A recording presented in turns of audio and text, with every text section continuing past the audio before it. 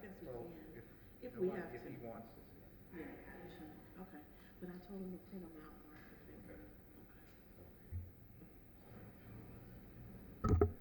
finger. WPB-TV, 30 seconds.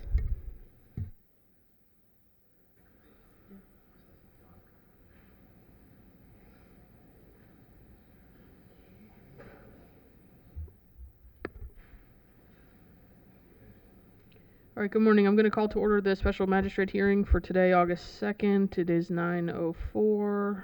My name is Amity Barnard. I'll be the special magistrate for today's hearing. First thing I'm going to do is, if you're here to testify on any case on today's agenda, I'm going to have you all stand and I'm going to swear you in all at once. So all the code officers, anybody else who is here on behalf of any of the cases on today's agenda, if you could stand and raise your right hands for me.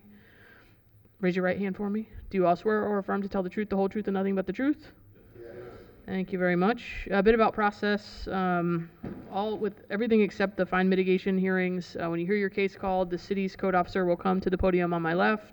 They'll present any evidence, testimony that they'd like me to hear. You will, when you hear your case, come to the podium on the right there. The documents will be on the screens on both sides of the room behind me.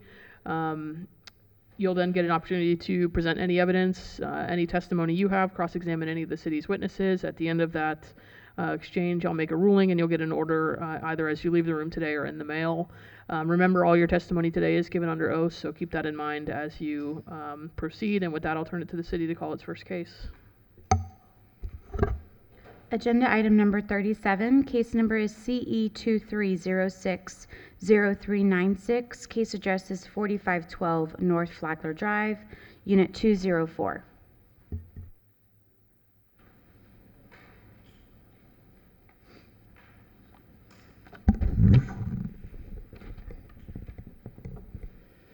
Good morning, San Mills Code Compliance Officer for the City of West Palm Beach. This property was cited on June 29, 2023.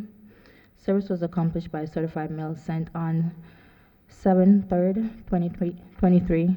Certified mail was returned on 7/12/23. In addition, both the property and City Hall were posted on 7/7/23. I have been in contact with the owner of the property. This property was cited for not having a business tax receipt, as well as evidence of business and removal of prohibited vehicle in residential district. As of yesterday morning, the property was still occupied and the vehicles were still parked in residential area. I did receive an email stating that the property would be vacant on the 31st because they have they're leaving. They broke their lease as of the 31st of July. However, they were still there yesterday. Right. We're asking for an additional 30 days and $100 per day. 30 days, 100. Just a couple of questions for the record. Is there an executed affidavit of posting in your file?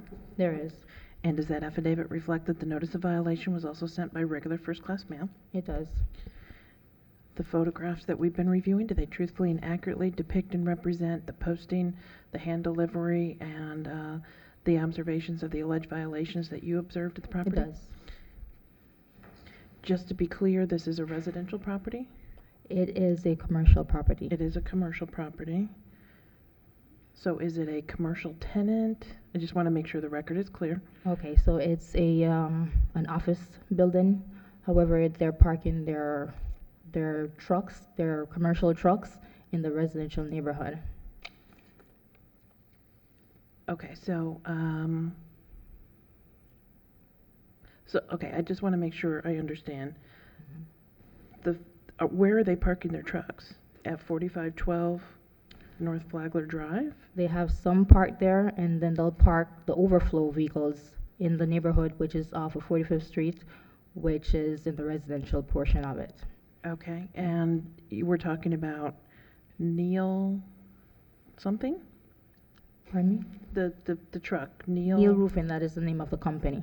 Okay, so it's the business tax that they don't have is for Neil, or is it for the Corbin Turrell commercial? Neil. Corbin does have their business tax. Neil needs to get theirs. And I have been in contact with them since March of this year to get it done. Okay. And I also have complaints from the residential neighbors stating that the trucks have been blocking their driveway as well as taking up parking space in the residential neighborhood. Okay, you mentioned an email to make the record clear. Mhm. When you mentioned the email said the office or Yes.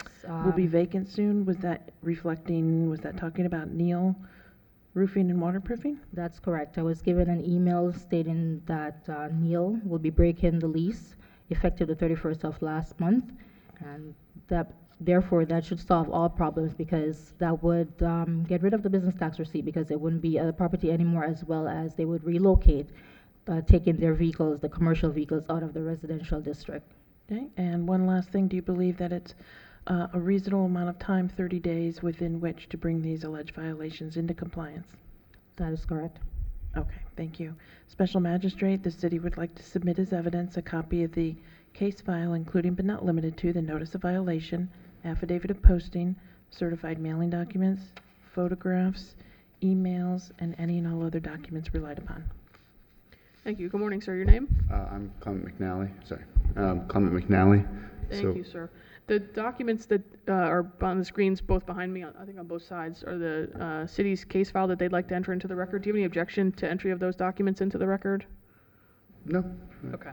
Can we just establish, sir, how it is that you were involved with Corbin Turl So- Commercial? I'm the managing partner member of Corbin Very- Trail Commercial. Very good, thank you.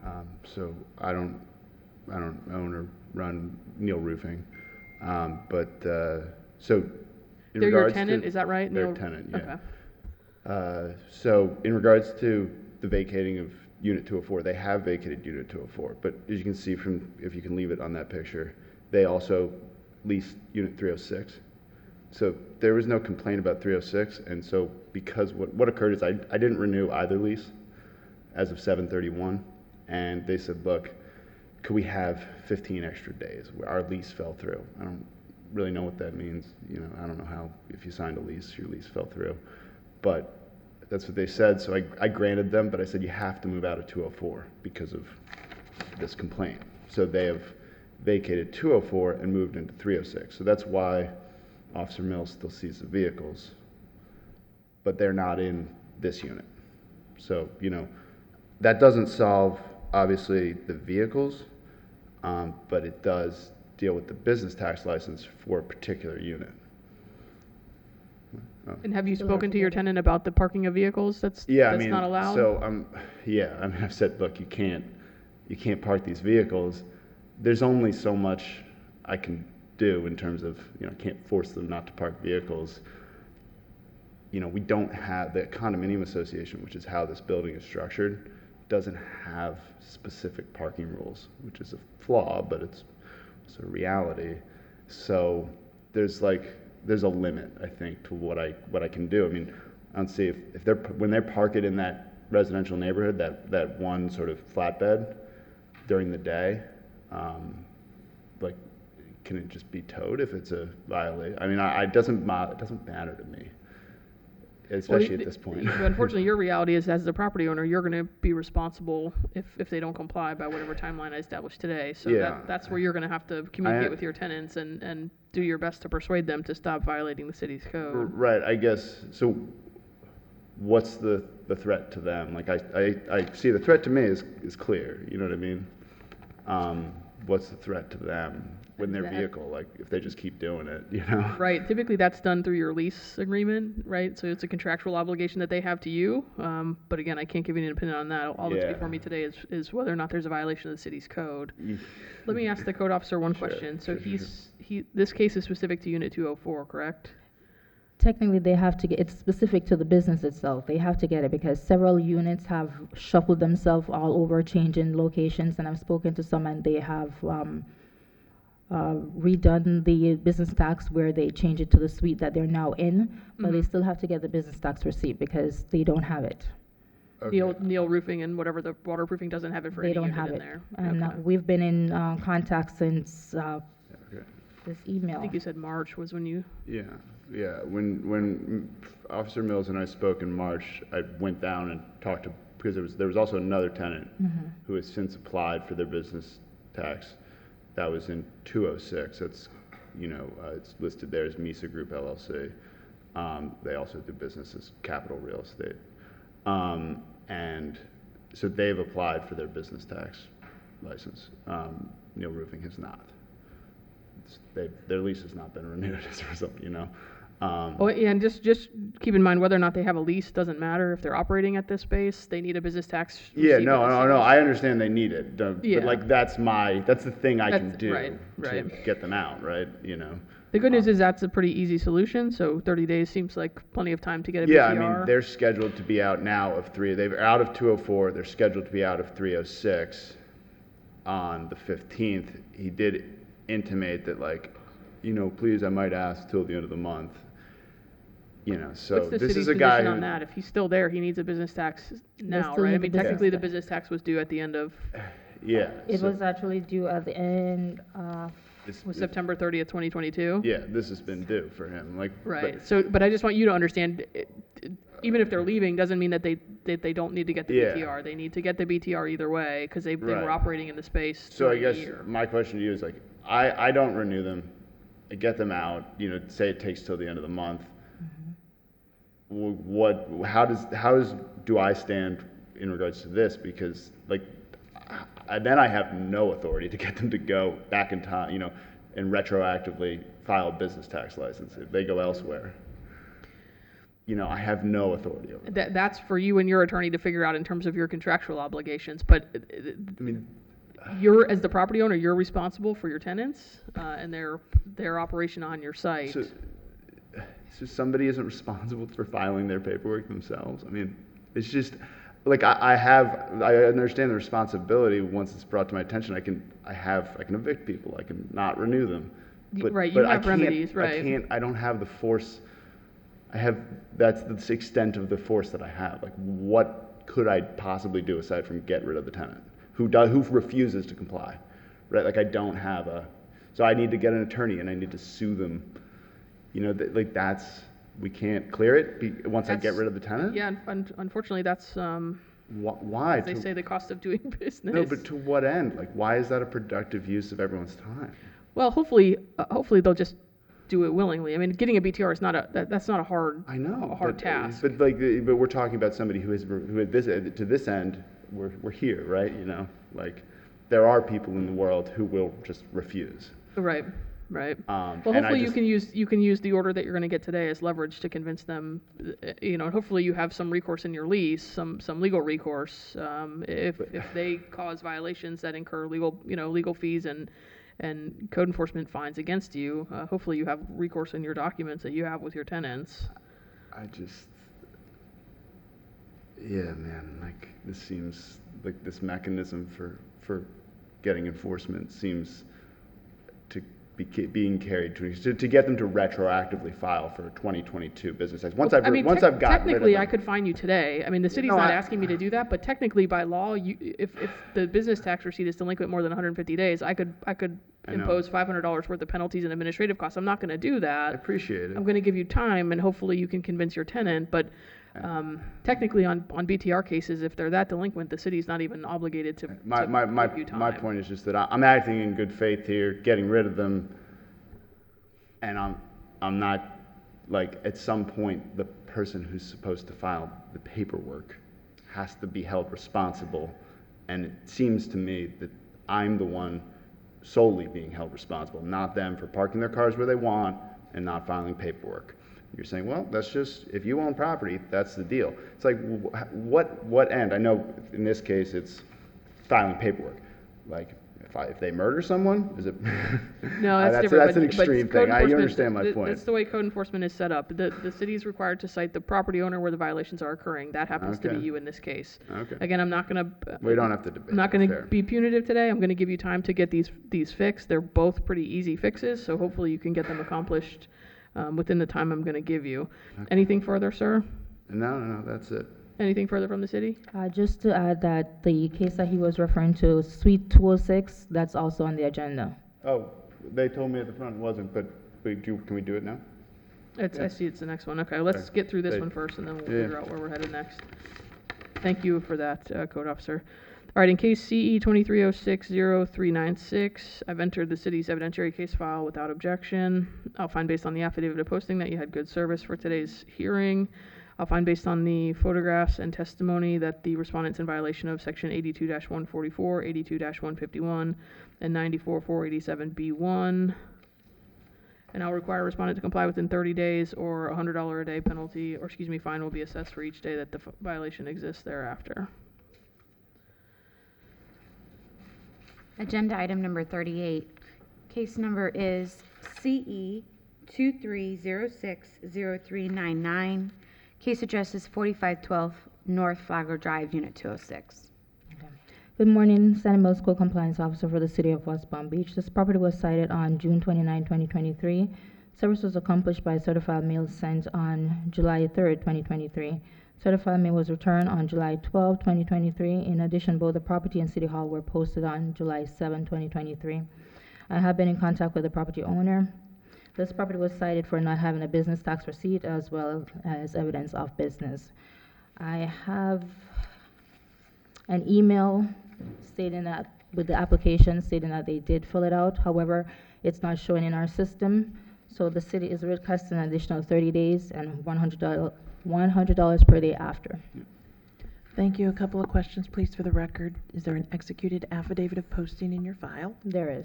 Does that affidavit reflect that the notice of violation was sent by regular first-class mail? It does.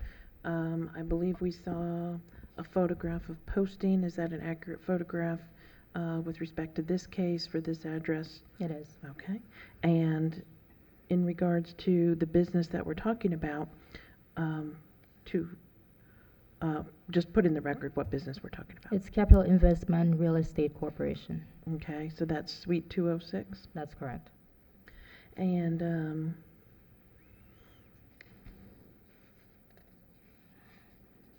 you believe that 30 days is a reasonable amount of time? It is, because this was also one of those cases out we were discussing since March as well. Okay, thank you. Special Magistrate, the city would like to submit as evidence a copy of the case file, including but not limited to the notice of violation, affidavit of posting, certified mailing documents, photographs, emails, and any and all other documents relied upon. Thank you. Your name again for the record, sir?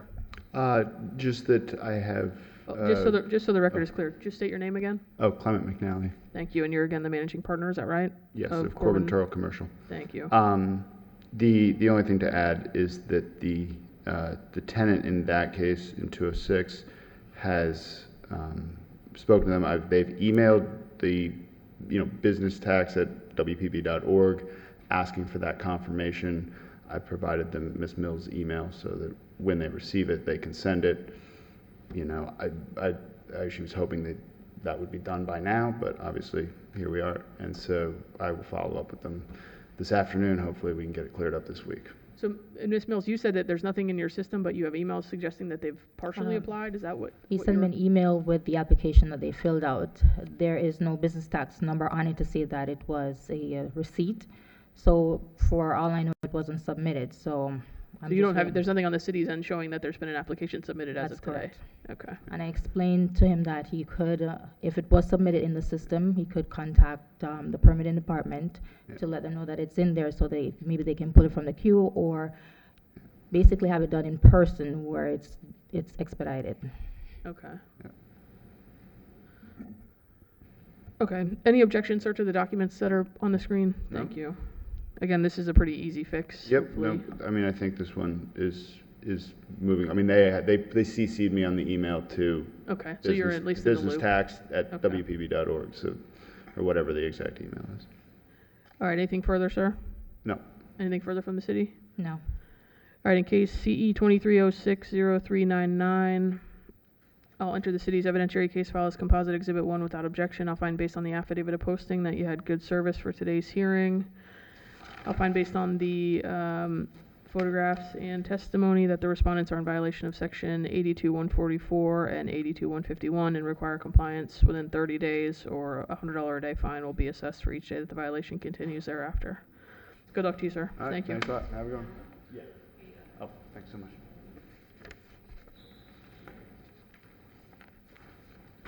Item number 35, Case number is CE 2306-0137. Case address is 735 43rd Street. Good morning, Sandy Mills, Co-Compliance Officer for the City of West Palm Beach. This property was cited on June 12, 2023. Service was accomplished by certified mail sent on June 13, 2023. Certified mail was returned on June 23, 2023. In addition, both the property and City Hall were posted on June 14, 2023. I have been in contact with the property owner. And just a disclaimer, I realized that the property was sold in the process, and I contacted Jonathan, the new property manager for the property. So to continue, the property was cited for landscape maintenance, clean and sanitary, certificate of use, a rental license, trash can in public view, as well as the numbering location, numbering correctness. The swale parkway needs to be maintained. Landscape area must be grassed, as well as the swale and parkway, swale/parkway should be grassed as well. As of this morning, the property has not come into compliance. Therefore, the city is asking for 90 days and $100 per day.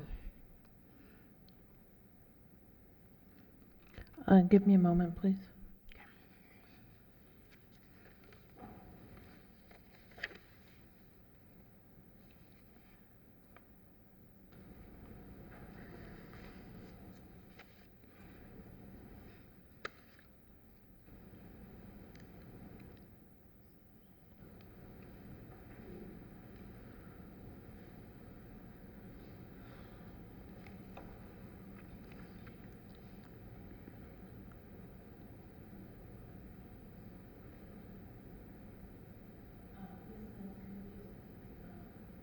I'm sorry.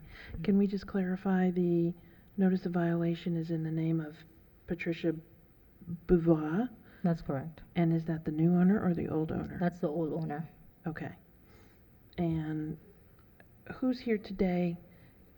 My name is Jonathan Lisnoff. I'm the property manager on behalf of the property owner. Which property owner? The new property owner. And what is the name of the new property owner? I'm so sorry. I'm looking for the entity right now. Just making sure I have the right one.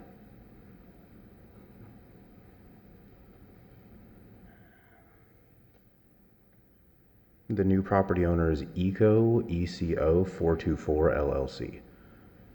And I'm looking up to see when this is the new property was bought in July 2023. Mm-hmm.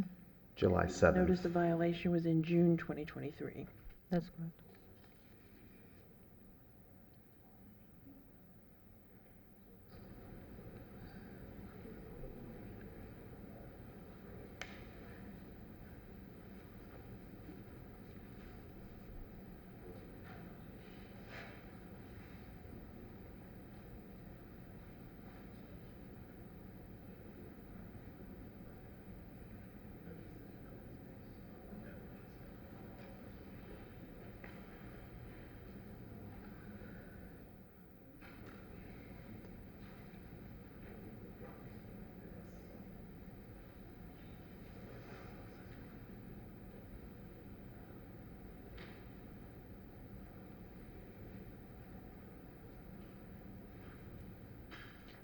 Thank you, I apologize.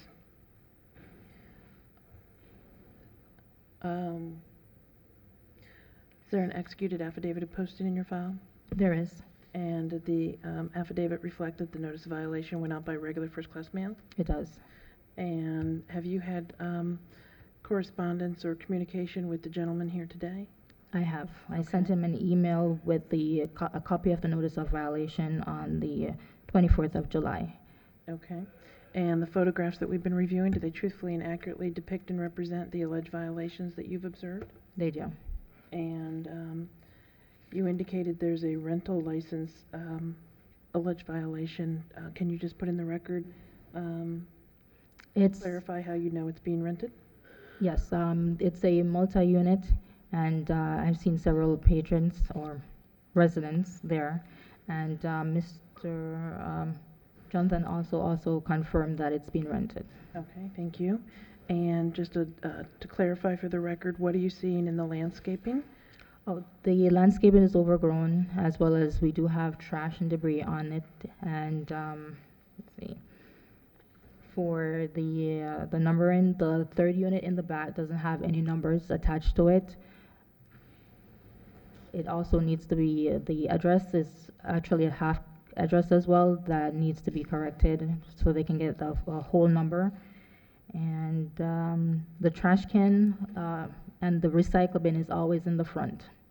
Okay, so that's out when it's a longer time, either before or after the Before and assigned after. date and times. That's correct. All right. And then you're also seeing unkempt areas in the swale and right-of-way. Is that accurate? That's correct. Okay, thank you. And do you believe 90 days is a reasonable amount of time within which to bring these alleged violations into compliance? It is. Thank you. Special Magistrate, the city would like to submit as evidence a copy of the notice of violation, or excuse me, a copy of the case file, including the notice of violation, affidavit of posting, certified mailing documents, photographs, and any and all other documents relied upon. Thank you. And you already gave your name for the record, sir. The documents that have been kind of flashing up on the screen, do you have any objection to those documents being entered into the record? No, ma'am. Okay. So you said you're essentially the property manager for the new owner, is that right? Correct. Okay, so you understand all the alleged violations that the city has been discussing, and you're explaining to me what steps you're taking to try to remedy them. Yes, correct. Okay. How did you get this as a new property owner? Was this a foreclosure or some kind of short sale or just a regular This was just a regular transaction? transaction. Okay. Unfortunately, you bought a bit of a code enforcement issue. Hey, it's part of the fun, right?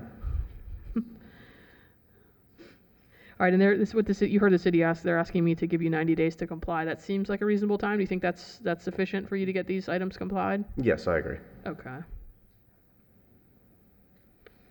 And just to the code officer, you said none have complied as of today, correct? That's Everything correct. is outstanding? Okay.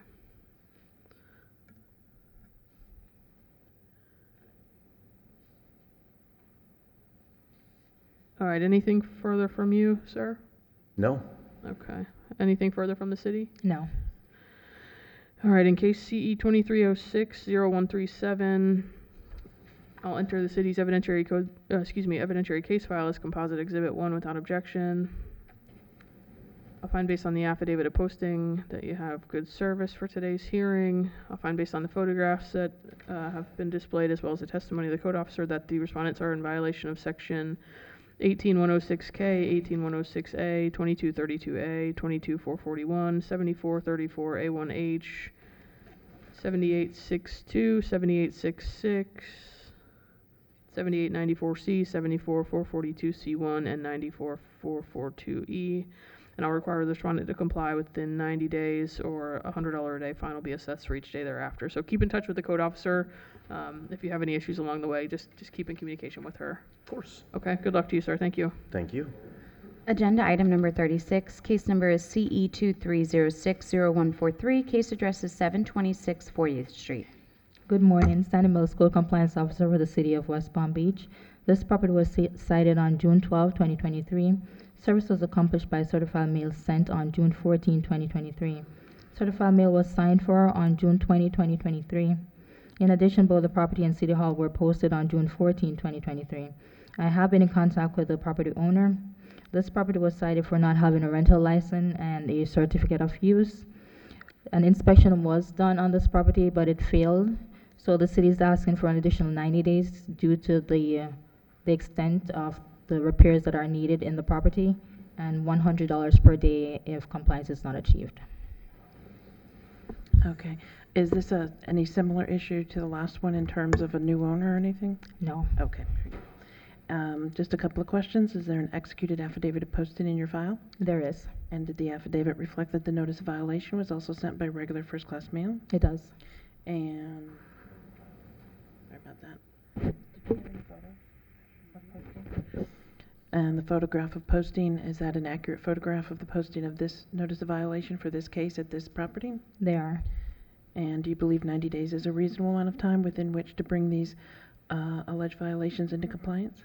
Yes. Thank you very much. Special Magistrate, the city would like to submit as evidence a copy of the case file, including but not limited to the notice of violation, affidavit of posting, certified mailing documents, photographs, application, written correspondence, and any other documents relied upon. Thank you. Good morning, sir. Good morning. It's you again. You're still there. I am still here. Your name Can't get again, rid just of so the me. record is clear? Jonathan Lisnoff. Thank you, sir. And again, your relation now to JAD 416 LLC? Property manager acting on behalf of the owner. Very good. Thank you, sir. Again, the city's staff has been showing the evidentiary case file. Do you have any objection to that being entered into the record? No, I do not. Okay. And I guess let me hear from the city on evidence that the property is being rented. We actually did an inspection yesterday, Okay. and the extent of the repairs, because they may need permits, that's why the 90 days is requested. Okay. And so there was communication with the tenants, or you've spoken with the tenants and you know that they're renting the property? Well, Well, the inspection, is it based on the fact that they submitted a rental application to That's get correct. the Okay, very good. rental That's the license? part I was missing. Thank you.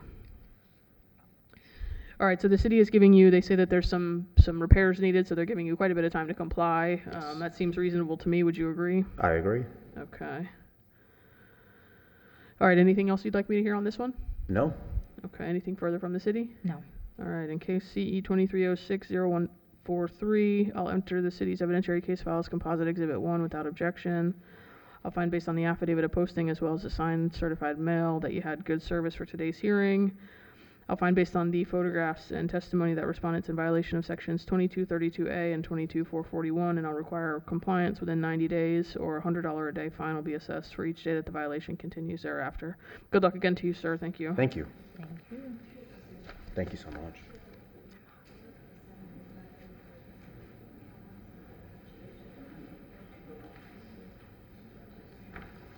Okay, agenda item number 9. Case number is CE 2306-0314. Case address is 1005 Bradley Court. What number is that, Kristen? Number 9. Thank you. Good morning. Richard Pasmino, City of West Palm Beach Code Enforcement. This property was cited on June 29th, 2023.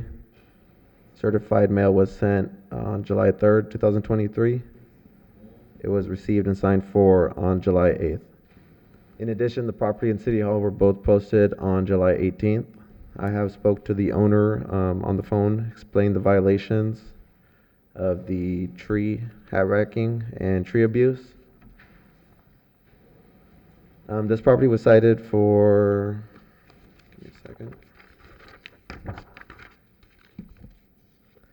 Code section 94-446 2B3, hat wrecking prohibited. 94-446 2C3, tree abuse. 74-34A1H, trash can stored in public view.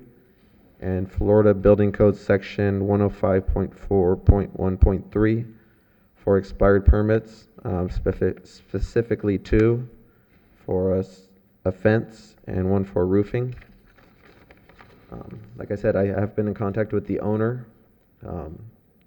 As of today, code section 7434A1H and the Florida Building Code for the expired permits have been brought into compliance. The code sections for the hat wrecking and tree abuse are irreparable in nature. Thus, I'm asking for a finding of fact.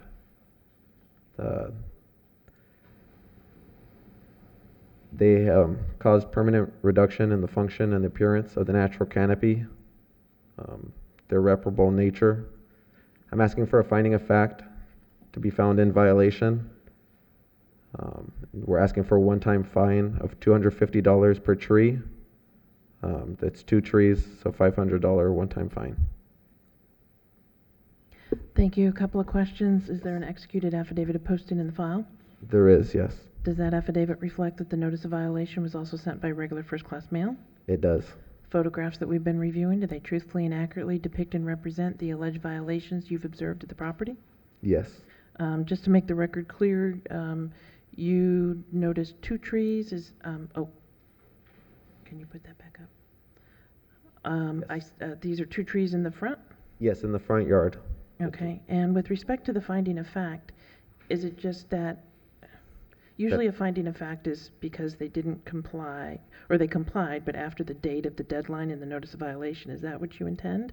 Just that they were found in violation of Okay, so it's violating just- these code So sections. it's a finding that they were in violation? Yes. Very good. Excellent. Thank you very much. Special Magistrate, the city would like to submit as evidence a copy of the case file, including but not limited to the notice of violation, affidavit of posting, certified mailing documents, photographs, and any and all other documents relied upon. I'd just like to add that there has been additional growth, and I have photos of it, but like I said, there has been permanent reduction of the natural canopy and, you know, the function of the natural canopy. All right, sir, your name? Scott Holiday. Thank you, sir. The documents that have been flashing up on the screen and the photographs are the city's evidentiary case file they'd like to enter. Do you have any objection to those documents being entered into the record? No, ma'am. Okay. What happened with the trees? Well, I was ignorant of the code, number one. Number two, I'd like to take issue with the fact that it's a permanent reduction in the canopy because they tend to grow back pretty quickly. I even took a picture this morning if you'd like to see it. Okay. And show it to the code officer and the city attorney first before you show it to me. Yeah, this is in only 3 months. Okay. Show them the picture and then once everybody's seen, we can come back. Who's next? The city attorney.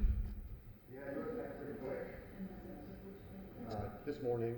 Okay, so And your then picture is as of this morning? That's Okay. correct, and I trimmed the tree for Yard Waste Amnesty Week, Okay. so that was 3 months Well, ago or so. wait a minute, you're gonna have to talk into a microphone when you say Come, that. sir, come this way and show me the picture and then go back to the podium over here, so that, like she said.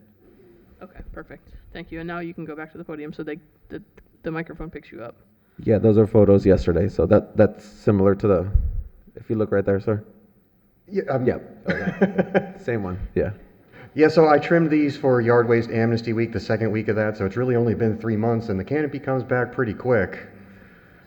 Previous to me trimming them, they were over my roof, they were over in my neighbor's yard, they were out in the swale. I mean, they just get pretty rambunctious, so to speak.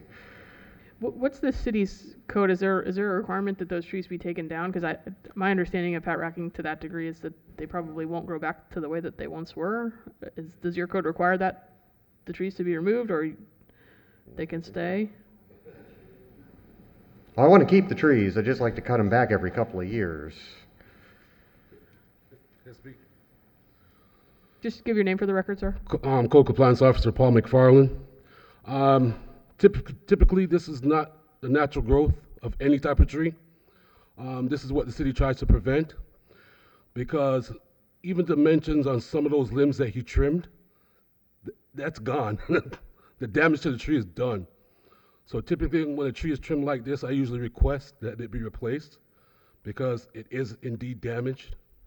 And if you like, you can go out and try and find a licensed arborist to stand that those trees could stay that way, which I highly doubt he's going to find one, because that's not the natural growth of the tree.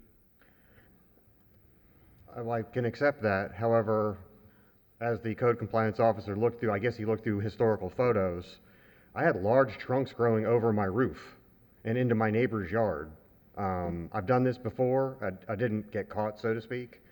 It grew back quite nicely. I mean, it had a large canopy. What kind of trees are they? I believe they're called black olive trees, which aren't Okay. native to Florida, if I'm not mistaken. Yeah, I mean, even with the retrospect of being a black olive and it's not native to Florida, it would need to come down then. Well, what does the city suggest as far as large limbs growing over my roof and into my neighbor's yard? Well, what the city suggests, if it's growing and causing damage to your property, you cut that limb that's causing damage to the property, not the entire canopy. You can see how fast they grow back. Well, but Yes, but this is what getting we some call a vegetation, lollipopping, sir. yeah, getting some vegetation like is shown in those photographs is not the same as having full branches extending out from the tree. Understood. So that's the difference. And again, I was ignorant of the code. I mean, I admit that. All right. So what is the city's? You're still just seeking the one-time Yeah, just the one time fine? fine. Okay. Is there any way I can get out of that fine? pretty egregious violation. I think you should be grateful that they're not, as of this moment, asking me to require you to remove the trees. Because I think that they're within their right to ask that, but that's not what they're asking today. So, and as the other code officer said, there's a reason that hat racking rules are in place. Large trees, those are very old trees. You can trim them back, but what you did is much more than trim them back. So if you have any other mature trees on your property, just understand hat racking is not the way to prune them. So then I also have a question, because my property backs up onto a mango farm, and I have a large mango in my backyard. Now, they hat rack the hell out of those trees. Are they have a special dispensation because they're agriculture? I can't speak to that. I'm not familiar with that, but Can you speak to that? I'm not sure. Anybody?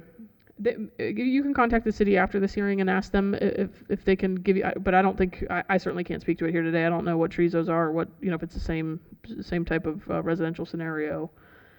But you can speak to the code officer after the hearing about that. Understood. All right. Anything further from you, sir? Yeah. Well, I promised to stop being lazy and drag my trash can into the back. No, that's removed. That's complied.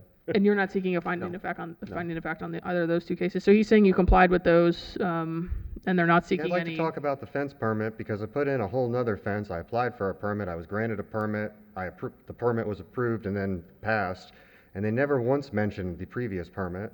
Well, he's also saying, the code officer is also saying that that's complied too. So they're not asking me to do anything with that today. So that's No just response going about away. the Yeah. expired permit and the fact that the city approved a whole new permit. We don't talk about that. Well, that just because there's a new permit doesn't mean that gets rid of old expired It permits, wouldn't right? hold up the old permit wouldn't hold up the new permit for the same Depends on what the permits are for. fence. Officer, do you know anything about that? No. So what he's saying is, if there was an old expired fence permit and he applied for a new fence permit, but it didn't automatically close out the expired fence permit. And how did they grant the new one with an old one open? Well, it wasn't open. It was expired. It was expired. Yeah. It was an That's- old owner. Maybe it was overlooked, but it's closed out now. Okay. It's in compliance. Okay. Can't explain it, but All right. Anything It's further fixed. from either side? No. not for me, no. And what's the let me ask the city attorney, what's the maximum fine amount allowed for hat racking under the city's code? One moment, please.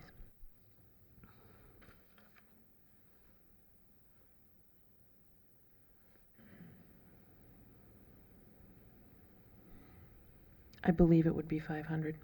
Okay. All right, thank you. In case CE 2306-0314, I'll enter the city's evidentiary case file as Composite Exhibit 1 without objection. I'll find based on the affidavit of posting as well as the signed certified mailing that you had good service for today's hearing. I'll find based on the photographs and testimony here this morning that the respondent's in violation of section 944462B3 and 944462C3 for the two trees that were very clearly hat racked and abused in the front yard of the property. I'll assess a one-time fine in the amount of $500. That amounts to $250 per tree that were hat racked and abused. Please let this serve as what not to do going forward. Again, I'm trying to meet you in the middle in terms of not requiring you to remove them because that's an additional expense, but just don't hat rack or abuse trees in that same way going If forward. I wanted to remove them, would I need to pull a permit, or what do I do about that? Yes. You have a tree removal Yes, permit? tree removal permit. And can I pull a homeowner's builder's permit for that? You would apply with the planning zoning department. All right, best of luck to you, sir. Thank you. It's gonna be mailed, okay? Your order will be mailed. Okay, thank you. Mm-hmm. Just confirming we have no more respondents present. Okay, agenda item number 1, case number is CE 2306-0181. Case address is 3639 Paseo Navarra, and then it's postponed. Agenda item number 2, case number is CE 2305-0155. Case address is 319 Pine Street. We do have somebody?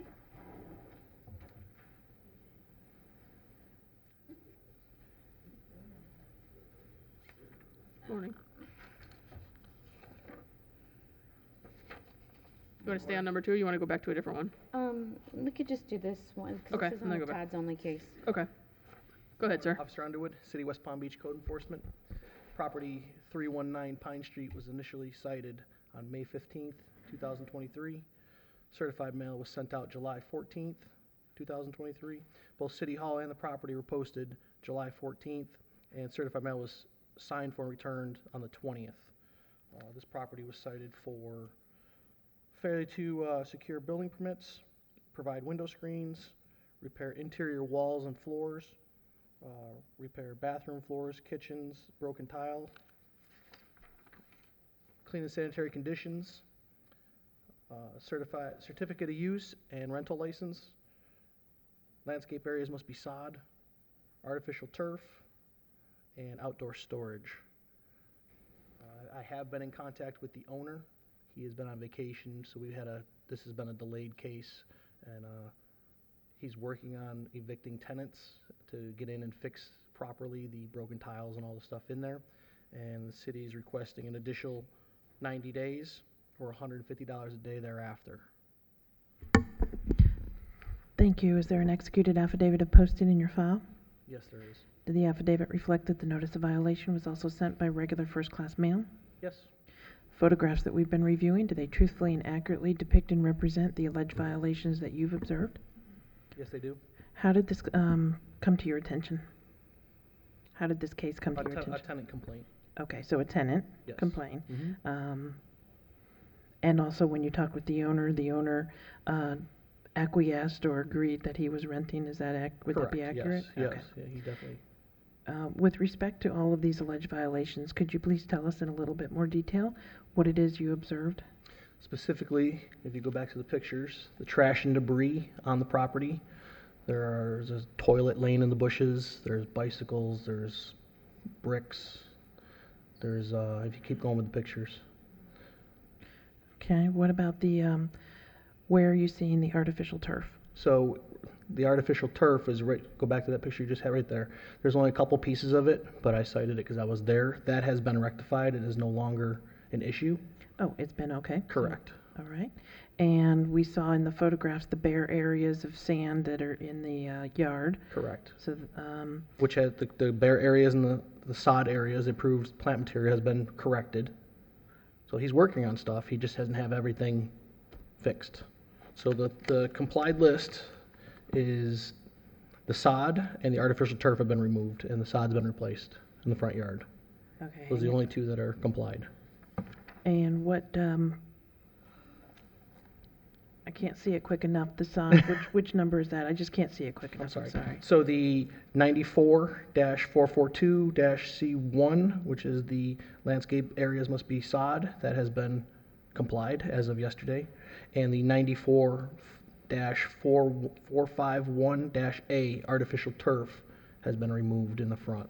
Okay, so with respect to 105.1, the permits, what is it that you saw that you believe needs permits? If you go back to the pictures, he has constructed a laundry room makeshift lean-to thing right there in the back without permits. You can see the new roof line right there. That is like right there in that piece of wood coming down to the right. He has constructed all that, and then on the other picture, keep going, other way. Should be right, keep going. Are those the ripped screens? by Yes, the way? he's got rip screens throughout the property, yep. Okay, Right on that, so he's got a little lean-to on the other side of the house right there, where he's constructed a lean-to or something, where he's storing ladders and all kinds of stuff underneath on that side of the property also. that's the lattice work? Yeah, see how the lattice right there, see the roof area and all that. Okay. And trash and debris, the toilets in the bushes, there's miscellaneous wood and broken tables and just stuff throughout the whole property. What is different about the storing goods outside in public view? Is there something additional that you saw for that, or it's all So the part and outside parcel? storage where the kids' bicycles and all the toys and all that stuff that's out in the front. Okay. And can you just tell us about the rotten wood and broken tiles and drywall? So inside, a lot of the tiles were broken and sticking up. So if you were to walk across the floor there, in the pictures you can see the tiles are sticking up in the bathrooms. There's rotten wood on the door frame right there that you just saw.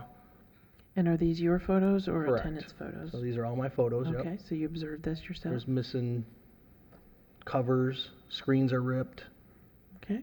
numerous things. Do you believe that 90 See the days? tile, yeah, see the tiles are, those ones are broken, and if you touch them with your finger, they're wiggly loose. Okay, thank you. Sorry about that. It's okay. Do you believe that 90 days is a reasonable amount of time within which to bring these alleged violations into compliance? Yes, I do. Thank you very much. Special Magistrate, the city would like to submit as evidence a copy of the case file, including but not limited to the notice of violation, affidavit of posting, certified mailing documents, photographs, and any and all other documents relied upon. Thank you. And CE 23050155, for the record, the respondent is not present. I'll enter the city's evidentiary case file as composite exhibit 1 without objection. Just a question for the code officer. The two sections that have complied, are you seeking findings of fact on those or just removal? What did you say, the end of it? Are you seeking finding of facts on the two code sections that complied or No, just no. remove? Okay. Okay. I've entered the case file. I'll find based on the affidavit of posting as well as the signed green card or certified mail rather that you have good service for today's hearing. I'll find based on the photographs and the testimony that respondents are in violation of sections 105.1, 18.1023, 18103C, 18103H, 18106A, 2232A, 22441, and 9471C. And I'll require respondents to comply within 90 days or $150 a day fine will be assessed for each day that the violation continues thereafter. Thank you. Okay, agenda item number 49, case number is CE 2307-0128, case address is 309 Barcelona Road.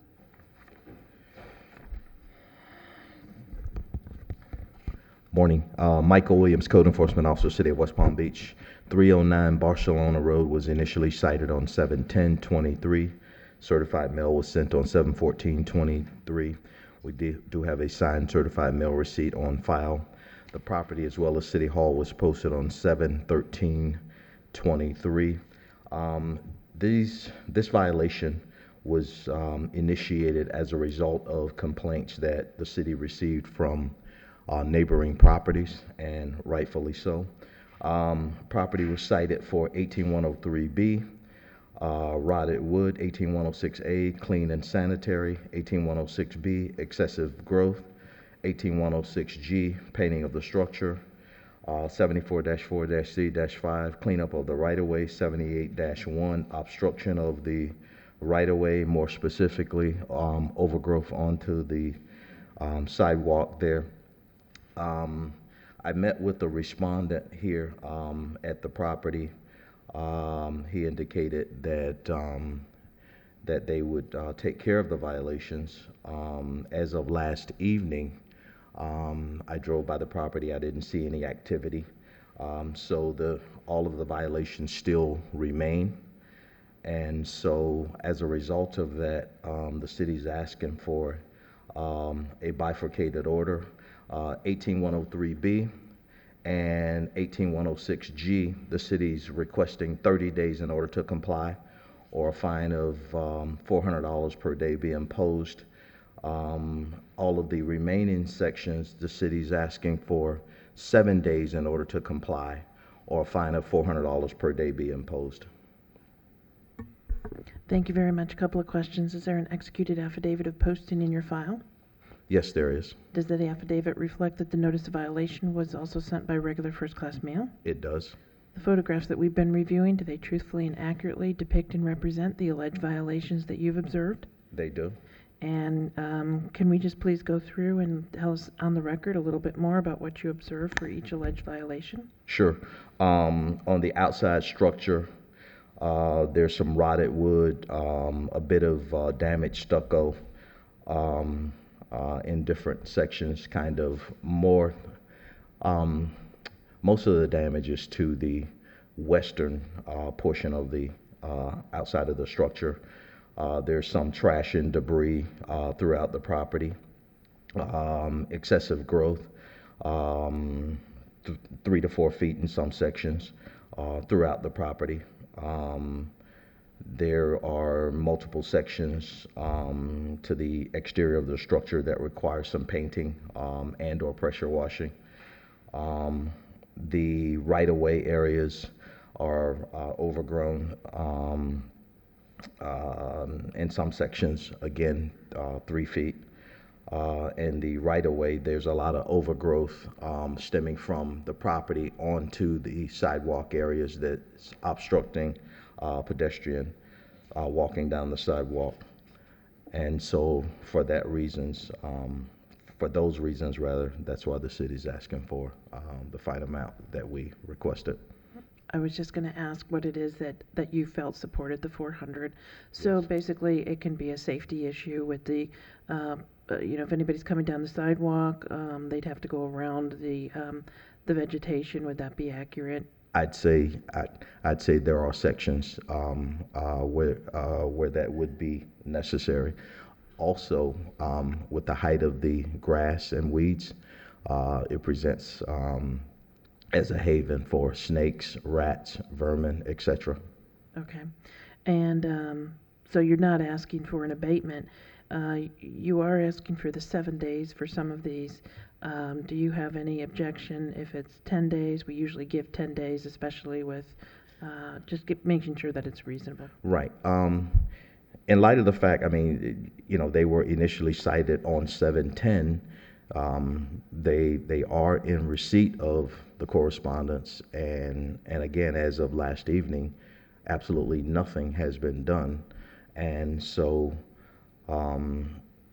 that's why the city is requesting somewhat of a short window. Okay, I see. Thank you. And on the 103B and 106G, do you believe that 30 days is a reasonable amount of time within which to bring those alleged violations into compliance? I do. Okay, thank you. Special Magistrate, the city would like to submit as evidence a copy of the case file, including but not limited to the notice of violation, affidavit of posting, certified mailing documents, photographs, and any and all other documents relied upon. Thank you. Your name for the record, sir? Good morning, Daniel Rosenberg. Thank you. And your relation to 2000 SDH LLC? I am the owner's representative for the development of that project. Special Magistrate, I'm not sure if he was sworn in. Oh, okay. Were you here when I swore everybody in? No. Did you raise? Okay. Can you raise your right hand for me? Yes, ma'am. Do you swear affirm to tell the truth, the whole truth, and nothing but the truth? Yes, I do. Thank you, ma'am, for catching that. All right. So the owner knows that you're here representing them on their behalf. Is that correct? Yes, I do. Okay. So you've heard what this city is saying. What's your response? He's indicating that I guess he's spoken to you and you were going to make some progress? Everything stated is correct. I did meet with Mr. Michaels last week to go over the list of items that needs to be happened. I reached out to the owners. There was a contractual issue or problem with the landscaper that was maintaining the property. That has been resolved. They have a new contract coming out to us today. The wheels in their departments move a little bit slower. Okay. We did obtain 2 quotes for the repairs in the property, but as nobody was able to come out in such a short notice to do the repairs. Again, this is not a property where somebody lives in or is sitting there with a hand of tools to do anything. The property is vacant, awaiting a development that it's going to be happening in that and the 2 vacant lots, which I'm sure are the next 2 cases that are coming up. When is your landscaper scheduled to be able to mow and cut the vegetation back? From my conversation with him on my way here, they are going to do their best to be there by the end of the week. Okay. Otherwise, early next week will be their time frame to show up to the property and start doing all of the cleaning, landscaping, and maintenance that needs to be done. Okay. Regarding the repairs to the property, the replacement of the plywood, the patching, the proper closing of some of the windows that had fallen in. That we have 2 proposals. One has been approved. As soon as we get a contract, insurance, everything the way things need to happen, they'll be on the site. I believe that it's not a matter of the time frame to do the work. It'll take me longer to get all the documentation and everything in order to proceed. So I would say that within the next 2 weeks that should happen. Okay. Is there a permit required for the repairs that are required? I believe that we're simply restoring a couple of pieces of plywood that are already installed. We're not modifying or doing any type of work to the property that at this point I believe would require a permit. If something is needed, we're registered license in the city of Palm Beach, so we gladly do that. But I think that will simply just delay the process of rehanging a couple of pieces of plywood and painting the exterior, if you agree. Right. So you don't think any permits are required? No, I don't. Okay. I don't think so. Okay. All right, sir, the documents that have been appearing on the screen, do you have any objection to those being entered into the record? No, everything is correct. Everything is accurate. It's in a shape of disrepair. It is not acceptable to myself or our team. And you're Again, working to get it I work in corrected. Broward County. I'm not here. I wasn't aware of the situation, but we'll monitor it closely now. We'll have one of our staff members drive by the property bi-weekly to make Okay. sure that there's no debris. We've had issues with graffiti on the vacant property as well that we address when we see it. We get notices and calls from you gentlemen when that happens. So we'll do better at it. I apologize for the inconvenience that we caused, and we'll get it addressed. Again, it hasn't been done yet just because our corporate wheels move a little bit slower, and we can't just pay somebody cash and come and do a repair. We need the contract, the insurance. There's a bunch of other factors involved in us getting somebody in there to do the work. That's all. Okay. Okay, thank you, sir. Anything further? No. Okay, anything further from the city? No. All right, in case CE 23070128, I'll enter the city's evidentiary case file as composite exhibit 1 without objection. I'll find based on the affidavit of posting and the signed certified mailing that you have good service for today's hearing. I'll find based on the photographs and verbal testimony that the respondents are in violation of sections 18103B, 18106A, 18106B, 18106G, 744C5, and 78-1. For code sections 18103B and 18106G, I'll require respondent to comply within 30 days, or a $400 per day fine will be assessed for each day that the violations continue thereafter. And for the remaining code sections, 18106A, 18106B, 744C5, and 781, I'll require respondents to comply within 10 days, or a $400 per day fine will be assessed for each day the violation continues. So I'm giving you the 10 days. I think that's reasonable for you to get those easier things done, but I understand you have to get contracts and you have to get people on a schedule. So I think 10 days is a shorter turnaround, but it's reasonable for you to actually get that accomplished. So good luck to you with both of those compliance deadlines, sir. Thank you very much. Does this apply to all three? No, I think that was just the first one. So now I think we'll go to the next Sir, one. are now. you here for 2020 South Dixie Highway as well? Or no? 2000 and 2100. Okay, There's three addresses. Okay. 309, 2000, and 2100. okay. Okay, so agenda item number 51 then. Case number is CE 2307-0154. Case address is 2000 South Dixie Highway. And I believe the only difference is that on those two other properties are just vacant lots. There's no structures, so it'll be a landscaping issue, correct? And there's 2020 also, so maybe Right. 3 more cases, right? I just asked, he said no. He said, Yeah, I'm sorry, yeah, which other address? 2020 South Dixie Highway. We have you listed as the owner, 2000 SDH. Yes, it's a sub-parcel. I'm sorry. I Yeah, he only has have them 3 listed more. That's because, the- yeah, so okay. that's us as well. Okay, so scratch that. We will do agenda item number 50. Case address is 2020 South Dixie Highway. Case number is CE 2307-0151. okay. Michael Williams, Code Enforcement Officer, City of West Palm Beach. Property 2020 South Dixie was initially cited on 7/11/23. Certified mail was sent on 7/14/23. We do have a signed certified mail receipt on file. The property as well as City Hall was posted on 7/13/21. Property was cited for 18106B, excessive growth, 18106A, clean and sanitary, 54-85, graffiti, 74-4-C-1, trimming and pruning of trees and hedges, 78-1, obstruction of the right-of-way, more specifically the sidewalk, and 78-94-C. I did note on last evening that 54-85 was cured, the graffiti. I don't know if the respondent or if the city's graffiti person took care of it, but at any rate. No, we had our staff members stop Okay. by and take care of it. Okay, so- good, thank you. But that was the only thing that I noted was completed. All other violations still remain. And so in light of that, once again, the city's requesting 7 days in order to comply, or a fine of $400 per day be imposed. Thank you, Officer Williams. Just for the record, this is a vacant lot, correct? Say again, I'm sorry. I'm sorry. Just for the record, this is a vacant lot?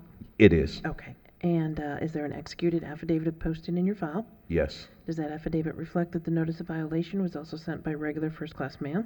it does. The photographs that we've been reviewing, do they truthfully and accurately depict and represent the alleged violations that you've observed? They do. And can you tell us in a little bit more detail what you believe supports requesting $400 a day. Again, this property was cited on 7/11/23. This is one of 3 vacant lots. 2 of these lots run contiguous. And again, this notice was initiated as a result, rather, of complaints from the neighbors. They look horrible. They're, grossly overgrown. Excessive growth from grass, weeds, some debris and trash. There are some trees and hedges on the lot that need to be trimmed. There's some overgrowth onto the sidewalk. Once again, some of the swell areas also need to be cut and cleaned, as those areas are grossly overgrown as well. Thank you very much. I note that you asked for 7 days on this one as well, so we'll hear the respondent's testimony. Okay. Sorry if I may say, are you able to provide me the same days as for the house, or is the same landscaper that's going to handle everything? Let me do one more thing. Sorry. Then you can present whatever you want to present, and the special magistrate will address that in the end. Special magistrate, the city would like to submit as evidence a copy of the case file, including but not limited to the notice of violation, affidavit of posting, certified mailing documents, photographs, and any and all other documents relied upon. Thank you. Your name again, sir, for the record? Daniel Rosenberg. Thank you. All right, so you've heard what the city is saying. Again, the documents have been flashing on the screen. Any objection to the case file being entered into the record? Objections. Okay. And the code officer said, and I think you responded, that your folks addressed the violation of section 5485 by removing the graffiti or painting over it, whatever you did. Correct. I don't have any objection to giving you the 10 days since it's the same landscape company. I think 10 days is still a pretty quick turnaround there. You think you can get that done in 10 days? Yes, ma'am. Okay, very good. Anything further from you, sir? Nope. All right, in case anything further from the city? No, ma'am. Okay, thank you. In case CE 23070151, I'll enter the city's evidentiary case file as Composite Exhibit 1 without objection. I'll find, based on the affidavit of posting as well as the signed certified mailing, that you had good service for today's hearing. I'll find that the respondent, based on the photographs and evidentiary case file, that respondent's in violation of section 18106B, 18106A, 744C1, and 781 and 7894C. I'll require compliance within 10 days, or a $400 fine will begin to run for each day that the violation continues thereafter. Agenda item number 51, case number is CE 23070154. Case address is 2000 South Dixie Highway. Michael Williams, Code Enforcement Officer, City of West Palm Beach. Property 2000 South Dixie Highway was initially cited on 7/11/23. Certified mail was sent on 7/14/23. We do have a signed certified mail receipt on file. Property as well as City Hall was posted on 7/13/23. Property was cited for 18106A, clean and sanitary, 18106B, excessive growth, 74-4-C-1, trimming of some trees and hedges, 78-1, obstruction of the right-of-way. Once again, the sidewalk areas are overgrown, and 78-94-C requires cutting and cleaning of the swell parkway areas. And once again, the city's asking for 7 days in order to comply, or fine of $400 per day be imposed. Thank you. A couple of questions just for the record. This is a vacant lot, correct? Yes, it is. And you said before that it's right next to our last case, correct? Yes, Okay, very good. And is there an executed affidavit of posting in the file? there is. Does that affidavit reflect that the notice of violation was also sent by regular first-class mail? It does. Photographs that we've been reviewing, do they truthfully and accurately depict and represent the alleged violations that you've observed at the property? Yes, they do. Thank you very much. Special Magistrate, the city would like to submit as evidence a copy of the case file, including but not limited to the notice of violation, affidavit of posting, certified mailing documents, photographs, and any and all other documents relied upon. Thank you. Again, your name for the record, sir? Daniel Rosenberg. Thank you, sir. Same question as before, the evidentiary case file. Do you have any objection to that being entered into the record? No objection. Okay. Same thing, 10 days on this one. Reasonable to Please. get your this property mowed and cleaned up? All right, anything else you'd like me to hear on this one, sir? No, nothing. Okay. Anything further from the city? No, ma'am. Thank you. In case CE 23070154, I'll enter the city's evidentiary case file as Composite Exhibit 1 without objection. I'll find based on the affidavit of posting as well as the signed certified mailing that you had good service for today's hearing. I'll find based on the photographs and testimony that the respondents are in violation of Section 18106A, 18106B, 744C1, 781, and 7894C, and I'll require respondents to comply within 10 days or be assessed a fine of $400 per day for each day that the violation continues thereafter. Okay, agenda item number 52, case number is CE 23070163. Case address is 2100 South Dixie Highway. Michael Williams, Code Enforcement Officer, City of West Palm Beach. Property 2100 South Dixie Highway was initially cited on 7/11/23. Certified mail was sent on 7/14/23. We do have a signed certified mail receipt on file. Property as well as City Hall was posted on 7/13/23. This is a vacant lot as well. This one happens to be across the street from the previous two. This particular property was cited for 18106A, clean and sanitary. 18106B is excessive growth. 74-4-C-1, trimming of hedges and the trees. 78-1, obstruction of the right-of-way, the sidewalk. 78-94-C, cutting and cleaning of the swell and parkway areas. Again, same conditions apply, grossly overgrown, trash and debris.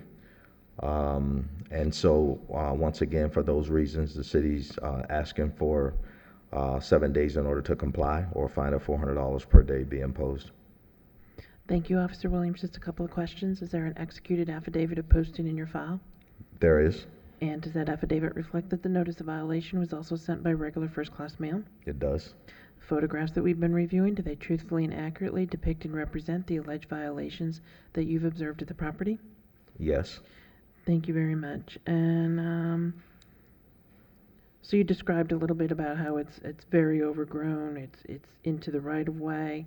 So just as before, is it your testimony then that it's an attractive nuisance for pests and other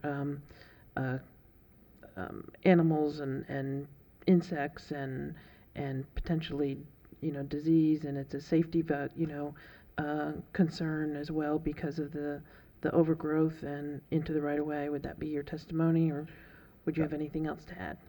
That would certainly be my testimony.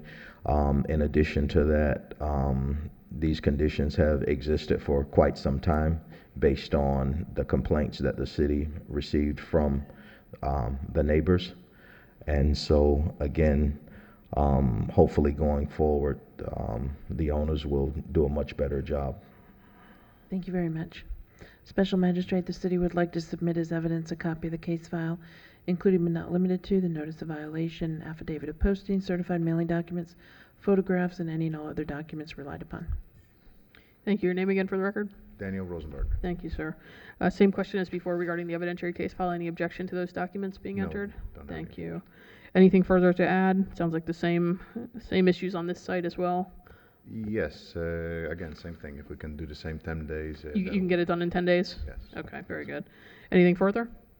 No, nothing. Okay. Anything further from Code Officer? No, ma'am. Thank you. All right. In case CE 23070163, I'll enter the city's evidentiary case file as Composite Exhibit 1 without objection.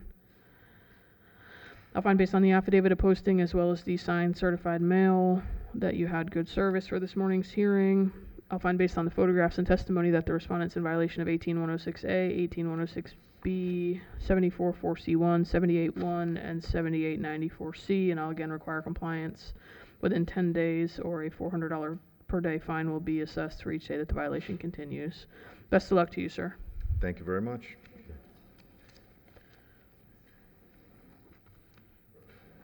Thank you, Mr. Williams. Okay, so we don't have any more respondents present? Okay. Agenda item number 3, case number is CE 23050230. Case address is 233 28th Street, and it is complied. Agenda item number 4. Case number is CE 2305-0393. Case address is 439 28th Street.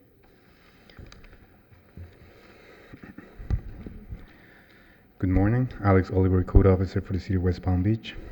This property was cited on May 31st, 2023. Certified mail was sent on June 1st, 2023. Certified mail was returned on June 7th, 2023. Both property and City Hall were posted on June 1st, 2023. I haven't been in contact with the owner, and an affidavit of posting has been added to the case. This property was cited for trash and property and construction debris and 786 missing address characters, in this case in the alley. As of this morning, the property has partially come into compliance. Therefore, the city is asking for an additional 30 days or $25 a day per day until compliance is achieved. Did you say 25? Yep. Okay, thank you. Couple of questions. Does the affidavit of posting reflect that the notice of violation was also sent by regular first-class mail? Yes. The photographs that we've been reviewing, do they truthfully and accurately depict and represent the alleged violations that you've observed? Yes. Sorry about that. You indicated partial compliance. What has partially complied? Yes, there was like some column debris, like residual from some places before, they can see in the pictures. That was removed. There was some partial cleaning, but as of yesterday's morning, I took pictures I couldn't upload. I have them here. I can submit them. Please. That's fine. Good. Yep.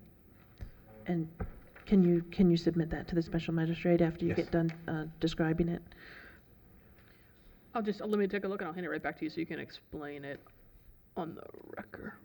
Okay, perfect. Now you can explain it when you get back to the microphone.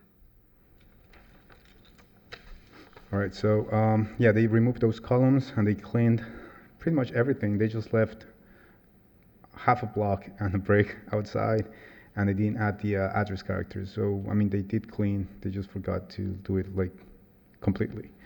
And they're missing the address characters, so it's partially complied. Okay, so for 18106A, clean and sanitary, it says there's trash and debris on the property. Is Yeah, that compliant? that's like the bricks that's left. The construction debris was picked up, so 9471C is complied. Okay. 18106A is still in violation, and 786 is still in violation. Very good. And the numbering, is that on the front or is that on the back? In the back, yeah. That's in Front the back. property is good, yes. Okay, very good, thank you. And do you believe 30 days is a reasonable amount of time within which to bring these alleged violations into compliance? Yes. And I don't know if I asked, I apologize, the photographs truthfully and accurately depict and represent the alleged violations you've observed at the property? Yes. Thank you very much. Special Magistrate, the city would like to submit as evidence a copy of the case file, including but not limited to the notice of violation, affidavit of posting, certified mailing documents, and any and all other photographs and any and all other documents relied upon. Thank you. For the record, the respondent is not present. I'll enter the city's evidentiary case file as Composite Exhibit 1 without objection. I'll find based on the affidavit of posting that you have good service for today's hearing. I'll find based on the testimony and photographs in the record that the respondent's in violation of sections 18106A, 786, and I'll require respondents to comply within 30 days or be assessed a $25 per day fine for each day the violation continues thereafter. Agenda item number 5. Case number is CE 2305-0350. Case address is 1359 8th Street, and it is complied. Agenda item number 6. Case number is CE 2306-0286. Case address is 815 6th Street. Good morning, Officer Luster, West Palm Code. This property was posted in City Hall also on 7/20/2023. Certified mail was returned to us on 7/6/2023. The property was cited for the following: maintaining landscape, clean and sanitary conditions, excessive growth, garbage can placement, garbage debris and overgrowth, and cleaning up one half of easement, obstruction of right-of-way, and cleaning 1/2 of easement to the swell and/or street. And I also cited it for abatement. I want to remove that. And numbering standards complied, and fence and wall repair are not compliant. I'm asking for 15 days for all of the landscape maintenance and the fence to come into full compliance, or $250 per day afterward. And the reason why I know the owner is well aware of it, he put the address on the property, and it was also a broken window, and he's already fixed the broken windows, so he's aware of it.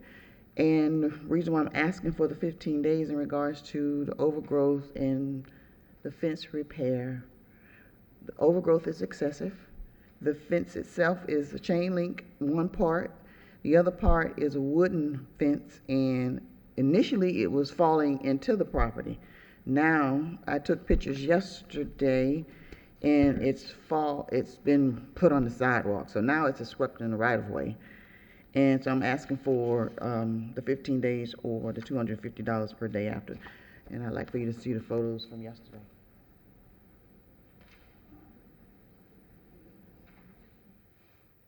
I'll just buzz through them, and then you can give them to...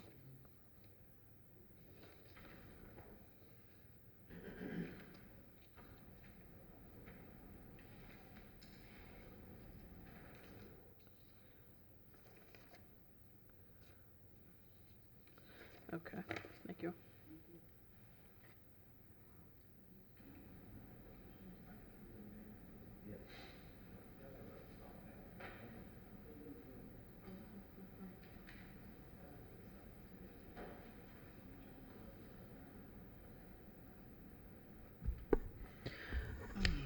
So, just to make the record clear, I'm gonna go down this list, and if you can just tell me complied or not complied. 18106M, Not compliant.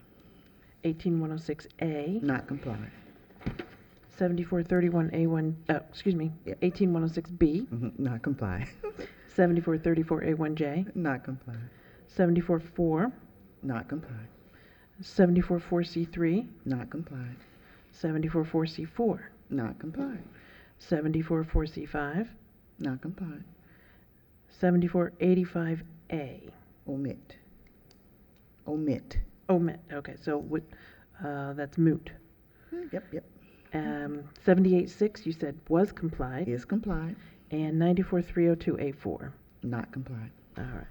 So, a couple of housekeeping questions. Is there an executed affidavit posted in your file? Yes, ma'am. Does that affidavit reflect that the notice of violation was also sent by regular first-class mail? Yes, ma'am. And I know you said the word posting before you said posting City Hall. I want to make sure that's posting of the property, right? Yes, ma'am. All right. The photographs that we've been reviewing, do they truthfully and accurately depict and represent the alleged violations that you've observed at the property? Yes, ma'am. And I know you said that there's been a little progress, but I didn't catch, has there been any communication with? No communications, but after receiving a violation itself, I noticed stuff like the address been posted, the broken windows were fixed. So he's aware of it. Okay. Do all of these alleged remaining violations fall into the 15 days that you're seeking? Yes, ma'am. Okay. Do you believe that 15 days is a reasonable amount of time within which to bring these remaining alleged violations into compliance? Absolutely. Excellent, thank you so much. Special Magistrate, the city would like to submit as evidence a copy of the case file, including but not limited to the notice of violation, affidavit of posting, certified mailing documents, photographs, and any and all other documents relied upon. Thank you. In case CE 23060286, I'll let the record reflect respondent's not present. I'll enter the city's evidentiary case files composite exhibit 1 without objection. I'll find based on the affidavit of posting as well as the signed certified mailing that you had good service for today's hearing. I'll find based on the photographs and testimony that the respondents are in violation of sections 18106M, 18106A, 18106B, 7434A1J, 744, 744C3, 744C4, 744C5, and 94302A4, and I'll require compliance within 15 days or a $250 a day fine be assessed for each day that the violation continues. Thank you. Agenda item number 7, case number is CE 23060349. Case address is 1396 7th Street. Officer Luster, West Palm Code. The property was posted on 7/21/2023, along with City Hall. Cert mail was returned to us on 7/5/2023.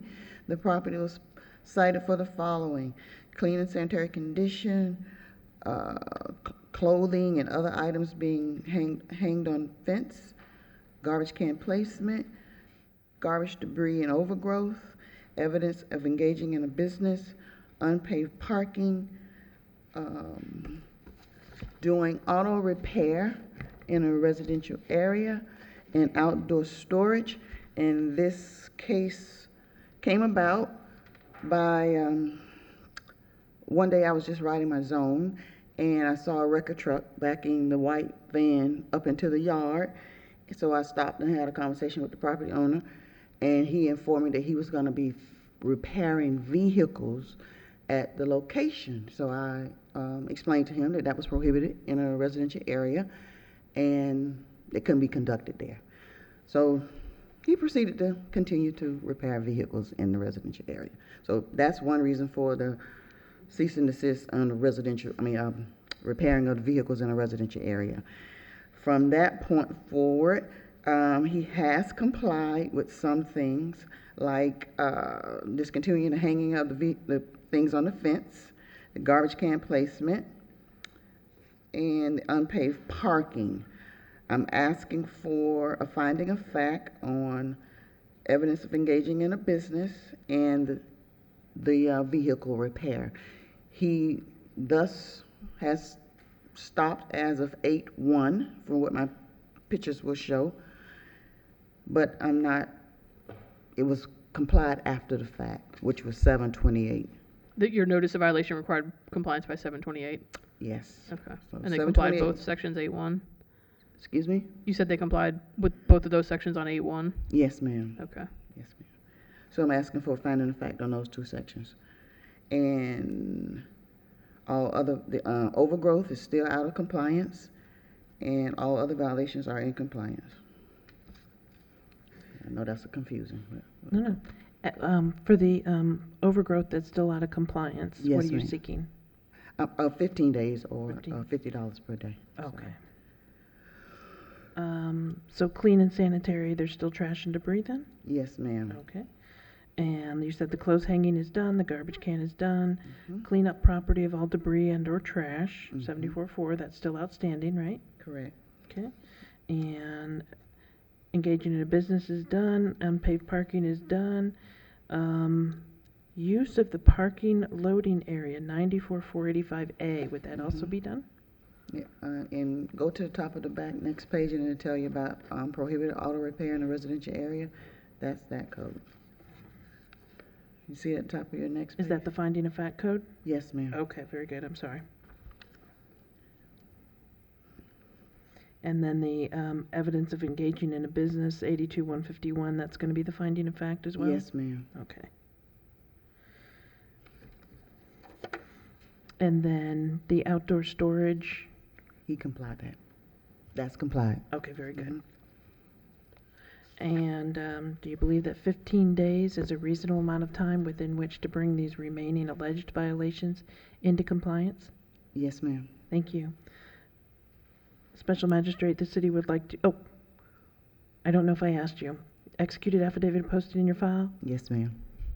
Does it reflect that the notice was sent by regular first-class mail? Yes, ma'am. Photographs we've been reviewing truthfully and accurately depict and represent the alleged violations you've observed at the property? Yes, ma'am. Excellent, thank you.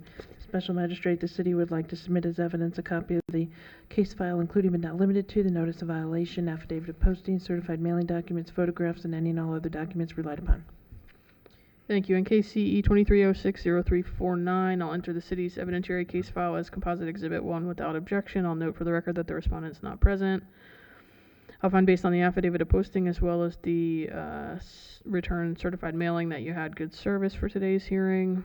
I'll find based on the photographs and testimony of the city code officer that the respondents were in violation of sections 82-151, 94-485A, have since complied but did not comply by the required compliance date specified in the notice of violation. So I'll issue a finding of fact for those code sections, and I'll also find that respondents remain in violation of sections 18106A and 74.4. And for those code sections, I'll require compliance within 15 days or a $50 per day fine. Is that what you said, 50? Yes, ma'am. Okay, $50 per day. Fine will be assessed for each day that the violation continues thereafter. Thank you. Agenda item number 8, case number is CE 23060300. Case address is 112 Worth Court South. Good morning. Richard Pasmino, City of West Palm Beach Code Enforcement. This property was cited on June 22nd. Certified mail was sent out June 23rd. It was returned June 29th. In addition, the property and City Hall were both posted on June 29th. I completed an affidavit of posting, which was turned in and attached to the case file. On the affidavit, it was indicated that notice violation, notice of hearing was also sent via first class mail. This property was cited for multiple violations. Repair roof, walls, and foundation, specifically fascia boards at this property were damaged, rotted wood needing repair. Clean and sanitary, there's stains, mold, mildew on the siding of the structure. Exterior paint peeling on the structure. Garbage cans were being stored in view of the public. A chain link fence at the property was damaged and leaning. And outdoor storage in view of the public. I have had contact with the owner's son. His elderly parents live at the property. I explained the violations to him in detail. And as of yesterday morning, code sections 7434A1H, trash can in public view, 94302A4, fence maintenance, have been brought into compliance. The chain link fence has been removed. The trash cans are no longer being stored in public view. And some work has been done in regards to the roof repair and the paint. There is still work that needs to be done. There is updated photos in EPL. The owner's son has expressed that they need additional time to complete the work. With that being said, the city's recommending 75 additional days to bring the property into compliance, or we're asking for a fine of $100 a day until compliance is achieved. Thank you, Officer Pasmino. The photographs that we've been reviewing, do they truthfully and accurately depict and represent the alleged violations that you've observed at the property? Yes, they do. You talked about the outdoor storage, but can you just put into the record what it is that you observed about outdoor storage? Yes, there was some furniture and some chairs being stored under the carport. And you said that there were updated photographs in the system. What date was your last inspection? Yesterday morning, August 1st. Okay. And do you believe that 75 days is a reasonable amount of time within which to bring these alleged violations into compliance? Yes. Okay. Thank you very much. Special Magistrate, the city would like to submit as evidence a copy of the case file, including but not limited to the notice of violation, affidavit of posting, certified mailing documents, photographs, and any and all other documents relied upon. Thank you. In case CE 23060300, I'll note for the record the respondent is not present. I'll enter the city's evidentiary case file as Composite Exhibit 1 without objection. I'll find, based on the affidavit of posting and just the affidavit of posting, that the city has good service for today's hearing. I'll find, based on the photographs and testimony, that the respondents are in violation of Section 18103B, 18106A, 18106G, and 9471C, and I'll require compliance within 75 days, or $100 per day fine will be assessed for each day that the violation continues for each thereafter. Agenda item number 10. Case number is CE 23060318. Case address is 4615 Garden Avenue. Richard Pesmino, City of West Palm Beach Code Enforcement. This property was cited on June 29th. Certified mail was sent out July 3rd. It was signed for on July 8th. In addition, both the property and City Hall were both posted on July 11th. Affidavit of posting was completed and submitted to be attached to the case on the same day. On that affidavit, it is indicated that notice of violation and notice of hearing was sent via first-class mail. This property was cited for landscape areas must be grass. There are landscape areas in the front yard that have been changed to gravel or rock driveway. Unpaved parking. There's that area right there in the photo are being used as a driveway, unpaved parking area, and restriction upon land use. So that landscaped area has been converted into a driveway. Vehicles were being driven over the curb, over the sidewalk, to be parked in that yard area. I have had contact with the owner via email. During our conversations, he indicated that he lives out of the state and the property is a rental property. I explained that he needs to apply for a rental license, which he did over email. It hasn't been processed yet. Besides having his tenants park on the street, there has been no changes at the property. So as of yesterday morning, Code Section 94-482A has been brought into compliance. The other code sections remain. The city's recommending 30 additional days to bring the remaining code violations into compliance, or we're asking for a $100 a day fine. Thank you very much. Just a couple of questions. The photographs that we've been reviewing, do they truthfully and accurately depict and represent the alleged violations that you've observed at the property? Yes, they do.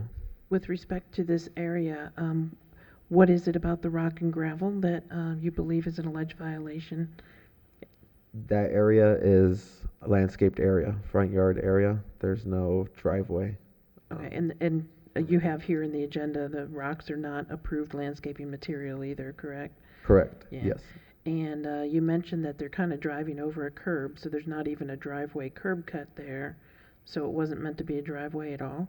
No, there's no approved driveway on this property. Okay, and what would bring them into compliance? They have to remove all of that material and bring back the sod or approved ground cover? Yeah, so over our communications over email, he doesn't plan on creating a driveway at this time. So he would have to remove the rocks and install grass or approved plant material. Okay, very good, thank you. Do you believe that 30 days is a reasonable amount of time within which to do these activities? Yes, I do. Thank you. Special Magistrate, the city would like to submit as evidence a copy of the case file, including but not limited to the notice of violation, affidavit of posting, certified mailing documents, photographs, emails, and any and all other documents relied upon. Thank you. In case CE 23060318, I'll note that the respondent's not present. I'll enter the city's evidentiary case file as composite exhibit 1 without objection.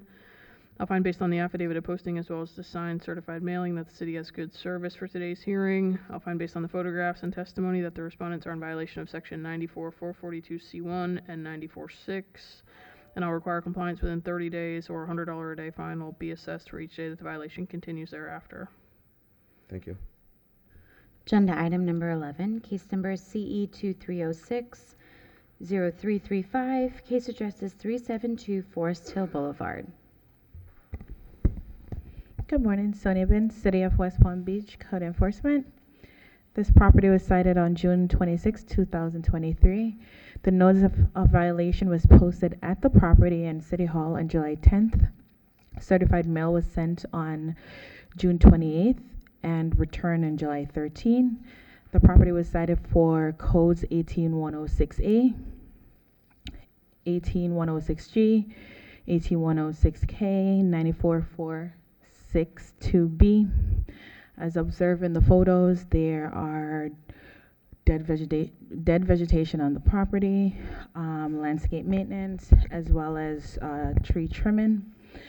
The property was also cited for either pressure wash or paint the rusted area of the front door. To date, I have not made contact with the property owner. The property is still out of compliance for all codes cited. The city is requesting an additional 15 days to gain compliance, or $100 per day until compliance is achieved. Did you say 15 days? Yes. Okay, thank you. Just to add, the landscape was cut. However,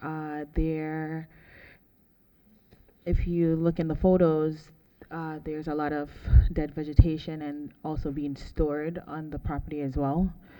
So they trying to make some improvements on a couple of the codes cited, but all codes are still out of compliance. Thank you very much. Is there an executed affidavit of posting in your file? Yes. Does that affidavit reflect that the notice of violation was also sent by regular first-class mail? Yes. And the photographs that we've been reviewing, do they truthfully and accurately depict and represent the alleged violations that you've observed? Yes. In respect to the trash and debris on the property, can you just tell us a little bit more for the record? Yes, the trash and debris are dead vegetation as well as coconuts in the swell area and also throughout the property. And I do have photos of that. Can you go back to that photo? Back. So in that photo, there's additional photos that you could see clearly that they actually will clean the property and store the dead vegetation in that area. Okay, It's thank in there, you. if you wanna. No. You know what? Try that. I don't remember. I think I did in both. Yes. And while she looks for that, you also talked about the front door Yes, is the rusted part of as the well. house that needs You can see a painting or- clear picture as well in the field reinspection photos. Okay. And so then you talked about the landscape maintenance and the tree trimming aspect as well. Correct. All right, thank you. And do you believe that 15 days is a reasonable amount of time within which to bring these alleged violations into compliance? Yes. Thank you. You're Special Magistrate, the city would like to submit as evidence a copy of the case file, including but not limited to the notice of violation, affidavit of posting, certified mailing documents, photographs, and any and all other documents relied upon. Thank you. In case CE 23060335, I'll note for the record, respondent's not present. I'll enter the city's evidentiary case file as composite exhibit 1 without objection. I'll find based on the affidavit of posting that you have good service for today's hearing. I'll find based on the photographs and testimony that the respondents are in violation of sections 18106A, 18106G, 18106K, and 944462B, and I'll require compliance within 15 days, or $100 a day fine will be assessed for each day the violation continues thereafter. Agenda item number 12, case number is CE 23060342, case of Justice 232 Gray Street. Sonia Bin, City of West Palm Beach, Code Enforcement. This property was cited on June 27th.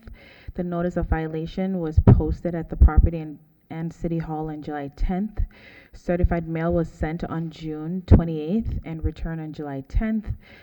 The property was cited for codes 18106K, landscape overgrowth, 7434A, 1H, visible trash can in public view, and code 9471C, out storage of plastic containers, mulch bags, and plastic bottles in public view. To date, I have not made contact with the property owner. Shown in the photo, this property is still out of compliance for all codes cited. The city is requesting 15 days to gain compliance, or $100 per day until compliance is achieved. Thank you very much. Is there an executed affidavit of posting in your file? Yes. And does the affidavit reflect that the notice of violation was also sent by regular first-class mail?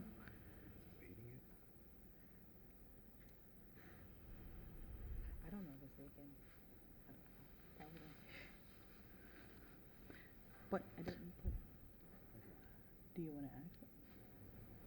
Even though I didn't say it for the abatement clause? I don't know if it. Okay. Does the affidavit of posting reflect that the notice of violation was also sent by regular first-class mail? Yes. Okay. The photographs that we've been reviewing, do they truthfully and accurately depict and represent the alleged violations that you've observed at the property? Correct. Just to be accurate, or for the record, we're looking at many photos that show the landscaping, the entire property that is available to be seen is severely overgrown. Is that accurate? Yes. Okay. And the trash can, are you seeing that on multiple occasions out and about in view from the public during days and times when it's not supposed to be there? Yes. Okay. And what is it about outdoor storage? Can you tell us a little bit about what you're seeing? So in the carport, there's plastic containers, mulch, bags of mulch, and plastic bottles being stored there. Okay. And I know you said that there was no communication with the owner. Has anybody since checked in with you in any manner? No. Are you seeing any progress at all? No, no progress. And do you believe that 15 days is a reasonable amount of time within which to bring these alleged violations into compliance? Yes. Okay, thank you. Special Magistrate, the city would like to submit as evidence a copy of the case file, including but not limited to the notice of violation, affidavit of posting, certified mailing documents, photographs, and any and all other documents relied upon. All right, thank you. In case CE 23060342, again, for the record, respondent's not present. I'll enter the city's evidentiary case files, composite exhibit 1, without objection. I'll find, based on the affidavit of posting that was just on the screen, that you have good service for today's hearing. I'll find, based on the photographs and the testimony, that you have, that the respondent's in violation of Section 18106K, 7434A1H, and 9471C. And I'll require respondents to comply within 15 days or be assessed a $100 per day fine for each day that the violation continues thereafter. Agenda item number 13, case number is CE 23060385. Case address is 230 Ashworth Street. Oh, Sonia Ben, City of West Palm Beach, Code Enforcement. This property was cited on June 29. Notice of violation was posted at the property on City Hall on July 10th. Certified mail was sent on July 3rd and received on July 7th. This property was cited for codes 18106K, excessive landscape overgrowth and swell area, 7894C, as well as 9471C for outdoor storage. I have not made contact with the property owner. To date, the property is still out of compliance for all codes cited. The city is requesting an additional 15 days to gain compliance, or $100 a day until compliance is achieved. In the photos, you see the property is extremely overgrowth. I do have additional photos that's not attached to the case as of yesterday that could give you a clearer photo, picture of the condition of the property.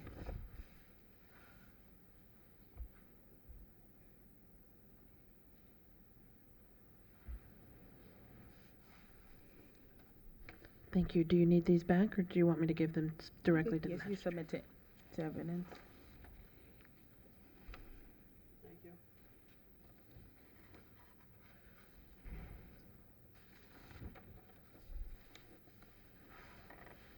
So as of yesterday, no change. As of yesterday, no change. It looks like Yes, from no the change. photos. Maybe the grass They is even a do little- move the trash can from the swale back to the garage area. That is the only change. Okay.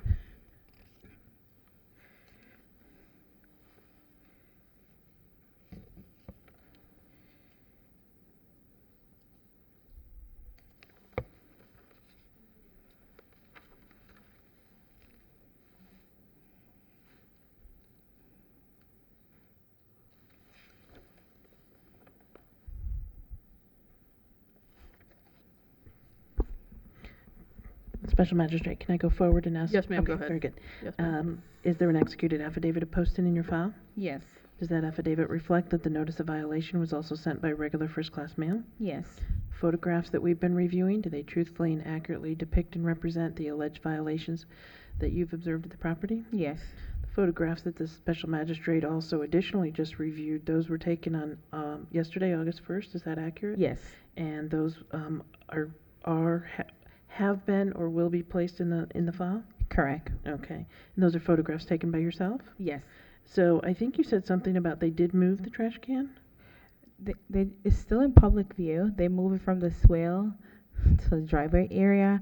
Also on the front of the property, you could see the recycle bins and the boxes that are also being stored in public view as well. Okay. And are you seeing, just for the record, are you seeing any progress with respect to the overgrowth and landscaping? No. None. Okay. Did you ask for 15 days? Correct. Okay. Do you believe that that's a reasonable amount of time Yes. within which to bring these alleged violations into compliance? Yes.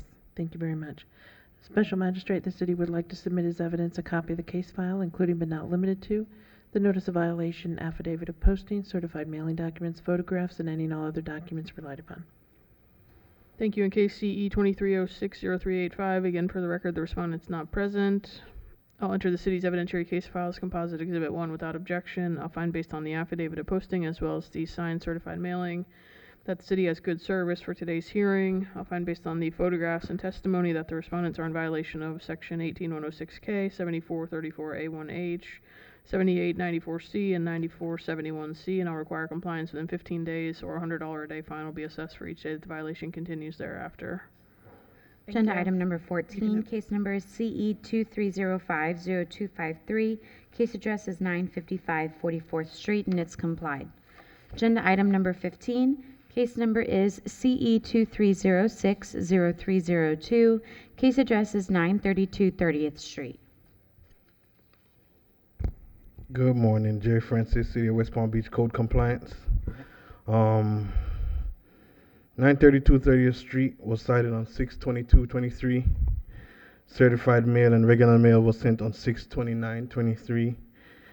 Certified mail was returned on 7/6/23.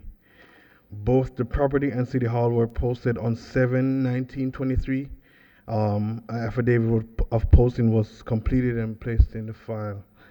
I have not been in contact with this property owner. The property was cited for inoperative vehicle, landscape maintenance, obstructing the right-of-way, and a restricted vehicle.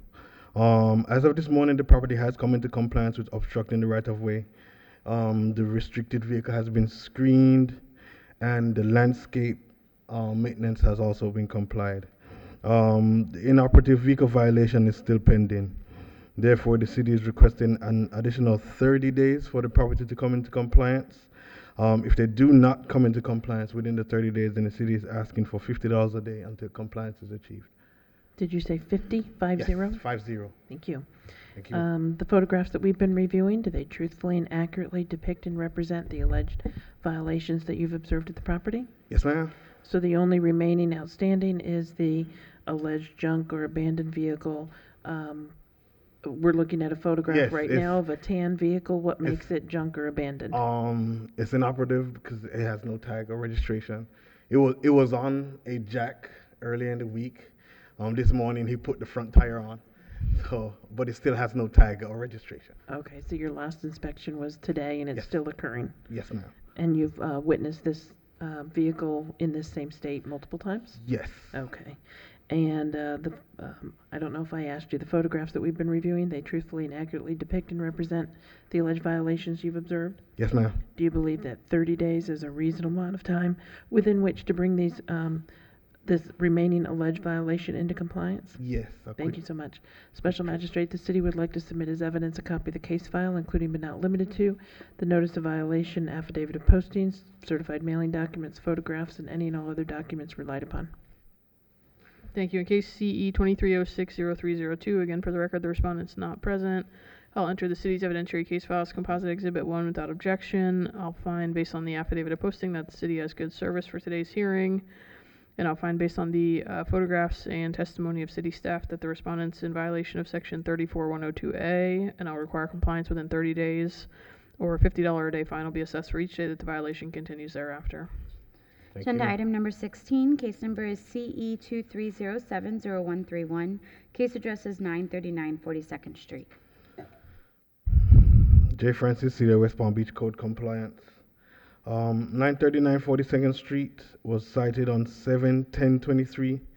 Certified mail and regular mail was sent on 7/14/23. Certified mail was returned on 7/23/23. Both the property and City Hall were posted on 7/19/23. An affidavit of posting, was completed and placed in the case notes. I have not been in contact with this owner as well. The property was cited for a prohibited vehicle. As of this morning, the property has not come into compliance. Therefore, the city is requesting an additional 15 days for the property to come into compliance. If they do not come into compliance within this time frame, the city is asking for $100 a day until compliance is achieved. Thank you very much. The photographs that we're reviewing, do they truthfully and accurately depict and represent the alleged violation that you've observed of the property? Yes, ma'am. The photograph seems to be pretty clear that Yeah, there's a and big blue nice, tractor pretty trailer blue there. semi parked in the front yard. And are you seeing this on multiple occasions? Yes, I've seen it a couple of days. And when was your last inspection? This morning. Okay, and you're still seeing it there this morning? Still there. Do you believe that 15 days is a reasonable amount of time within which to bring this alleged violation into compliance? Yes, ma'am. Thank you. Special Magistrate, the city would like to submit as evidence a copy of the case file, including but not limited to the notice of violation, affidavit of posting, certified mailing documents, photographs, and any and all other documents relied upon. Thank you. In case CE 2307-0131, I'll note again that the respondent is not present. I'll enter the city's evidentiary case file as composite exhibit 1 without objection. I'll find based on the affidavit of posting that you have good service for today's hearing, and I'll find based on the photographs and testimony that the respondent is clearly in violation of section 94-487B1 for the, like you say, shiny blue semi in the front yard. Require a respondent to comply within 15 days or be assessed a $100 a day fine for each day that the violation continues thereafter. Thank you. Agenda item number 17, case number is CE 2305-0238. Case address is 2240 Palm Beach Lakes Boulevard, Unit 400E F. Good morning, Don Williams, Code Enforcement. This business was cited on May 19th of 23. Certified mail was sent out and received and signed for May 26th of 23. City Hall and the property was posted July 13th of 23. I had made contact with the owner of the business, and they have submitted an application to the city. So I'm gonna give them 10 additional days to complete the payment on that, and if not, a one-time fine of $250. Did you say 250? Yes, one Okay, time. thank you. Is there an executed affidavit of posting in the file? Yes, And did the affidavit reflect that the notice of violation was also sent by regular first-class mail? yes, Is this for the business HEST Multi-Services? yes, And it's your testimony, I just want to reiterate that the owner of that HEST Multi-Services basically admitted or did not deny or object that this was an ongoing open business? that's correct. All right. And is 10 days a reasonable amount of time within which to bring this alleged violation into compliance? Yes. And the Only the photograph, payment is due. That's all they need is to do the payment. the photograph that we reviewed of posting, is that an accurate photograph of the posting of this notice of violation for this business at this property for this case? Yes. Thank you. Special Magistrate, the city would like to submit as evidence a copy of the case file, including but not limited to the notice of violation, affidavit of posting, certified mailing documents, photographs, and any and all other documents relied upon, including the application submitted. Thank you. In case CE 2305-0238, I'll note again for the record the respondent is not present. I'll enter the city's evidentiary case file as composite exhibit 1 without objection. I'll find based on the affidavit of posting as well as the signed certified mailing that you had good service for today's hearing. I'll find based on the evidentiary case file and the testimony of city staff that the respondent's in violation of section 82-144. I'll require a respondent to comply within 10 days or impose a one-time fine in the amount of $250. Agenda item number 18, case number CE 2306-0138. Case address is 1555 Palm Beach Lakes Boulevard, Unit 950. Don Williams, Code Enforcement. This business was cited on June 12th of 23. Certified mail sent and signed for on June 21 of 23. The notice of violation was hand delivered to the employee at July 12th of 23. I'm requesting an additional 10 days to complete the application. There's no application on file as of yesterday. If not, 10 days and $250 one-time fee. What was the time? I'm sorry, 10 days again? 10 days, $250. Okay, thank you, one sir. time. Thank you. Is there an executed affidavit of posting in your file? Yes, Does the affidavit also reflect that the notice of violation was also sent by regular first-class mail? yes, Was the notice of violation posted at City Hall? yes. And you indicated that Oh, it was... sorry. I'm sorry? It was posted at City Hall, yes. Yes, okay. And you indicated that the notice of violation was hand-delivered to an employee. And was that an employee of Halo Biologics LLC? Yes, ma'am. And was that specifically located at 1555 Palm Beach Lakes Boulevard, number 950? Yes, And, but as of, you said yesterday, there's no application, correct? correct. Okay, do you believe 10 days is a reasonable amount of time within which to bring this alleged violation into compliance? Yes, Thank you very much. Special Magistrate, the city would like to submit as evidence a copy of the case file, including but not limited to the notice of violation, affidavit of posting, certified mailing documents, photographs, and any and all other documents relied upon.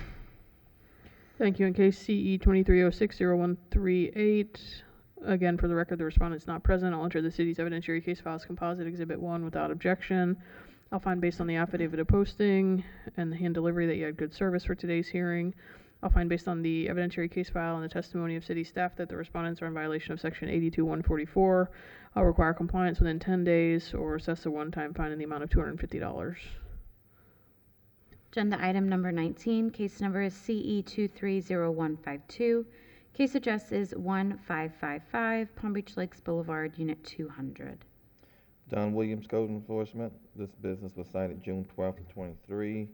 Certified mail sent out June 13th of 23. The business was posted in City Hall July 12th of 23. Contact has been made with the owner. We had a conversation on the phone, and this is just a renewal. The previous one expired September 30th of last year. But as of today, no payment has been made, so I'm looking for additional 10 days or a one-time fine of $100. Thank you. Is there an executed affidavit of posting in your file? Yes, Does that affidavit reflect that the notice of violation was also sent by regular first-class mail? yes, The photograph that we see now, is that an accurate photograph of the posting of the property of the posting of the business Kismet New Vision Holdings, posting of the notice of violation for this Yes. case about this business at this address for this case? yes, And, do you believe that 10 days is a reasonable amount of time within which to bring this alleged violation into compliance? yes.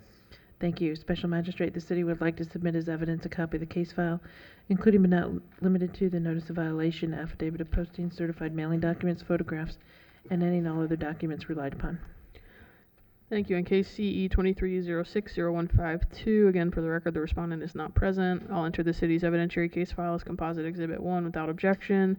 I'll find based on the affidavit of posting that you had good service for today's hearing. I'll find based on the testimony and evidentiary case file that respondent's in violation of Section 82144. I'll require compliance within 10 days or assess a one-time fine in the amount of $100. Thank you. Agenda item number 20, case number is CE 23060157. Case address is 1555 Palm Beach Lakes Boulevard, Unit 404, and it's complied. Agenda item number 21, case number is CE 23040098. Case address is 614 Park Place, and it is also complied. Agenda item number 22, case number is CE 23050297. Case address is 200 South Sequoia Drive. Officer Williams, City of West Palm Beach Code Enforcement. The property at 200 South Sequoia Drive was originally cited in May 23rd, 2023. Regular as well as certified mail was sent out July 3rd, 2023. That was returned July 12th, 2023. The property as well as City Hall was posted on July 19th, 2023, and an affidavit of posting was prepared and placed in the case file. I've had contact with the owner who's been working to comply all of the violations. They were originally cited for 18103B for repair that work that was needed to the roof, 18106K for landscape maintenance, 94302A-3 for a permit needed for the fence that's currently being constructed on the property. 94442-C-1 for various areas in the front yard that needed grass to be replaced. 94482-A for the vehicles that were parked on the front lawn. 9471-C for outdoor storage of various items that were stored outside on the property, as well as 110.1 for the permits, inspections needed. For the permits to date, they've complied with 18103B. The roof has been repaired, as well as 94482. The vehicles have been removed from the grass on the property. As of this morning, all of the other violations are currently outstanding. So the city requests 90 days to bring this property into compliance, or a $100 a day fine thereafter. Thank you very much. The photographs that we've been reviewing, do they truthfully and accurately depict and represent the alleged violations that you've observed? Yes, ma'am. And with respect to the fence, can you just describe for the record what it is that you observed? A wooden fence, a metal fence, a white fence? What is it? So it's And a what's wrong? PVC fence that's being installed. I guess he was doing some work to the lawn, and there was an issue. He has applied for the permit. There was an issue, something he needed to fix on the permit that was kicked back to him. He's working diligently to get that taken care of, as well as get the rest of the violations cleared up. He asked for 60 days originally, but just to make sure that he has enough time to comply, I feel 90 days would be sufficient. Okay, and what is it, just briefly about the landscaping? So where the trucks were being parked, the grass had died. Most of it has been replaced, but just along the wall of the front there, where the trailer was, there's still, it's just dirt basically. So there's sod that needs to be done there. He's looking to see what other options are at his disposal. He may pave it, but he's going through the permit process to figure out what options he has. Okay, thank you. And with regard to the outdoor storage, what was it that you saw, and is that still occurring? On the side of the home, there is an elliptical or a treadmill or something of that nature.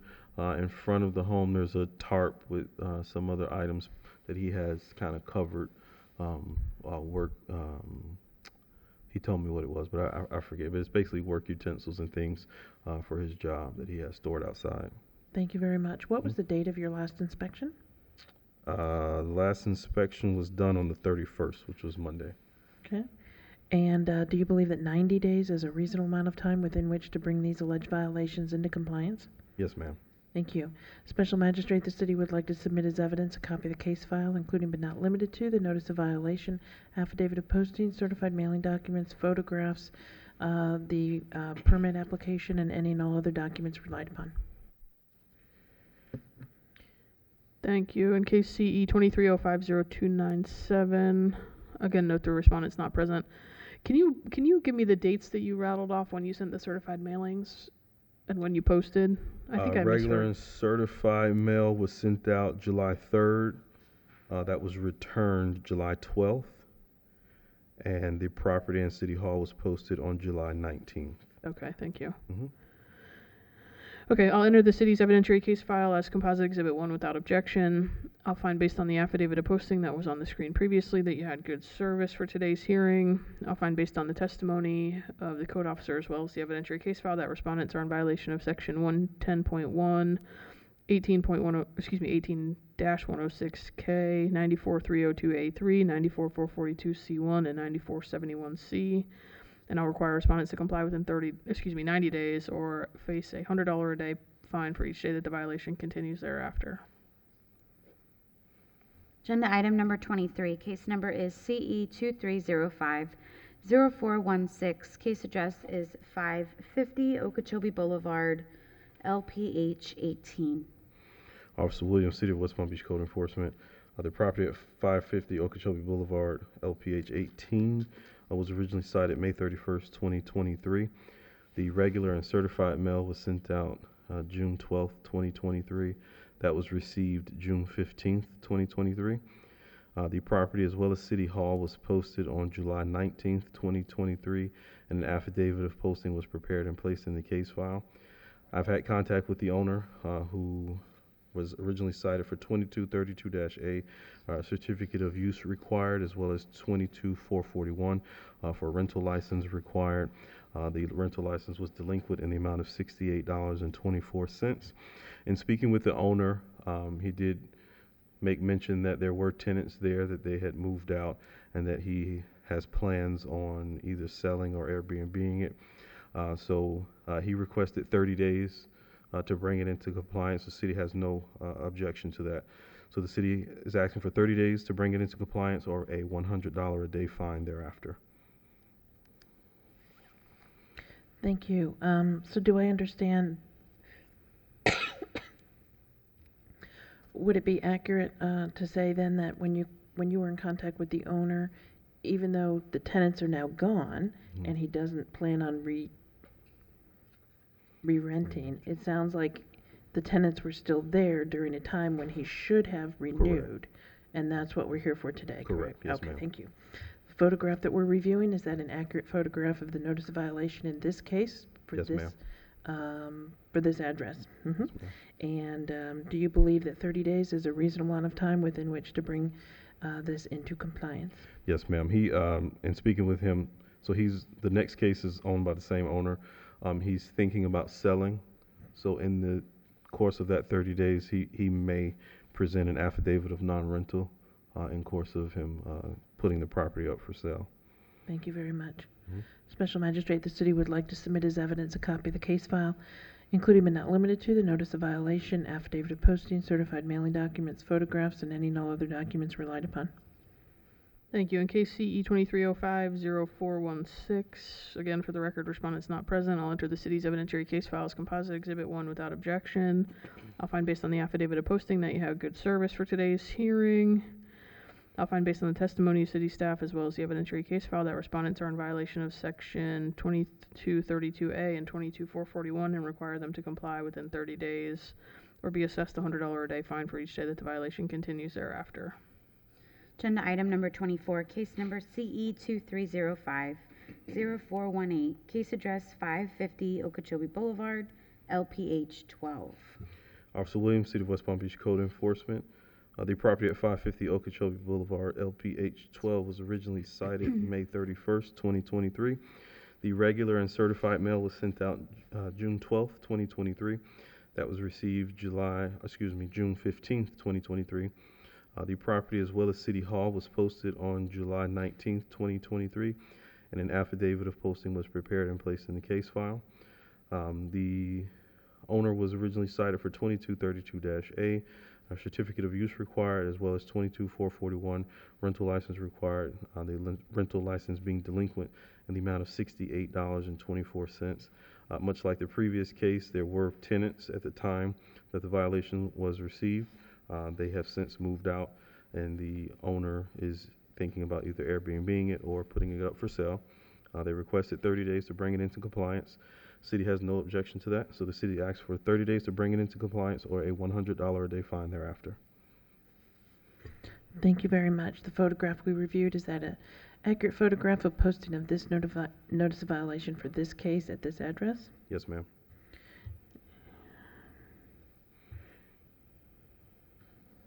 And again, would it be the similar situation where within that 30 days, if he decides that he's not renting or not selling, that he can do the affidavit of non-rental? Yes, ma'am. Okay, thank you. Special Magistrate, the city would like to submit as evidence a copy of the case file, including but not limited to the notice of violation, affidavit of posting, certified mailing documents, photographs, and any and all other documents relied upon. Thank you. In case CE 2305-0418, again, for the record, respondent's not present. I'll enter the city's evidentiary case file as composite exhibit 1 without objection. I'll find based on the affidavit of posting as well as the signed certified mailing that you had good service for today's hearing. I'll find based on the testimony of the city code officer as well as the evidentiary case file that the respondents are in violation of section 2232A and 22441 and require compliance within 30 days or assessment of a $100 a day fine for each day that the violation continues thereafter. Thank you, ma'am. Agenda item number 25, case number CE 2306-0204, case address 4213 Heath Circle South. Good morning, City of West Palm Beach Code Compliance Officer Paul McFarland. On June 13th, the property at 4213 Heath Circle South was cited for address characters, tree trimming standards, tree improperly trimmed, and tree abuse. Tree is damaged due to trimming and will need to be replaced or provide arborist report of the health of the tree. The property, as well as City Hall, was posted July 18th. Certified mail and regular mail was sent June 20th. There were no, the green card has not come back on this for deliverance of this certified mail due to it being a confidential property address. Nevertheless, I have had contact with the property owner. We did go over the violations and what is available to her to comply.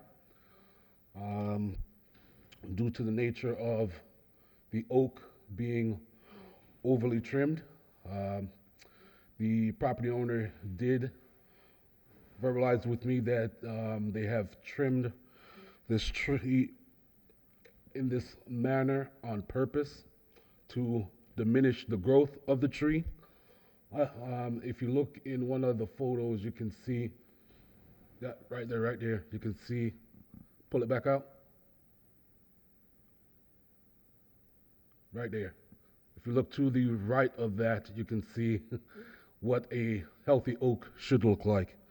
So I did let her know that she has the opportunity to replace the tree or obtain an arborist report. She's opting to replace the tree. With that being said, she's requesting an additional days to get that taken care of.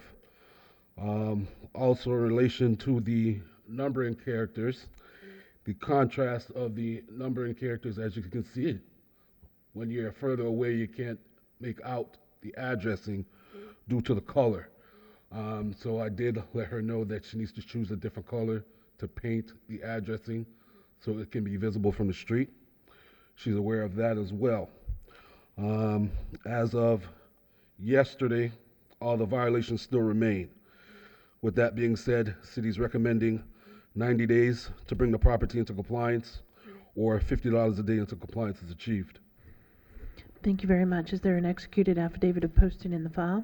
Yes, ma'am. The photographs that we've been reviewing, do they truthfully and accurately depict and represent the alleged violations that you've observed? Yes, ma'am. Do you believe that 90 days is a reasonable amount of time within which to bring these alleged violations into compliance? Yes, ma'am. Thank you very much. Special Magistrate, the city would like to submit as evidence a copy of the case file, including but not limited to the notice of violation, affidavit of posting, certified mailing documents, photographs, and any and all other documents relied upon. Thank you. In case CE 23060204, again, for the record, the respondent's not present. I'll enter the city's evidentiary case file as composite exhibit 1 without objection. I'll find based on the affidavit of posting that you had good service for today's hearing. I'll find based on the photographs and the testimony of the code officer that the respondent's in violation of sections 78.6, 94.446 2B1, and 94.446 2C. I'll require respondents to comply within 90 days or be assessed a fine of $50 per day for each day that the violation continues thereafter. Agenda item number 26, case number is CE 23060402. Case address is 400 North Point Parkway, Unit 400. Good morning, City of West Palm Beach Code Compliance Officer Paul McFarland. On June 30th, the business located at 400 North Point Parkway, Unit 400, was cited for failure to provide affidavit that's required, which is the affidavit of inventory. Excuse me. The business, as well as City Hall, was posted July 17th. Certified mail and regular mail did go out July 6th. Certified mail was received July 10th. I made several attempts to make contact with this business. I can't seem to make contact with them. The phone number is not getting me anywhere. So I did go ahead and send out the notice. I did attach along with the notice, the affidavit that's required. I have not received anything. In retrospect, the city has not received an affidavit from this business since 2021. So it's it's wildly inaccurate with what we have on file. So it is imperative that they get this returned to us. Let's see. I still have not made contact with anyone. No one has reached out to me.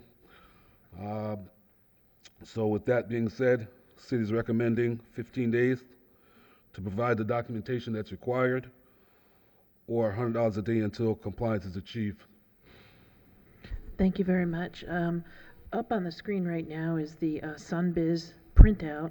Do you recollect approximately when that might have been printed out? At the time you generated the notice of violation, basically? It would have been generated the time of the issuing of the notice, which would be June 30th. Okay, and can you scroll up just a little bit? Is the business that we're talking about for purposes of this case Colt South Florida owner LP? Yes, because this is what was the information that was provided at time of applying for the license. This is why I went into Sunbiz and pulled this record, so that we can get them the notice sent to all the responsible parties. Right. And so it's the business Colt South Florida that needs the affidavit. Would that be accurate? Yes, ma'am. And would you agree that this particular, this Sunbiz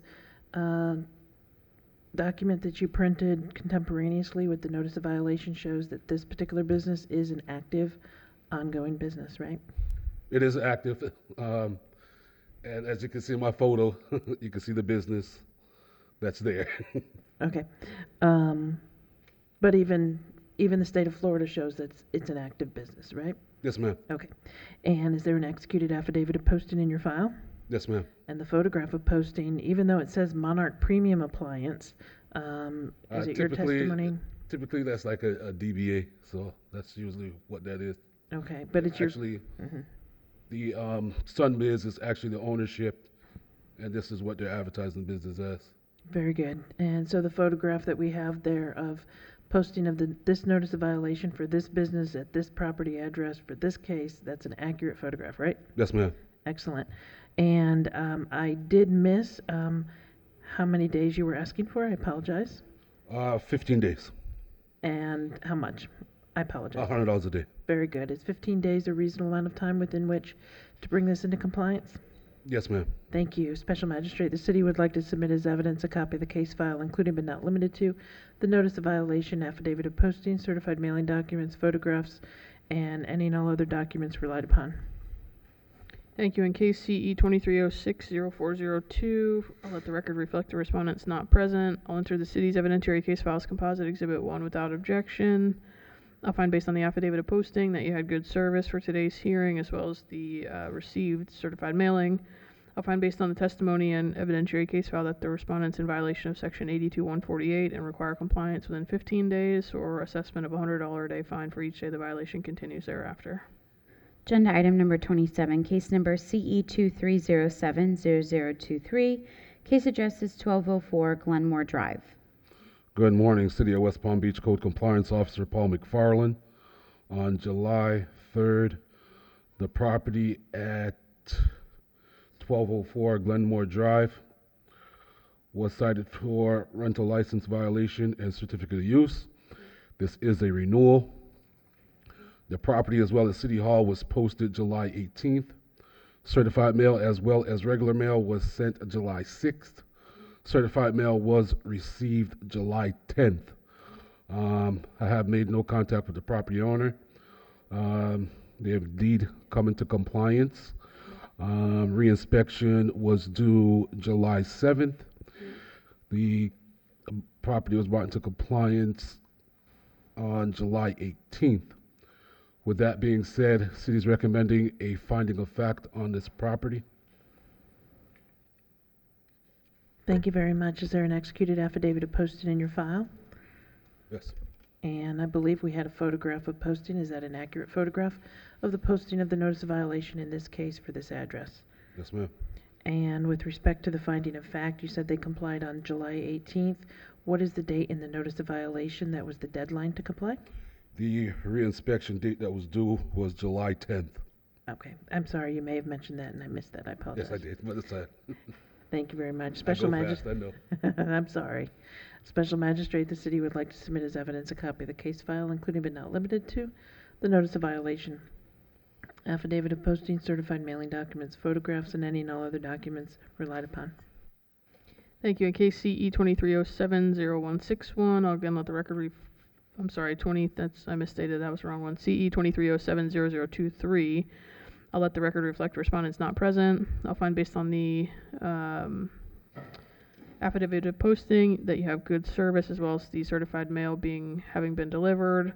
I'll enter the city's evidentiary case files composite exhibit 1 without objection, and I'll find based on both the testimony of the code officer as well as the documentary evidence in the case file that the respondent was in violation of section 2232A and 22441. However, they've complied, but they did not comply by the time specified in the notice of violation, so I will issue a finding of fact in this case. Agenda item number 28, case number CE 23070161. Case address is 4323 Grosvenor Court.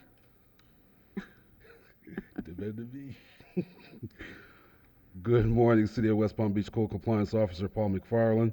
On July 7th, the property at 4323 Grosvenor Court was cited for a trash can placement and obstruction of right-of-way, vehicle parked blocking sidewalk. The property as well as City Hall was posted July 18th. Certified mail as well as regular mail was sent July 17th. Certified mail was received July 26th. I've had no contact with the property owner. As of yesterday, the obstruction of right-of-way has complied, but the trash can placement still remains. It's still being stored in front of the garage. With that being said, city's recommending 15 days to bring the property into compliance, or $50 a day until compliance is achieved. Thank you. Is there an executed affidavit of posting in your file? Yes, ma'am. The photographs that we've been reviewing, do they truthfully and accurately depict and represent the alleged violations that you've observed at the property? Yes, ma'am. Is it your testimony that the trash can in front is there during days and times that they're not supposed to be there based upon the pickup schedule? Yes, ma'am, because the pickup schedule in this neighborhood is Monday and Thursdays. So I tend to ride the neighborhood on Tuesdays and Fridays. And every Tuesday and Friday, this trash can is in front of the garage. This is normal practice in this neighborhood, so I'm trying to get that curved. Hopefully this will get it hammered away. Thank you. And do you believe 15 days is a reasonable amount of time? More than enough. Thank you. Special Magistrate, the city would like to submit as evidence a copy of the case file, including but not limited to the notice of violation, affidavit of posting, certified mailing documents, photographs, and any and all other documents relied upon. Thank you. In case CE 23070161, I'll enter the city's evidentiary case files composite exhibit 1 without objection. I'll find based on the affidavit of posting as well as the delivery of the certified mail that you had good service for today's hearing. I'll find that based on the photographs and testimony that the respondents are in violation of 7434A1J and require compliance within 15 days or assessment of a $50 a day fine for each day that the violation continues thereafter. Agenda item number 29, case number CE 23070210. Case address 4149 North Haverhill Road, Unit 1609. Good morning, City of West Palm Beach Code Compliance Officer Paul McFarland. On July 12th, the property at 4149 North Haverhill Road, Unit 1609, was cited for rental license violation and certificate of use and repeat violation.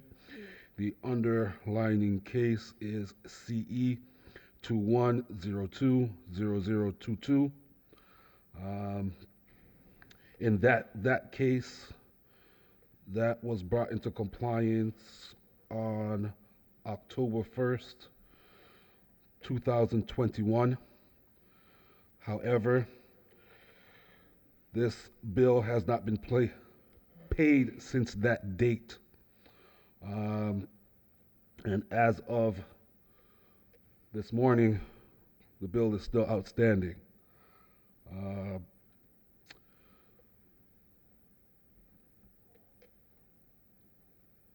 City's recommending $200 a day until compliance is achieved.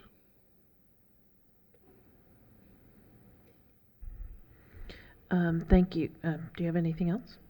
I did want to add that I did confirm that this property is still being occupied and rented per on-site management.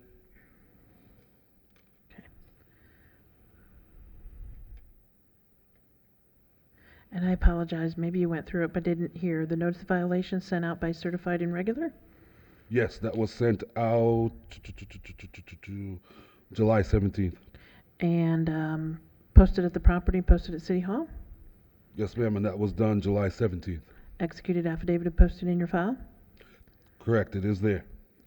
Photograph of posting, is that an accurate photograph of posting of this notice of violation for this property, for this case? Yes, ma'am. Thank you.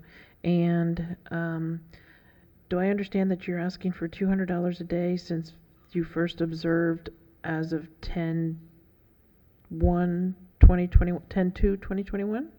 No, I would put first observed as of, yes, because we have not received a payment since then, since they complied it back in October 1st, 2021. We have not received another payment from this property owner in regards to this rental license. So yes, that would suffice. So let me take you through the underlying case. It looks like it's CE 21020022. And would that have been for the same rental license and certificate of use, even though back then the section numbers were actually different? They were for the same exact substantive violation. Would that be accurate? Correct. Okay. And so that, is it your testimony that that went through a hearing, was Correct. found that it needed time to The order comply? was issued. The order was not executed until after the fact. So this is why it's being brought back as a repeat. Do you have anything that you can tell us to, so we talked with an on-site manager on a particular day recently. Mhm. Did that manager have anything else to say about confirming the fact that it's been rented this entire time and there's been no breaks in rental? Yeah, she did confirm because she outlined other properties that this property owner owns and rents and occupied. So we had an extensive conversation with this owner because there's another in particular unit attached to this building that they own, and they're going through issues with that one too. So yeah, me and management had a good conversation about this owner. Okay, and I know you said that your last inspection or look was yesterday. That was the system to see if it was paid. Okay, very good. And in this whole time, the owner or a representative of the owner has not been in contact, is that accurate? That's correct. Okay, thank you very much. Special Magistrate, the city would like to submit as evidence a copy of the case file, including but not limited to the notice of violation, affidavit of posting, certified mailing documents, photographs, the underlying case as read into the record, that notice of violation and all, order, affidavit of compliance, and any and all other documents relied upon. Can you pull up that notice of violation for me, please?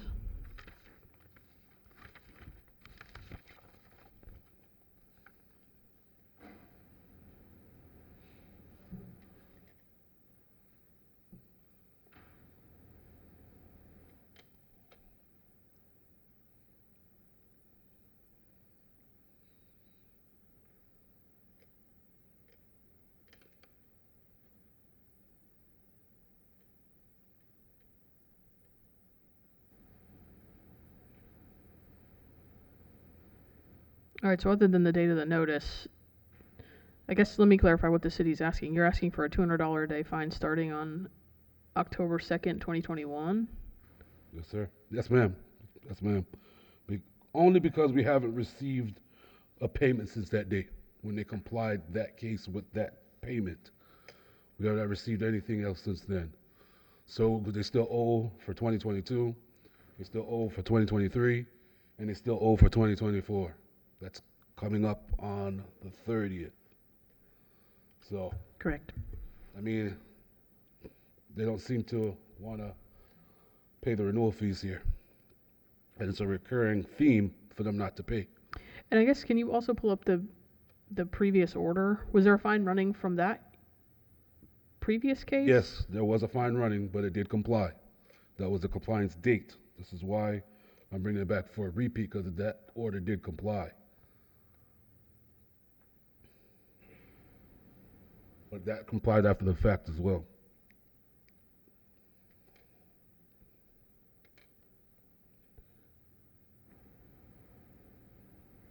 All right, I see that was from March 2021, okay. Okay, anything further from the city?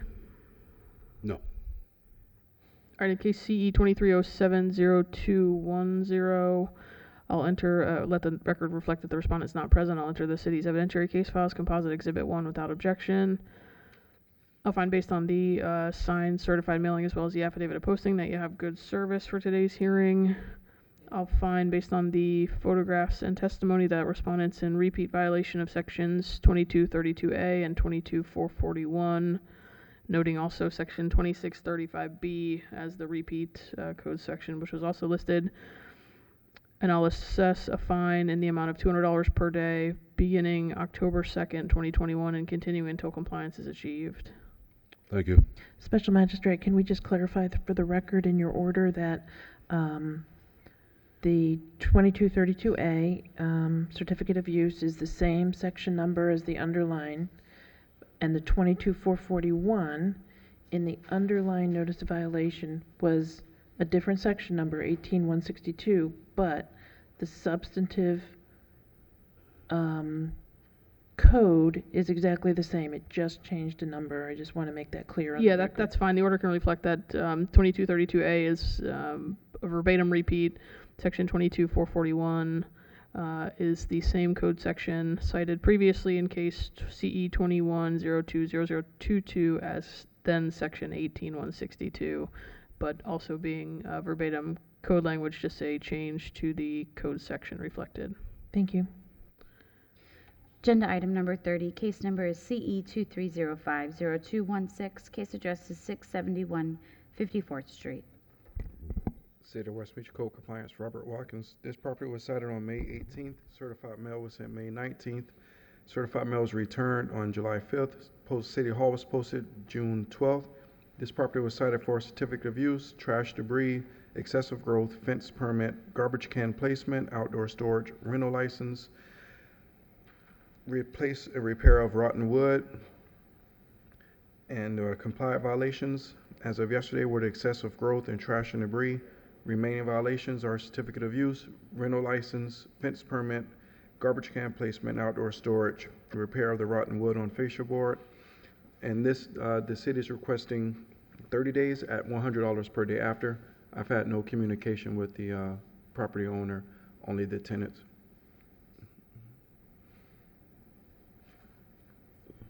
Thank you. Is there an executed affidavit of posting in your file? Yes. Does that affidavit reflect that the notice of violation was also sent by regular first-class mail? Yes.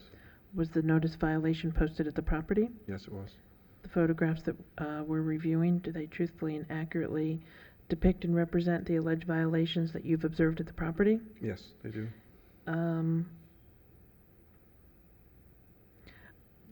I wasn't clear about whether 18106A clean and sanitary is still outstanding? No, that is complied along with the excessive growth.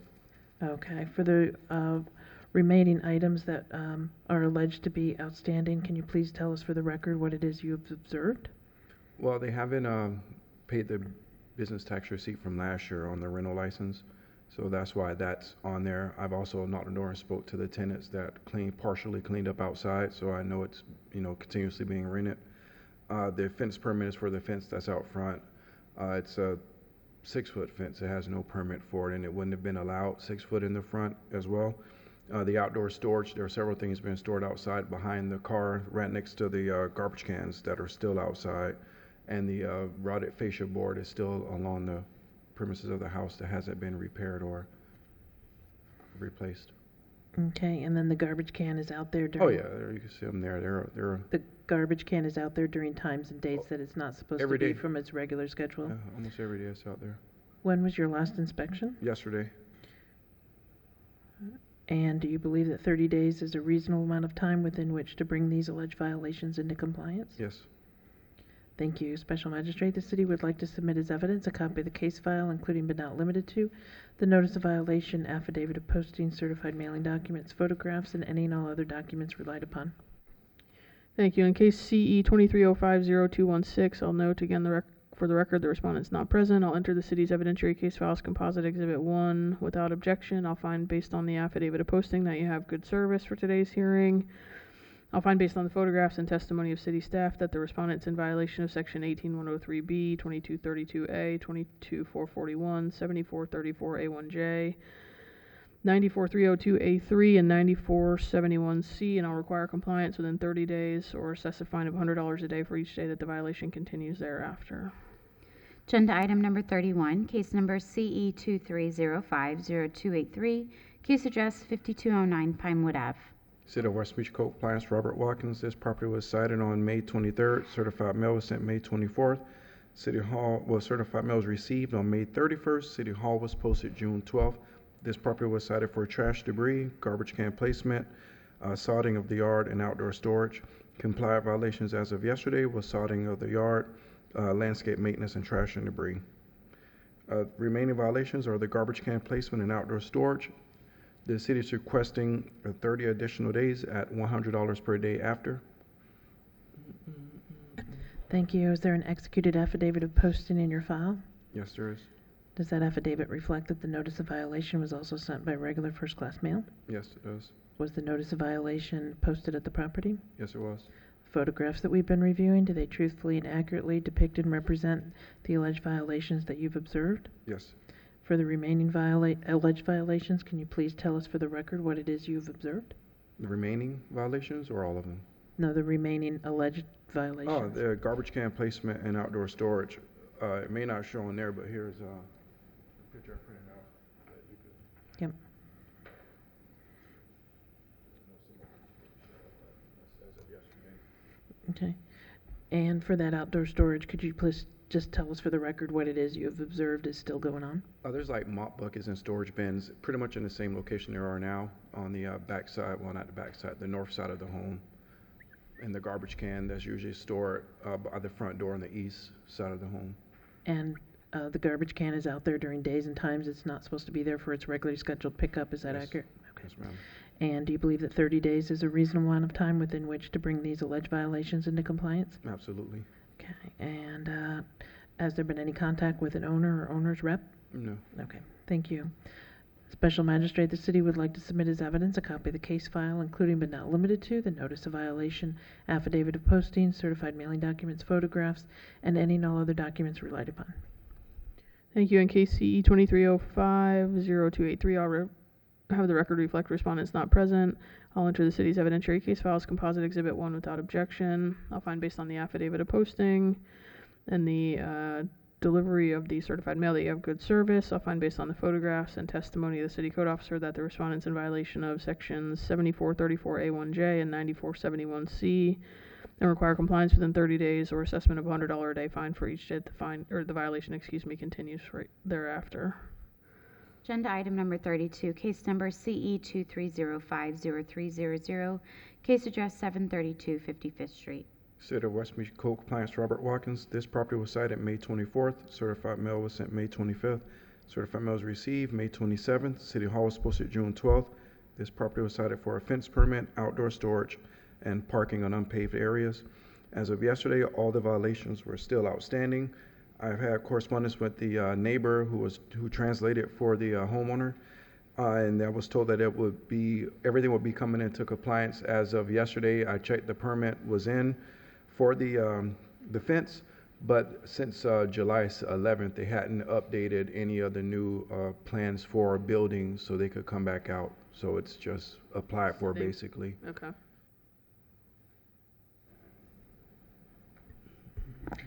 Is there an executed affidavit of posting in your file? Yes, there is. Does the affidavit reflect that the notice of violation was also sent by regular first-class mail? Yes, Was the notice of violation posted at the property? yes, it was. The photographs that we've been reviewing, do they truthfully and accurately depict and represent the alleged violations that you've observed at the property? Yes, they do. What amount of time are you seeking? 30 days at $100 per day after. Do you believe that 30 days is a reasonable amount of time? Yes, ma'am. And with regard to the fence, can you just please describe for the record what it is you're seeing and also the parking and outdoor storage? All right, there's parking. The Hummer's pulled all the way up onto the grass, and the little partial sidewalk that walks around the back way of the home, you can see it there. It's always there. Sometimes it's a Hummer, sometimes it's a different truck. When it comes to the fence in the front of the house, they installed a brand new fence there. There was never a fence from the beginning when the old homeowner had it. That chain and link now- fence in the Yes, foreground there? That's a Okay. brand new one in the front, brand new chain link. And it was never there, so they installed and put a new chain link to connect to the neighbor's fence, and they never got it permitted. Thank you very much. Special Magistrate, the city would like to submit as evidence a copy of the case file, including but not limited to the notice of violation, affidavit of posting, certified mailing documents, photographs, and the permit applied for, and any and all other documents relied upon. Thank you. In case CE 2305-0300, for the record, the respondent's not present. I'll enter the city's evidentiary case file as Composite Exhibit 1 without objection. I'll find based on the affidavit of posting as well as the signed certified mail that you had good service for today's hearing. I'll find based on the photographs and evidentiary case file that respondent's in violation of sections 94302A3, 94482A, and 9471C. And I'll require compliance within 30 days or assessment of a $100 a day fine for each day this violation continues thereafter. Agenda item number 33, case number is CE 2306-0006. Case address is 736 55th Street. City of West Palm Beach Code Compliance, Officer Robert Watkins. This property was cited June 1st, certified mail was sent June 5th, certified mail was returned June 25th, City Hall was posted June 12th. This property was cited for a rental license and a BTR certificate of use. As of yesterday, it's still outstanding. I have had no correspondence with the homeowner. The city is requesting a one-time fine of $250.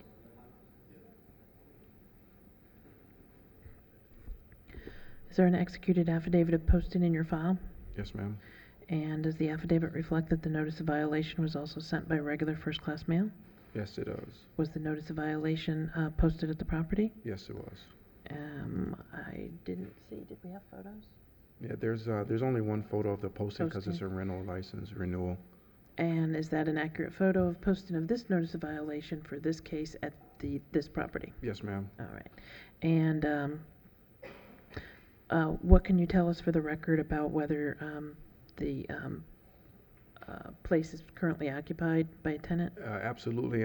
This is a tenant that called about the neighbor. The last case was the neighbor to this one. Okay. But the landlord just hasn't done anything. I've had her here before on the other properties, the exact same thing, just being absent at the moment. Okay. You're asking for a one-time $250 fine. Is that for the 82-144? Yes, ma'am. And are you asking for any type of days and a fine for the rental license and certificate of use? They're all running the same, the $250 for all three of them.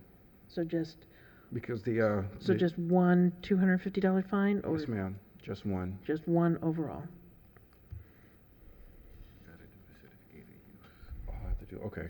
So one for the certificate of use and for the rental. So $250 per day for certificate of use, and then the one time of $250 for the rental license. And how many days for the certificate of use and rental license? 15 days. Okay. Do you believe 15 days is a reasonable amount of time within which to get that rental license and certificate of use? Yes, ma'am. Thank you very much. Special Magistrate, the city would like to submit as evidence a copy of the case file, including but not limited to the notice of violation, affidavit of posting, certified mailing documents, photographs, and any and all other documents relied upon. And can I see that affidavit of posting? I missed that. I think I had scrolled through once before. Thank you. All right, just so I'm clear, the city's asking for a one-time fine of $250 for the 82-144, and then 15 days and a daily fine of $250 for the other 2232A and 22-441. Ma'am. Okay, very good.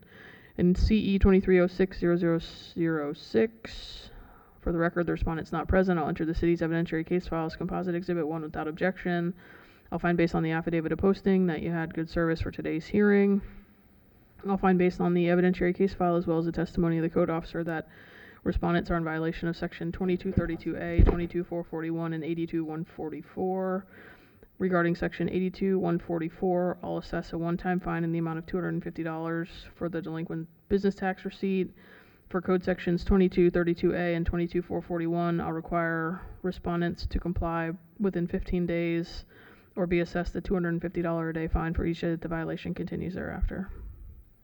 Agenda item number 34, case number CE 2306-0028, case address 611 53rd Street. City of West Beach Code Compliance Officer Robert Watkins. This property was cited on June 5th. Certified mail was sent June 6th. Certified mail was returned June 14th. City Hall was posted June 12th. This property was cited for trash and debris, rugs hanging in public view, excessive growth, garbage can placement, landscape maintenance, outdoor storage, repair rotten wood on the fascia, and the repeat violation. As of June 13th, all the violations had come into compliance. The city is requesting on the repeat that's stemming from case CE 2211-0082, which was for trash and debris, outdoor storage, high grass, and garbage can placement. The property was out of compliance with in reference to the repeat from June the 2nd to June the 13th. The city is requesting $100 per day for the repeat violation, which a total of 11 days for $1,100. So all the code sections were repeats? The ones that repeat were the trash and debris, the outdoor storage, high grass, and garbage can placement. Okay, let's do a couple questions here. Is there an executed affidavit of posting in your file? Yes, there is. Does that affidavit reflect that the notice of violation was also sent by regular first-class mail? Yes, it was. Was the notice of violation posted at the property? Yes, it was. Photographs that we've been reviewing, do they truthfully and accurately depict and represent the alleged violations that you've observed? Yes, it does. In terms of, first describe, please, for the record, what it is you're seeing on this case that you believe is a violation. There's the trash and debris in the swell, the hole inside of the wall where the previous tenants took their AC unit and left the hole there in the wall. You can see the foliage, dead foliage, and excessive growth all along the fence line there. You can see the rugs and blankets hanging out on the fence, and excessive growth behind that as well. Okay, so you've got a lot here.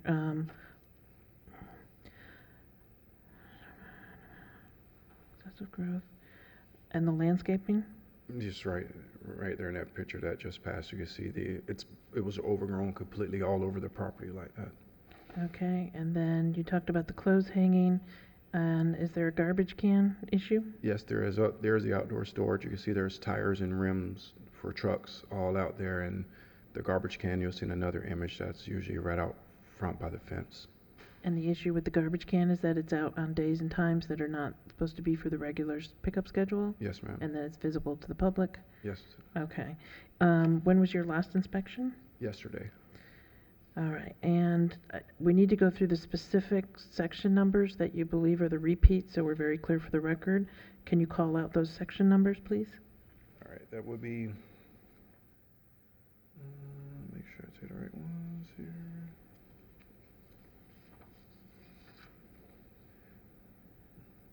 (74-34A-1-J), 94-71-C, 18-106M, and 18-106A. Thank you. For those particular section numbers that you called out, it's your testimony that those section numbers were also included in the underlying case that you put on the record. Is that accurate? Yes, ma'am. And that underlying case, did that case go to a special magistrate hearing? Yes, it's in there, the folder repeat has the NOV, has the magistrate, all the information's in the repeat folder.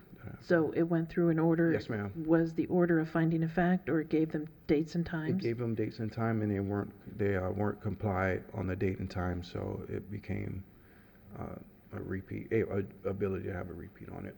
And did it eventually come into compliance? Yes, ma'am. Do you have that date necessarily? No, but it is on there on the folder.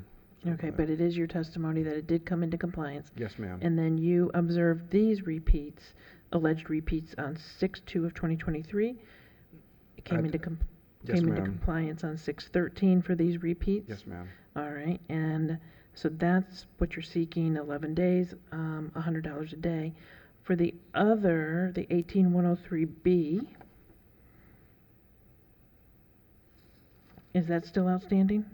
No, the repeat was complied on June 13th, once everything had been done, after the homeowner called me and let me know they cleaned up everything, so everything had been complied on June 13th. Okay, so I just even- went yesterday okay. because I always check them just to make sure it's not something that was Okay. done only to stop it and then restart again. Okay, very good. Thank you for clarifying. And,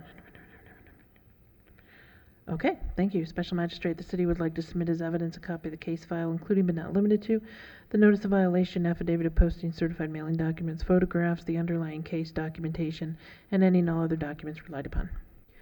Thank you. So just so I'm clear, the sections that you didn't flag as repeat, those complied before the time in your notice of violation, so you're not asking for anything, or They you're all asking? complied at the same time. The homeowner went there with the cleaning crew and they just cleaned up everything. So Right, but are you everything- seeking findings of fact on those today, or violation on those, or It was done prior just to the removed date. by the time in the by the time specified in your notice of violation? Okay, that's what I needed to understand. Okay, in case CE 23060028, for the record, the respondent's not present. I'll enter the city's evidentiary case files, composite exhibit 1, without objection. I'll find, based on the affidavit of posting that's on the screen, that you had good service for today's hearing. I'll find, based on the testimony as well as the evidentiary case file, that respondents are in repeat violation of sections 18106A, 18106M, 7434A1J, and 9471C, and that those repeat violations began on June 2nd and were complied on June 13th, so I'll assess a fine in the amount of $1,100 for the repeat violations that existed on the property during that period.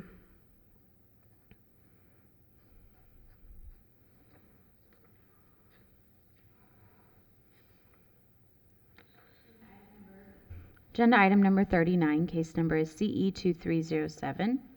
2307-0226. Case address is 513 54th Street, and it's complied. Agenda item number 40, case number CE 23050104. Case address 1541 42nd Street. Good afternoon, Officer Levine, City of West Palm Beach Code. This property was cited for failure to renew its rental license and certificate of use. Certified mail was signed for on 5/29/2023. The property was posted on 7/27/2023. I've had no contact with the property owner. This is of the delinquent license list, and the city is requesting 10 days to come into compliance or $100 a day thereafter. Thank you very much. Is there an executed affidavit of posting in the file? Yes, ma'am. Does it reflect the notice of violation was sent by regular first-class mail? Yes, ma'am. Was the notice of violation posted at City Hall? Absolutely. The photograph of posting, is that an accurate photograph of posting of this notice of violation, in this case at this address? Yes, ma'am. And what is your testimony as to that it's currently rented? When it was posted, there was tenants occupying the unit. Thank you very much. Special Magistrate, and as of your last inspection, they still haven't submitted As or? of this morning, there's no payment in the system. Thank you very much. 10 days a reasonable amount of time within which to bring this into? Yes, ma'am, it's just to pay a fee. Thank you. Special Magistrate, the city would like to submit as evidence a copy of the case file, including but not limited to the notice of violation, affidavit of posting, certified mailing documents, photographs, and any and all other documents relied upon. Thank you. In case CE 2305-0104, for the record, the respondent's not present. I'll enter the city's evidentiary case file as composite exhibit 1 without objection. I'll find based on the affidavit of posting and the signed certified mailing that you have good service for today's hearing. I'll find based on the testimony of city staff as well as the case file that the respondent's in violation of section 2232A and 22441 and require compliance within 10 days or assessment of a $100 a day fine for each day that the violation continues thereafter. Agenda item number 41, case number CE 2305-0175. Case address is 500 Executive Center Drive, Unit 1C. This property too was cited for failure to renew its rental license and certificate of use. Service was accomplished by certified mail which was signed for on 5/19/2023. The property on City Hall was also posted on 7/7/2023. This is as a result of a delinquent license. So the city is requesting 10 days to come into compliance or $100 a day thereafter. Thank you. Is there an executed affidavit of posting in your file? Yes, ma'am. Does that affidavit reflect that the notice of violation was also sent by regular first-class mail? Yes, ma'am. The photograph that we reviewed, is that an accurate photograph of posting of this notice of violation for this property in this case? Yes, ma'am. And when was your last inspection or review to see if they had paid? This morning. Okay, very good. And what is your testimony regarding that it's currently being rented? Occupied on the day of posting. Okay, thank you. And do you believe 10 days is a reasonable amount of time to bring this into Absolutely, compliance? it's just to pay the fee. Thank you very much. Special Magistrate, the city would like to submit as evidence a copy of the case file, including but not limited to the notice of violation, affidavit of posting, certified mailing documents, photographs, and any and all other documents relied upon. Thank you. In case CE 2305-0175, for the record, the respondent is not present. I'll enter the city's evidentiary case file as composite exhibit 1 without objection. I'll find based on the affidavit of posting as well as the signed certified mailing that you had good service for today's hearing. I'll find based on the testimony of city staff as well as the evidentiary case file that respondent's in violation of sections 2232A and 22441. Then I'll require compliance within 10 days or assessment of a $100 a day fine for each day that the violation continues thereafter. Agenda item number 42, case number CE 2306-0027. Case address is 345 Banyan Boulevard. This property is an apartment building that was newly constructed on Banyan Boulevard and was cited for failure to obtain a rental license, certificate of use, and a business tax receipt for the rental office. On April 6th, I had a discussion with the property manager, letting them know that they needed to obtain a rental license and all the documentation to rent the property. Nothing was done. So a violation was issued and the notice of violation was signed for, the certified mail was signed for on 6/12/2023. I posted the property on 6/8/2023. As of this morning, there's not an application in the system for a license for this property. So the city is requesting 10 days to come into compliance, 30 days to come into compliance with 82-144, the business tax receipt rental for the rental office, or one-time fee of $250 for the rental license for the apartment units, 30 days to come into compliance, or $200 a day thereafter. Thank you very much. Just to make the record clear, is there an executed affidavit of posting in the file? Yes, ma'am. And the notice of violation was sent out by certified and signed, is that what you said? Yes. Okay. And does the affidavit of posting reflect that the notice of violation was also sent by regular first-class mail? Yes, ma'am. And was City Hall posted with the notice? Yes, ma'am. Photograph, is that accurate photograph of posting of this notice of violation for this case at this address? Yes, ma'am. And do you believe that 30 days is a reasonable amount of time within which to bring these alleged violations into compliance? Absolutely. Thank you. Special Magistrate, the city would like to submit as evidence a copy of the case file, including but not limited to the notice of violation, affidavit of posting, certified mailing documents, photographs, and any and all other documents relied upon. Thank you. Can you restate your remedies for me again? Okay, for the business tax receipt for the rental office, 30 days to come into compliance or one-time fee of $250. For the rental license and certificate of use for the actual units in the building, 30 days to come into compliance or $200 a day thereafter. Thank you. Okay, in CE 23060027, for the record, respondent's not present. I'll enter the city's evidentiary case files composite exhibit 1 without objection. I'll find based on the affidavit of posting and the signed certified mailing that you have good service for today's hearing. I'll find based on the testimony of the city code officer as well as the case file evidence that the respondent's in violation of sections 2232A, 22441, and 82144. Regarding section 82144, I'll require respondents to comply within 30 days or assess a one-time fine in the amount of $250. For sections 2232A and 22441, I'll require compliance on the part of respondents within 30 days or assessment of a $200 a day fine for each day that the violation continues thereafter. Agenda item number 43, case number is CE 2306-0057. Case address is 1645 Palm Beach Lakes Boulevard. This business was cited for failure to renew its business tax receipt and business tax penalty. Certified mail was returned, and on 7/13 I went to post the business, and at the time of posting I spoke with the receptionist, who told me that the business was still being operated out of this particular area. So the city is requesting 10 days to come into compliance or a one-time fee of $250. Thank you. Is there an executed affidavit of posting in your file? Yes, ma'am. And does that affidavit reflect that the notice of violation was also sent by regular first-class mail? Yes, ma'am. And was City Hall posted? Yes. The photograph that we reviewed, is that an accurate photograph of posting of this notice of violation for this business at this property? Yes. And is the business name Century Public Adjusters? Yes, ma'am. That's the company or business that that receptionist was discussing? Yes, ma'am. Okay, thank you. And as of your last, when was your last inspection? This morning. Okay. And It's not been paid. has there been any communication from the business owner? No. Okay, very good, thank you. 10 days, a reasonable amount of time within which to bring this into Yes, compliance? ma'am. Thank you. Special Magistrate, the city would like to submit as evidence a copy of the case file, including but not limited to the notice of violation, affidavit of posting, certified mailing documents, photographs, and any and all other documents relied upon.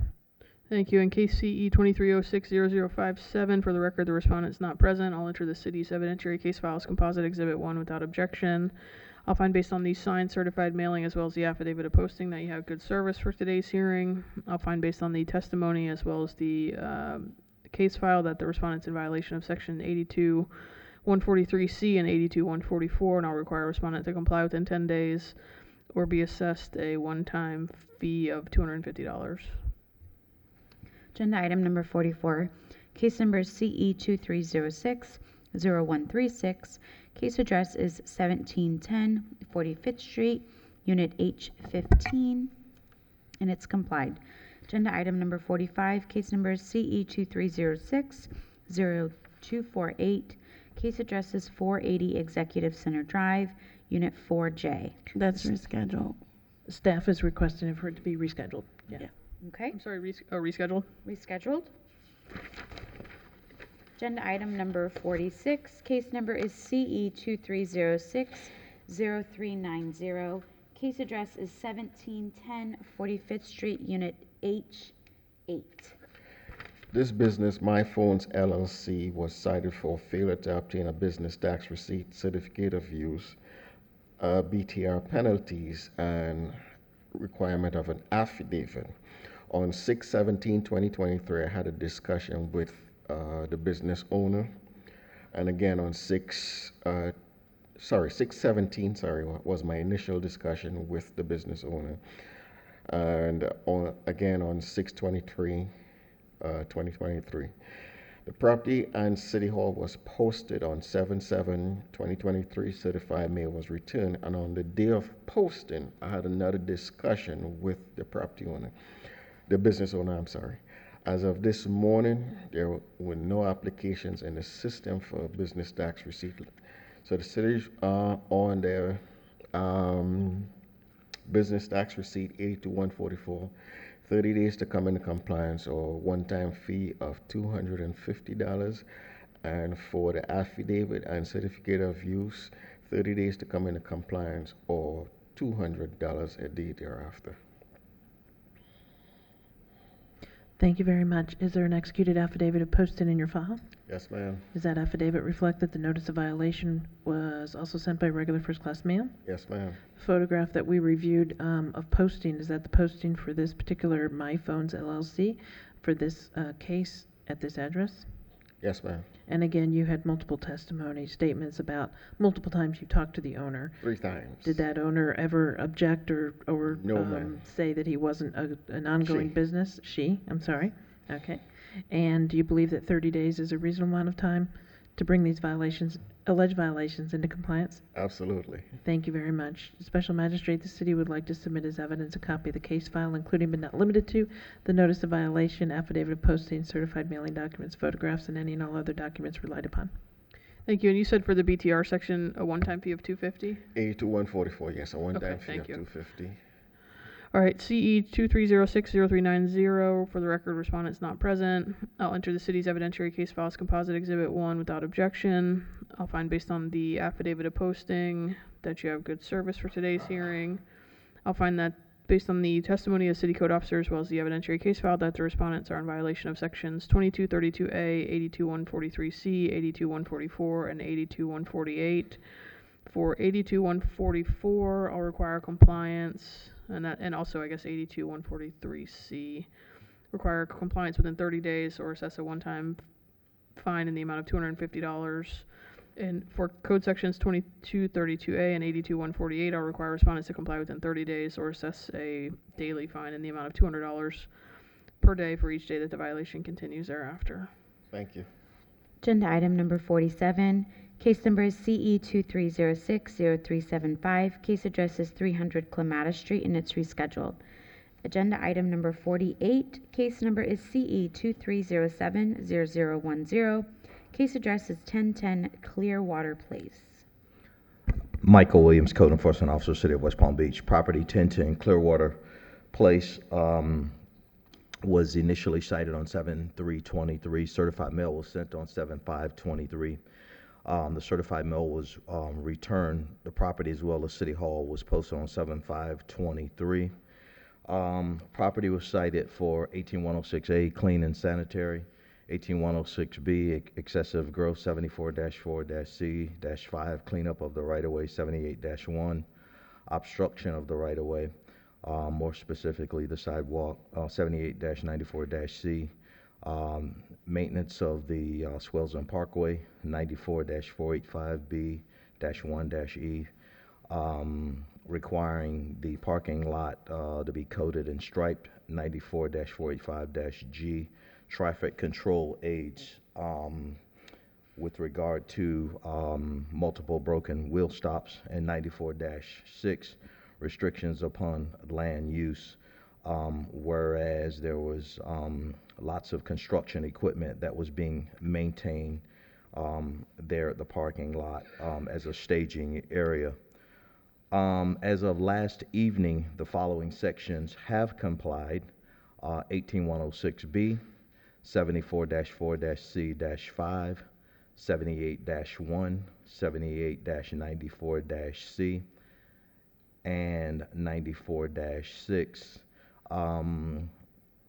These three particular sections, 18106A, clean and sanitary, still remain in violation. 94-485-B-1-E, parking lot still requires coating and striping. And 94-485-G, traffic control aids. Some of the wheel stops that are broken still remain on the property that require replacement. So in light of that, the city is requesting 45 additional days in order to comply, or a fine of $200 per day be imposed. Thank you very much. Is there an executed affidavit of posting in your file? There is. Does that affidavit reflect that the notice of violation was also sent by regular first-class mail? It does. The photographs that we've been reviewing, do they truthfully and accurately depict and represent the alleged violations that you've observed at the property? They do. In regards to the trash and debris, can you just describe for the record what it is that you observed? This particular parking lot is surrounded by a lot of shrubbery and trees and so forth. And so when they did some of the cutting and cleaning, a lot of the debris still remains. There's a lot of leaves, and there's just a lot of, I guess, from the pruning, there wasn't a really good cleanup, and so therefore a lot of that still remains. And also the parking lot requires coating and striping. Looks like it hasn't been coated and either striped in multiple years. And again, there are still multiple broken wheel stops that remain there on the property. Thank you very much. Just in regards to the parking lot, the striping, I assume the striping is very, very faded, and that's what you're referring to? That is correct. What is it about coating the parking lot? Why do you believe that is an alleged violation? Well, it presents I guess you could say in to some extent in disrepair. There are areas where there's some areas where it's high. There's some areas where there's some debits or holes. Okay. And so those areas would require repair and also coating. Okay. And do you know if any of that would require any permits? I don't believe so. Okay. If it did, Right.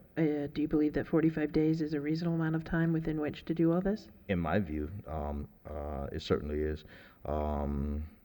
As I said, the property was initially cited on 7/3/23, and upon checking, there's been no movement in the way of corrections for the parking area. Okay, thank you very much. Special Magistrate, the city would like to submit as evidence a copy of the case file, including but not limited to the notice of violation, affidavit of posting, certified mailing documents, photographs, and any and all other documents relied upon. Thank you. In case CE 23070010, for the record, the respondent is not present. I'll enter the city's evidentiary case file as Composite Exhibit 1 without objection. I'll find based on the affidavit of posting that you had good service for today's hearing, and I'll find based on the photographs and evidence in the record, as well as the testimony of the city code officer, that the respondents are in violation of sections 18106A, 94-485B1E, and 94-485G, and I'll require compliance within 45 days, or a $200 a day fine will be assessed for each day that the violation continues thereafter. Thank you. Agenda item number 53, case number CE 23070230. Case address is 206 Clematis Street, and it's complied. And Special Magistrate, that concludes the regular agenda. Thank you. Can we take a 5-minute recess before we begin the reduction hearing? Okay.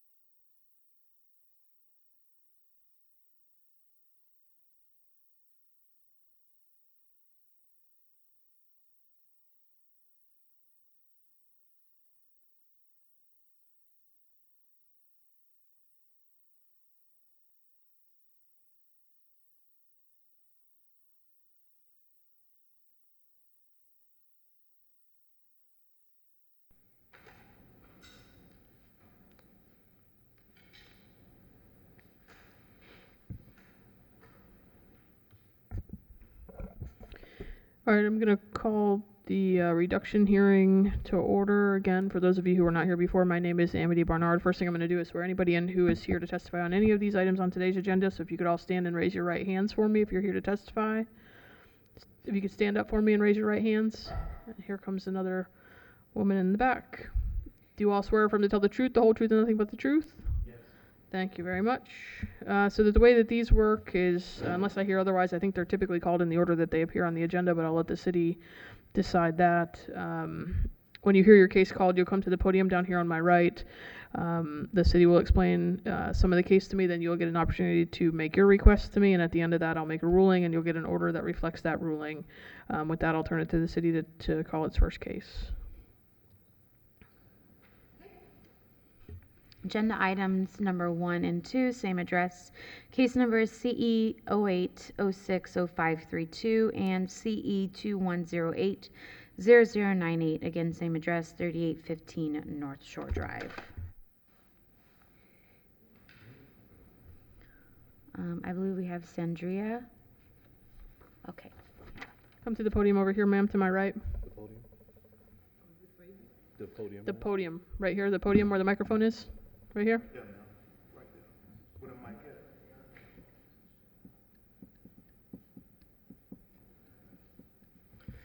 All right, City of West Palm Beach Code Officer Williams. The address at 3815 North Shore Drive for case number CE 08060532 was originally cited June 17, 2008. They were cited for 18103B, repair of roof, walls, and foundation, and 74-2 for being a public nuisance. That was went to magistrate and was ordered September 5th, 2008. The fine subsequently started November 5th, 2008, and ran for 2008 days. That was complied May 6, 2014, for a total of $150,600. It was under the same owner, and under the same ownership, there's been 16 different cases with code enforcement, so the city is requesting a reduction of 25% of the lien for a total of $37,650. And you said what was the compliance date?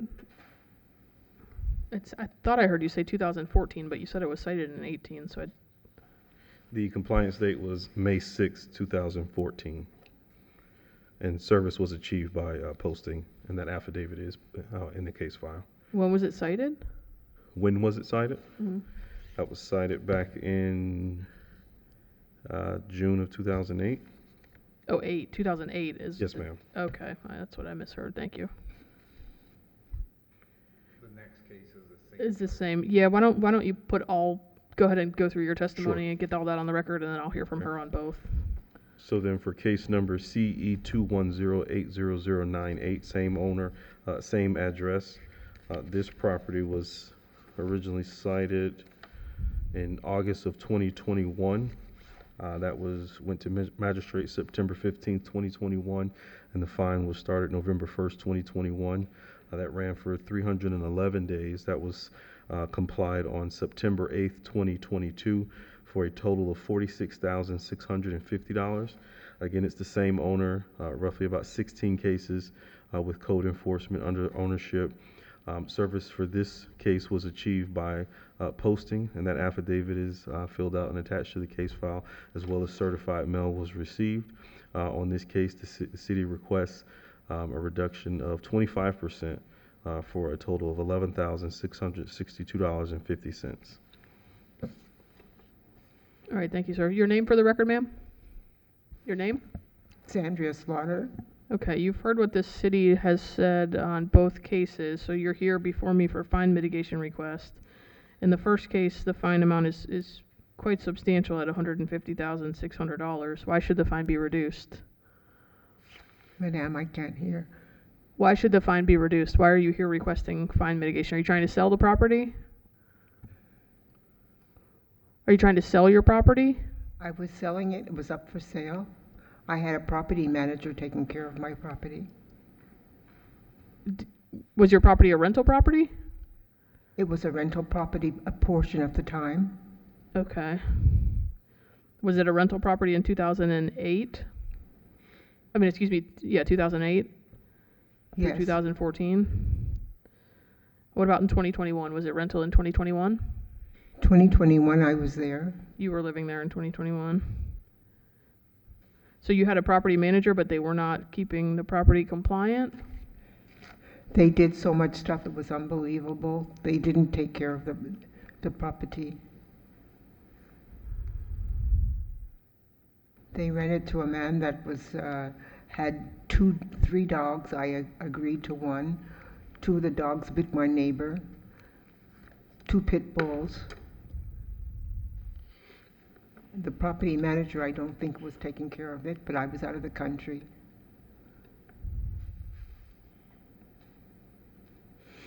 And you're trying to, is the property currently for sale now? Pardon me? Is the property currently for sale now? Is it for sale now? No, I took it off the market. You took it off the market, okay. What the city is recommending is a reduction to 25% of the lien, which is $37,650. Madame, I am 82 years old. I'm on a fixed income. I had to have an Uber come and take me. I don't even have a car.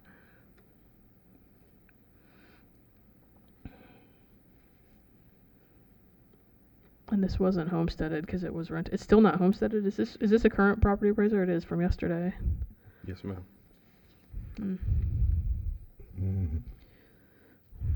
The difficulty, ma'am, is that the code enforcement department has indicated that there were 16 code cases on this property. So this property was a pretty constant code enforcement problem. I've had this property since 1976. Okay. My mother and I purchased this property in 1976. All this stuff just not happened. All this stuff, what? I'm sorry? It just now happened? What I'm saying is up until what you said, what year? 2008. We had no violations. Okay, and that's when you started renting it? Right. Okay.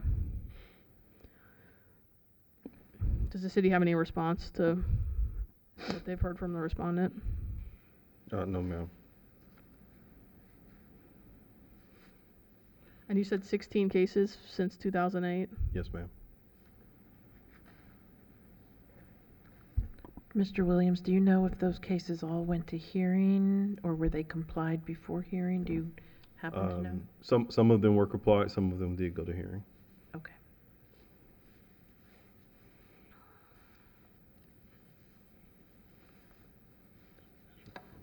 And I guess before I rule on that one, what's the other case? Do you have anything else you can add on that? The 2021 case? Is that while you were living there, the permits? I'm responsible for anything from 2021. And that ran for 311 days. Mr. Williams, do you know what kind of a permit, what was required potentially? It looks like it was several things. It was excessive growth, garbage can overgrowth, and inspections.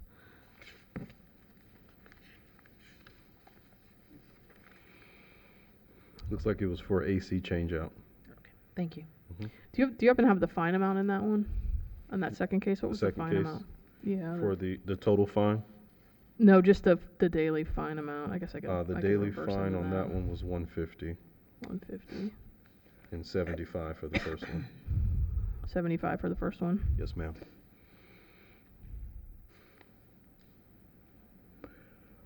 When they told me about the violations of 2021 on, I immediately took care of them. Yeah, the city's testimony is that the property was out of compliance for 311 days, so that would be almost a year by the time you were violated to when you complied. When I found out about the violations, I immediately took care of them.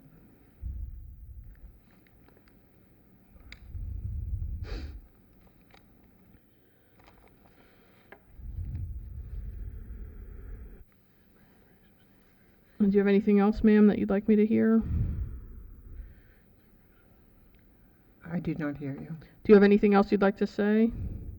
Do I have anything else? Anything else you would like to say? to me? Anything else you'd like to say to me? What can I say? I took care of the violations. As I have found out about them, I took care of them.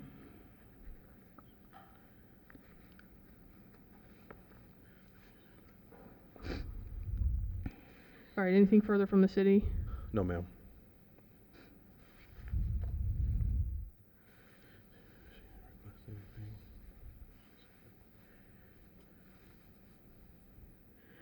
All right, I don't have any objection to reducing the fine amounts. The difficulty is going to be the number, particularly in the first case, the number, the monetary amount of the fine is pretty high. But I'm going to reduce it for even further than what the city has asked, to try to give you some ability to move forward and get these disposed of. So what I'm going to do in case CE 08060532, I'm going to reduce the previous fine amount of $150,600 down to $15,000 payable within 90 days. And in case CE 21080098, I'm going to reduce the previous fine amount or lien amount in the amount of $46,650 down to $4,600 payable again in 90 days. So I hope that gives you the latitude you need to move forward with selling the property.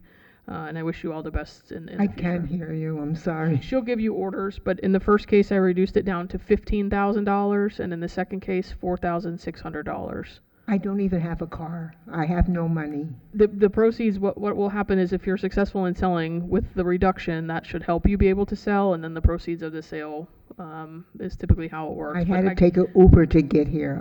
I'm on a fixed income. I'm 82 years old. I understand that, and but I can't, with the gravity of the violations and the nature of violations and the amount of violations, I can't completely eliminate liens. When I found out about the violations, I immediately took care of them. Special Well, within a Magistrate, year, go ahead. may I ask, would you consider providing more time? It sounds like she's indicating that she wouldn't be able to pay it within 90 days. I don't know if she relisted if lying. it would sell in 90 days. Would you consider more time? What would the city recommend? Is a year too long? A year would be very good. We've allowed a year Okay. in previous cases. So, Mr. Williams, could you also make sure that she understands that if it doesn't get paid in time, it reverts to the full amount? Yes, ma'am. Thank you. All right, so just so the record is clear, in case CE 08060532, I'm going to revise that payment required timeline from 90 days to 1 year or 365 days.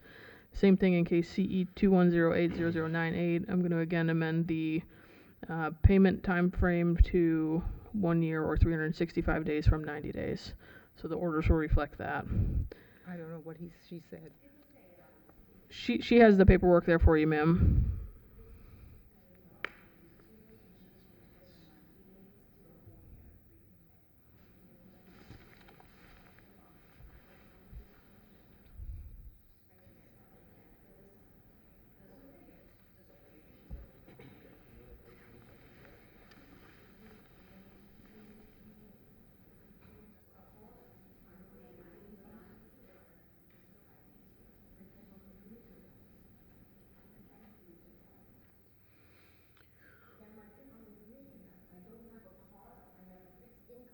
I understand that, ma'am.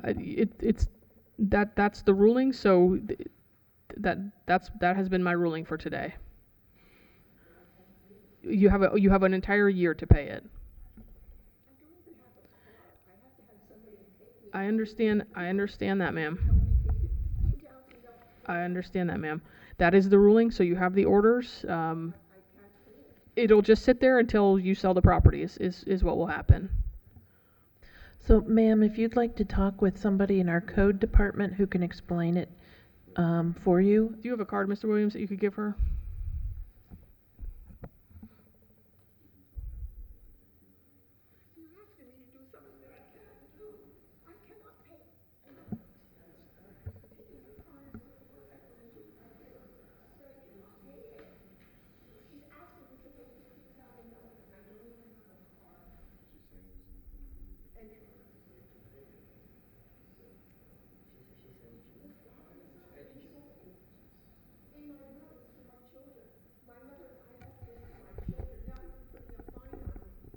Can we take it to the back?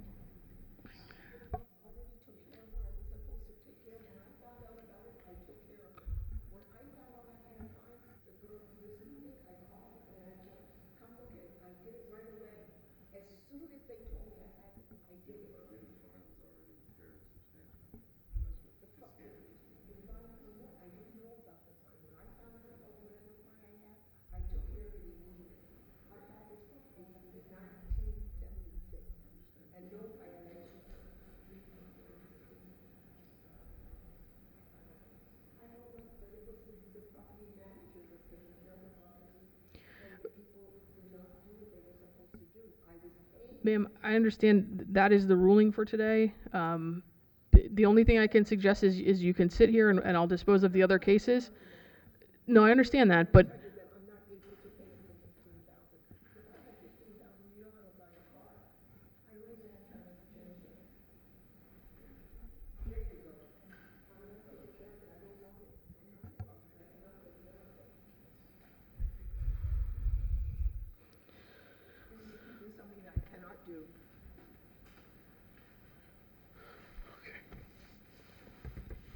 go ahead, sir, whenever you're ready. I mean, ma'am, I'm sorry. You called him. That's okay. Okay, so moving on to agenda items numbers 3, 4, and 5, same address.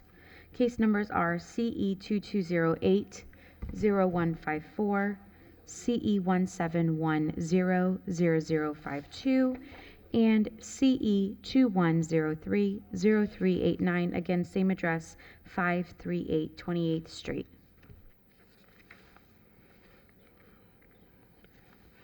Officer Williams, City of West Palm Beach Code Enforcement, we'll just do it the same way. Yeah, that's fine. Okay. So for case number CE 220-80154, this particular case was originally cited August 2022. They were cited for rental license and COU violation. Same owner. Under their ownership, they've had 9 cases with code enforcement. For this particular case, service was achieved by certified mail as well as posting, and an affidavit was prepared and placed in the case file. This went to Magistrate December 7th, 2022. The fine was ordered to start January 9th, 2023. Ran for 37 days at $150 a day. It was complied November 15th, 2023 for a total of $5,550. For this specific case, the city is requesting a reduction of 25% for a total of $1,387.50. For case number CE 171000052, this case, same ownership. They were originally cited October 2017.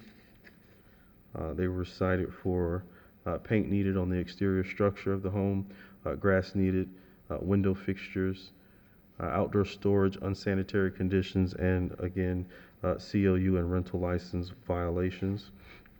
This went to magistrate hearing December 6, 2017.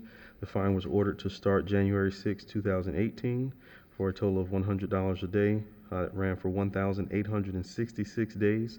It was complied February 15th, 2023 for a total of $186,600.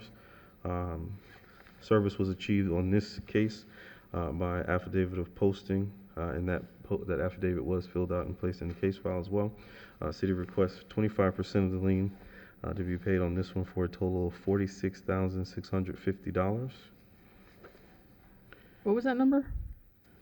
$46,650. Okay, thank you. All right, and for the last one, case number CE 210-30389, again, same ownership. This case was cited in March 17th of 2021. That went to hearing May 19th, 2021. The fine was ordered to start June 21st, 2021 for $100 a day.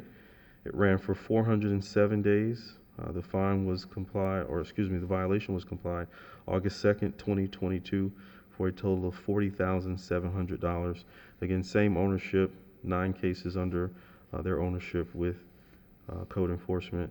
This case, service was achieved by certified mail received, as well as posting, and that affidavit was prepared and placed in the case file. On this one, the city again requests 25% of the lien for a total of $10,175. All right, your name, sir, for the record? Gabriel Naiman.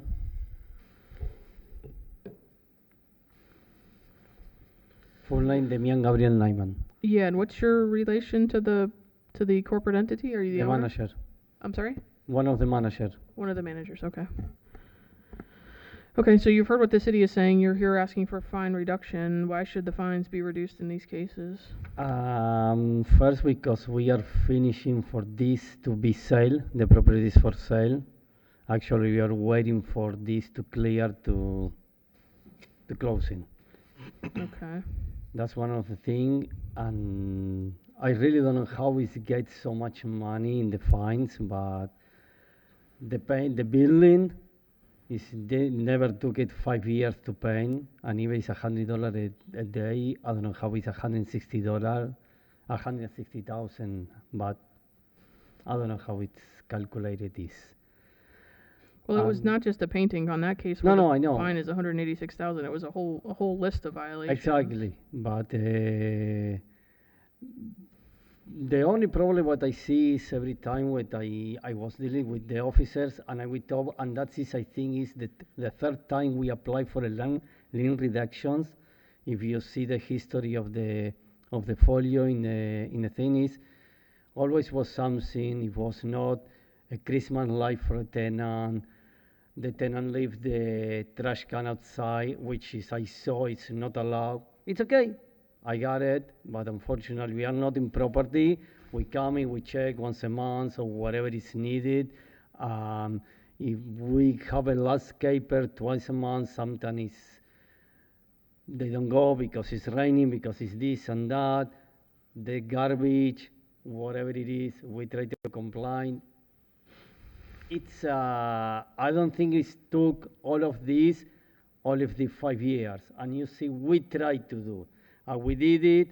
Sometimes again, we find the tenants didn't help us. Yes, that's what we can do. That's one of the really also the reasons why we are selling the property, because we cannot. And I spoke until really I met this year. Started a new officer, code enforcement officer, Alex Oliver, who really, as a, I'm not living in West Palm Beach, but as a investor also in West Palm Beach, really he wanted to help the owners who live here, who has investment and who pay taxes here, because the previous code officers, really doesn't matter. They come in, they check, they don't wait for you. That's my impression. It's nothing, I don't want to talk about it more. I know the property has to be in compliance. We try, we our ways. The last time he was I think was Frasca or another Pietrix, I don't know which one was the last one, before Oliver, Mr. Oliver, and he also wants the tenant needs to sweep the street, and I say, okay, until I can handle. I cannot handle anymore.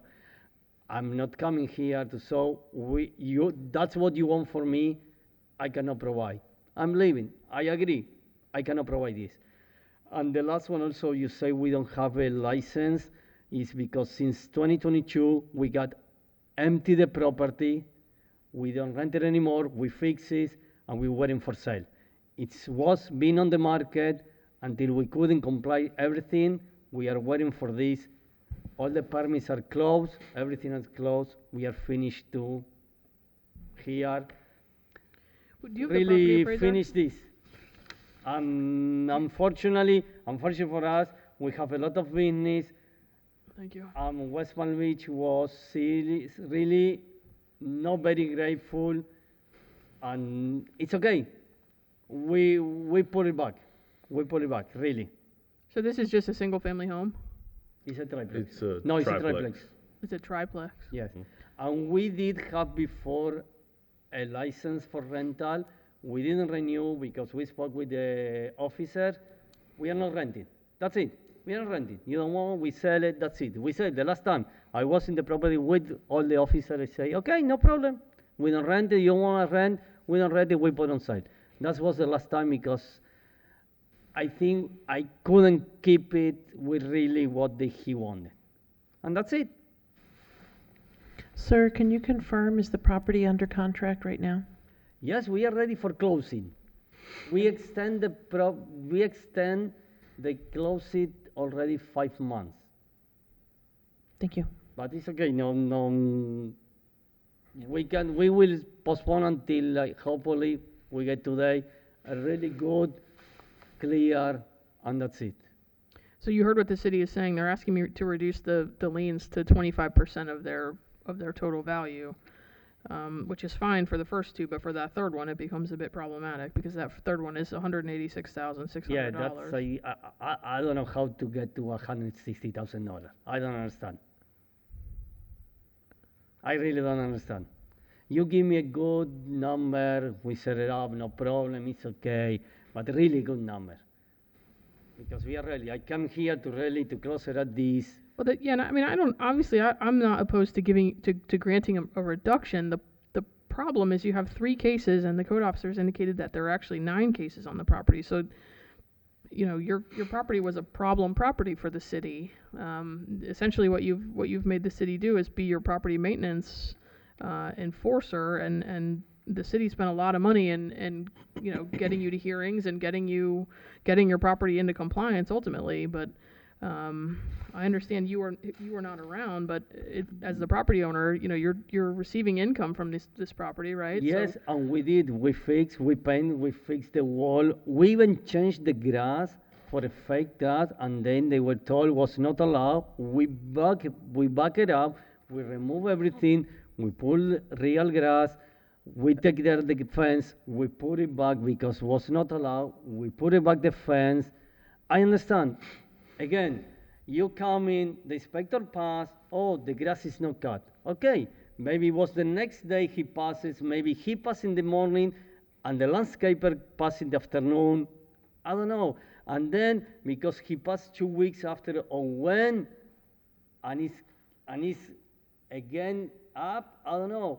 He passed, and he saw the trash can outside because it's in the view, but it's in the property, it's not allowed, I understand.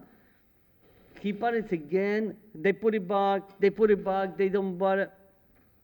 It's a matter, they put in the morning, and he saw, and maybe they didn't put it, they put it back in the following day. I don't think that is a real major. I don't think really it's a big problem in the city. I think the city has a bigger problem to take care that, okay, you are telling me you want a problem? Let me tell you something, ma'am. Because I keep it to comply with them, to don't have any problem with no rentals. I have the homeless over there, breaking every day. I have to put an alarm. no, I know there's lots of problems, but I have to call the police almost every day. I know, but that doesn't change your code enforcement position. I understand there are other problems going on in the city and every other city, but that doesn't change the fact that the city has code. And also, there is a wall over there, which before they asked me is my problem, and then Mr. Obrey explained, no, because that wall it's carrying the 28th Avenue, 28th Street. It's blocked by a wall. They put the neighbor. So what I'm hearing is a lot of things other than why the fine should be reduced. The only thing I've heard is that you're trying to sell the property. Why else should the fine be reduced? I mean, don't tell me about other problems in the city. Tell me why you need a reduction, and tell me whether you can pay the 25%. Again, because we really did it. The property is in complaint already for more than 6 months. The property is in complaint more than 6 months. For a year, we don't have an income because we agree with the inspectors. We are not renting anymore. You're not renting. We okay. fix it inside. We fix the roof. We painted years ago. We changed the grass to make it beautiful. The city didn't like it. We How go much out. did you spend We in doing did all the that? work. I know, tell me how much money you spent. Tell me what you invested in the property to get your property code compliant. How much we invested to fix the 3 apartment to be labeled with this, the roof, the door, and at this, at least $75,000, at least $75,000. We did the work. No, I know you did, you did the work. You wouldn't be here if you didn't do the That's work. the big word. That's a big word. To have, unfortunately, sometimes the landscaping, if he miss or not miss the day, he didn't come exactly 2 weeks, or we changed the this, or you know how many times people around that area broke my lights and my windows. The tenant and me, we don't break the windows. It's breaking for people from homes. No, I understand. I understand there's a lot going on. And then I have to pay a penalty for $160,000 because even though I don't have protection. And I have to protect myself. And you want me to charge $160,000 when yes, I fix it because you went there. There is no broken window, which is many years ago. Well, no, yeah, you fixed it all, but the trouble is the liens accrued, and the liens are what they are. Yes, because you know what's happened, and it's happened again. I got a car there. Somebody park a car, because it's a wild land, it's a wild place. Nobody see, because the police, the code enforcement, very good. They pass almost once a week, or even more.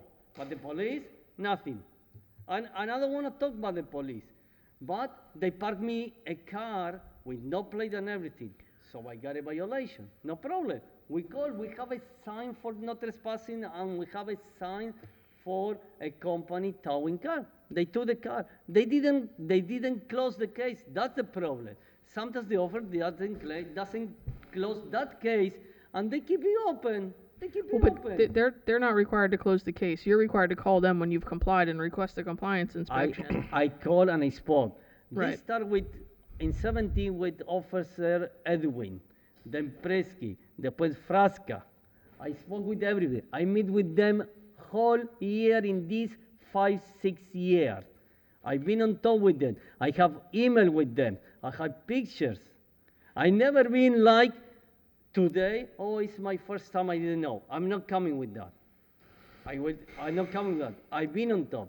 I win with people. And you can see in the folio, that's the third time I apply for a lien reduction. That's the third time. It's not like I never did anything. What was the previous 2 times he couldn't come here because he wasn't complied or he had another No, case? because I was not allowed. I even today, until, I don't know if you are new or no, but until the inspection of lien reduction doesn't give you the okay, I'm not be here. He gave me the okay for today. Before I couldn't get the okay. I paid, you have to pay $200 to get him. Yeah, It's no, not free this is not free. I understand, sir, I understand. Special Magistrate, we've heard all of his arguments, and we take them seriously. Can we ask him how much he's willing to offer on each one? Yeah, sir, so what is your recommendation with regard to the fine amounts in each of your cases? What do you think they should be reduced to? So the first case that you have is a $5,550 fine. Sorry, how much? $5,550. You give me 10% of $500 I pay, lease. And that was something that was within your control. That was a rental license and a certificate of use. That wasn't your tenants, that's you. No, yes, but that's 2022. And I told you, we agree because it wasn't rental. Was not rental. We didn't rent for more than a year. This property is empty. It's vacant. So, sir, on behalf of the city, we've heard all of your arguments. So now we're at the point of numbers.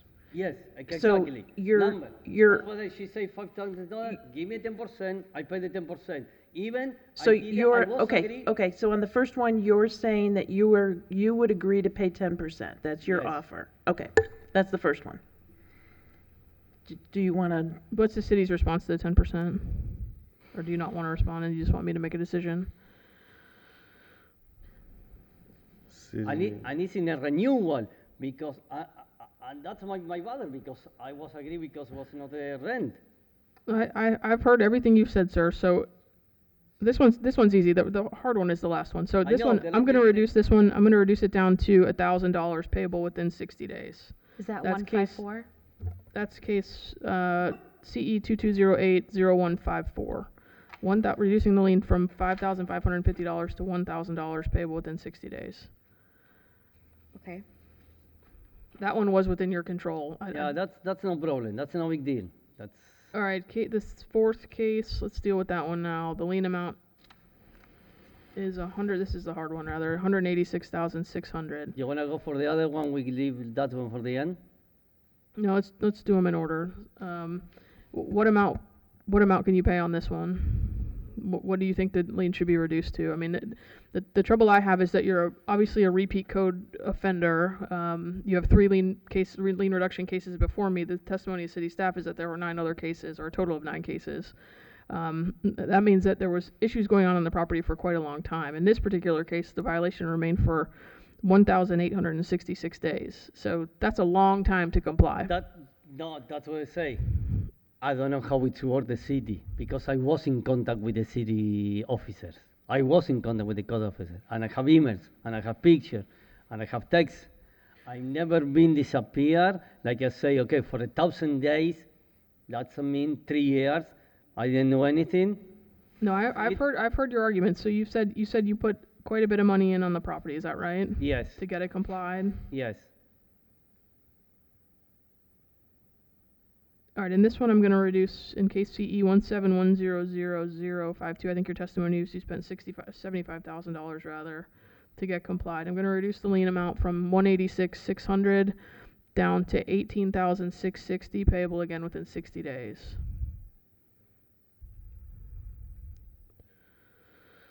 And then the last case, 21030388. What's the story with the junk and abandoned vehicle? That was your tenant's vehicle?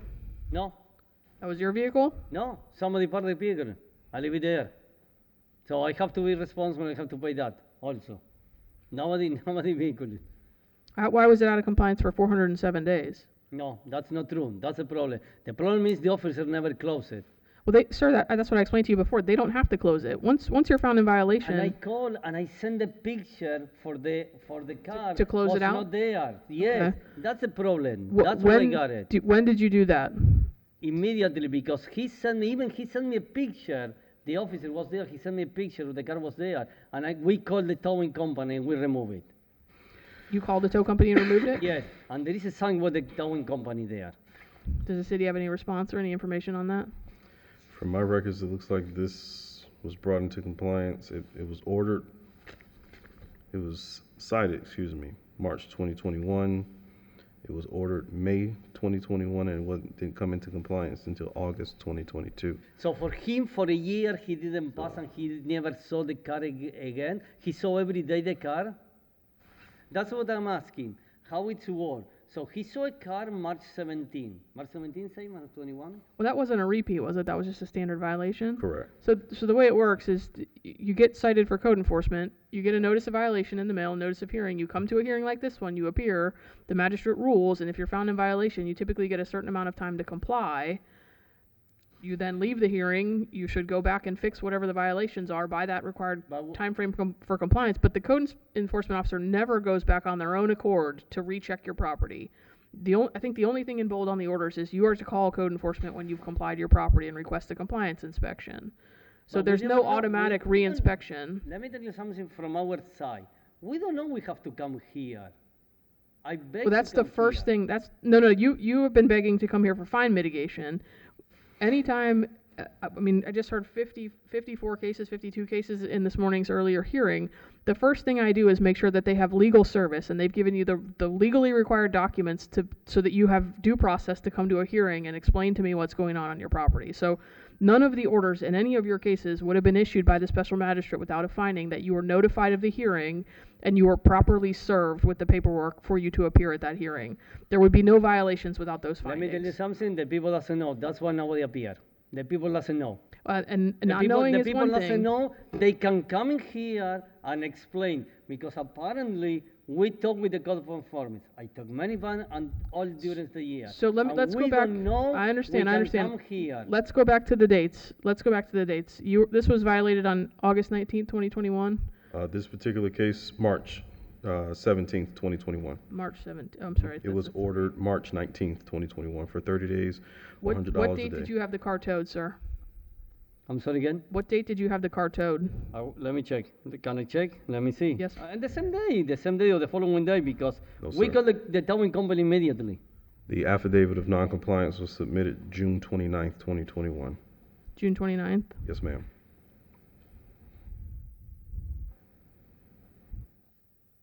All right, so a significant amount of time again went by.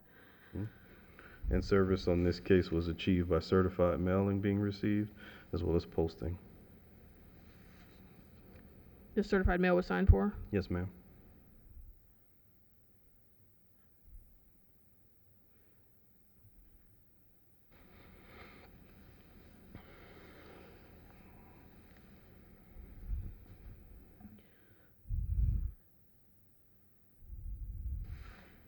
Thirty, 60, 90, that's 90 days. Do you have a date, sir? I'm trying to get it, sorry. Give me a second if I can get it there.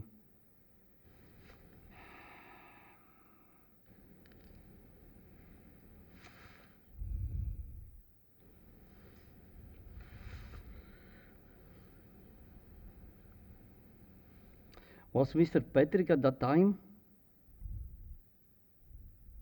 I'm sorry? Was Mr. Joseph Patrick at that time? Yes, he was the code officer assigned to the case. Let me see if I can get his email.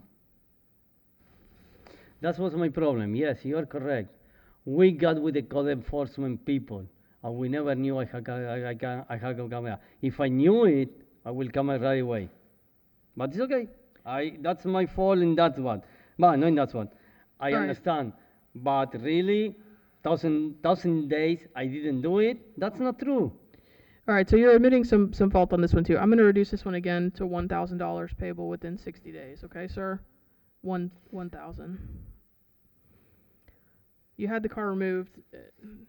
The car is not there for a long time anymore. But that's a substantial reduction. So So get the property sold and move on, my because my question is, before leaving, is what else you can do to really close the big one? I cannot do nothing further, sir. I've made my ruling in all three cases, and you'll get handed orders in just 1 second. Thank you.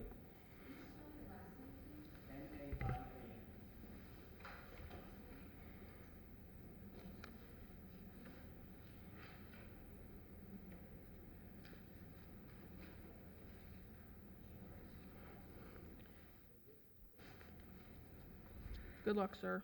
Thank you very much. Okay, agenda item number 6, case number CE 18070489. Case address is 1338 Palm Beach Lakes Boulevard. Officer Williams, City of West Palm Beach Code Enforcement.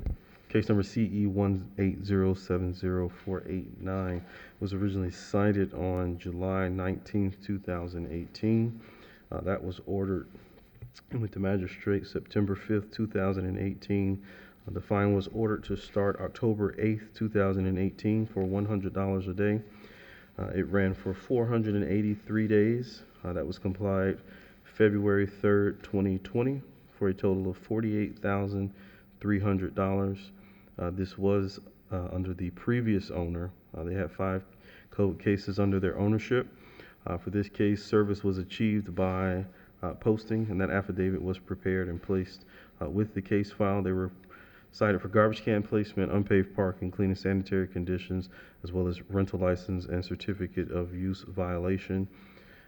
Being that it was the previous owner who incurred the fine, the city requests a reduction of 15% of the lien for a total of $7,245.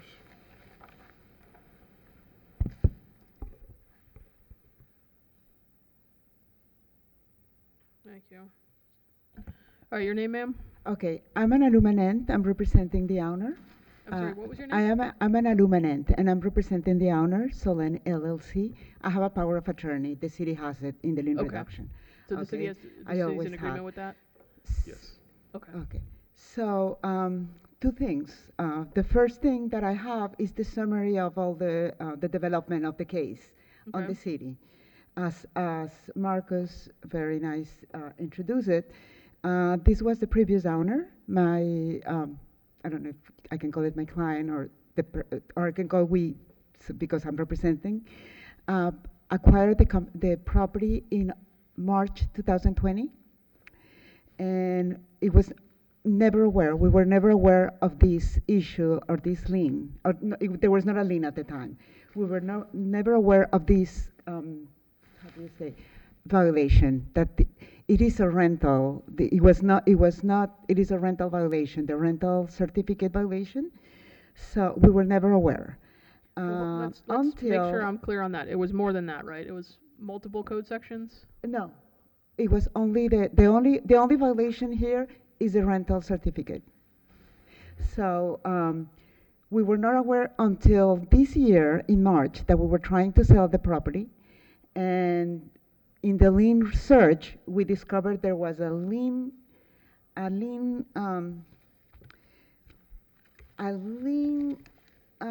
the city, a lien of the city that was recorded on January 20, 2023. And it was sent, if you see it in the lien, I have it, I don't know if you have a copy, I can show it to you. It's on the name of the previous owner, and it was sent to the previous owner address. Show it to this, hold on, we may need to take a recess. Do you guys need to? Okay, so this is the lien recording. Just hold on, ma'am. Why are these not working? Hold on. First of all, the microphones are not working. Is it working? Hello? But she wants to show you the exhibit. You don't have any objection? It's the recorded lien? Okay. No objection. The recorded lien was first of all on the name of the previous owner and sent to the address of the previous owner. We were never aware until the lien search. Can you bring it to me, please? The document you have. Thank you.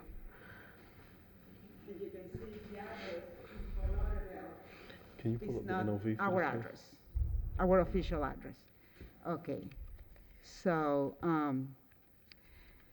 that was the first issue that, because as you can see in the file, on last year in 2022, we had a couple of code violations, and they were sent to the right address.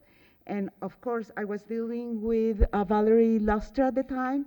The moment we learned from these code violations, we immediately comply. So there was no problem. Those are code violations, something that I hear about trash and loan and things like that, but we immediately comply. So let me stop you there. Just let me ask you a couple questions. Okay, so of course. This order imposing lien was recorded in the public record on January 10th. Your client bought the property in April of 2023. Did they not do a lien search? No, I'm representing the previous owner, Solen LLC, that bought it in March 2020. In February of 2020, okay. Yeah, something like that.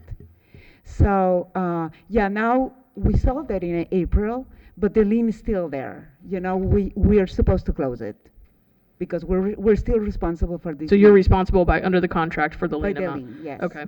So that's why I'm here, and to close it and to reduce it. And really, if we would have been aware, we would have taken care of it immediately. There was a problem the moment my client applied to bought the property in 2020. It didn't come out it was not recorded anywhere.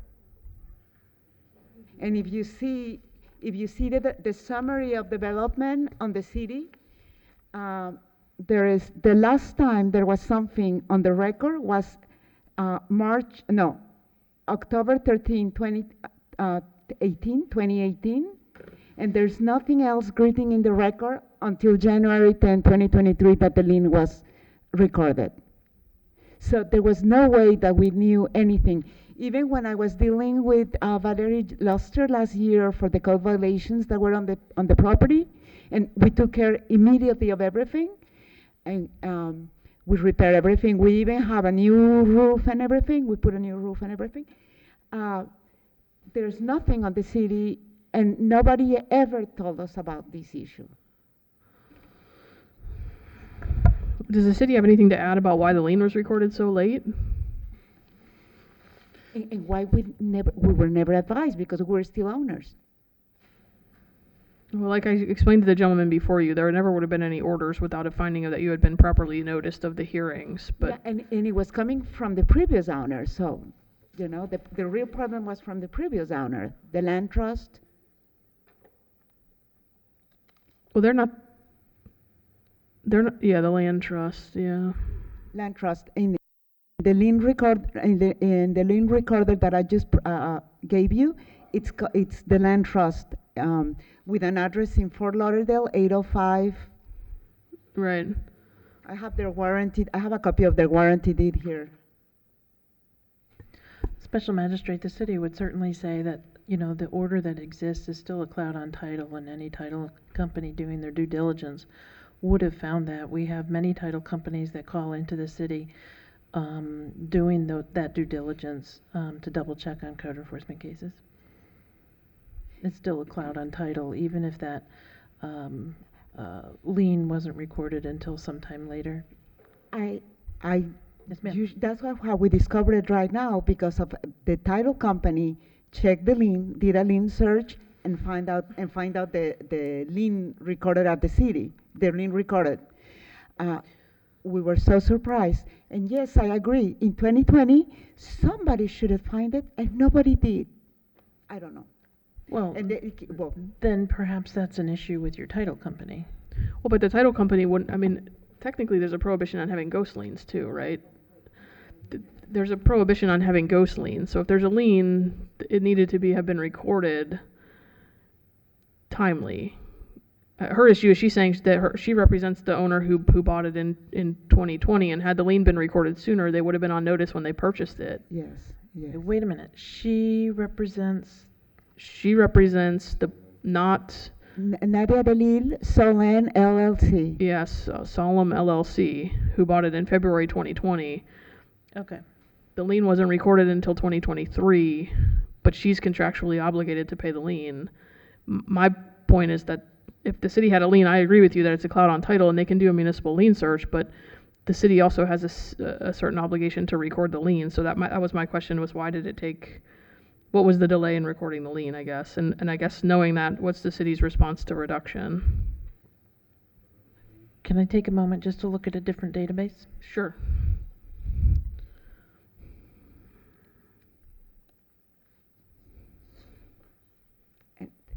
Thank you for giving me the opportunity to present my case.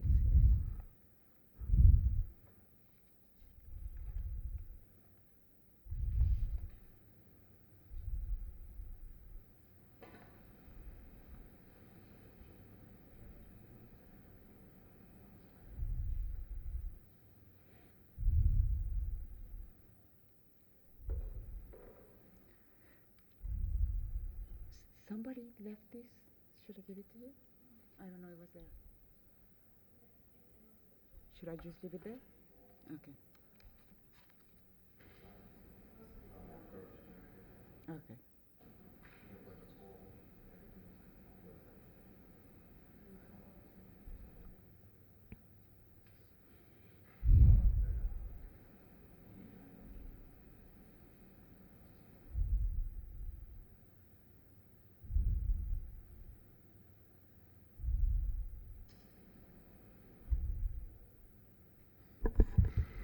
I looked in a different database and I am unable to determine a response to that particular question.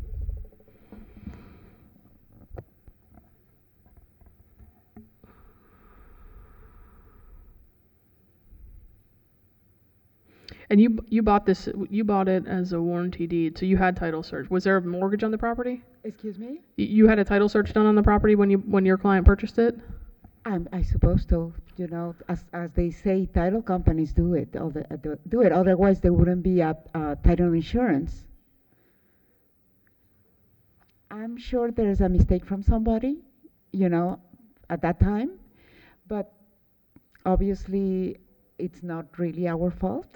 And I know. Is there an amount is there an administrative amount that you can, that you're, I mean, is there a number that you can provide to me? If I can, 2,000, I pay it right away. I go to the cash and pay. Okay. 2,000. And I pay today. No, you know, I just go and pay. So she's indicating, city attorney and city staff, that she's willing to pay $2,000 today. She offered 2,000. You okay with that? All right. We're agreeable to accept that. Okay, so what I'll do in case CE 180700489 is I'm going to reduce the previous lien amount from $48,300 to $2,000 payable within 30 days. I really appreciate it, everybody. Thank you very much. You can have this paper back. She'll tell you down there at the end. Thank you, ma'am.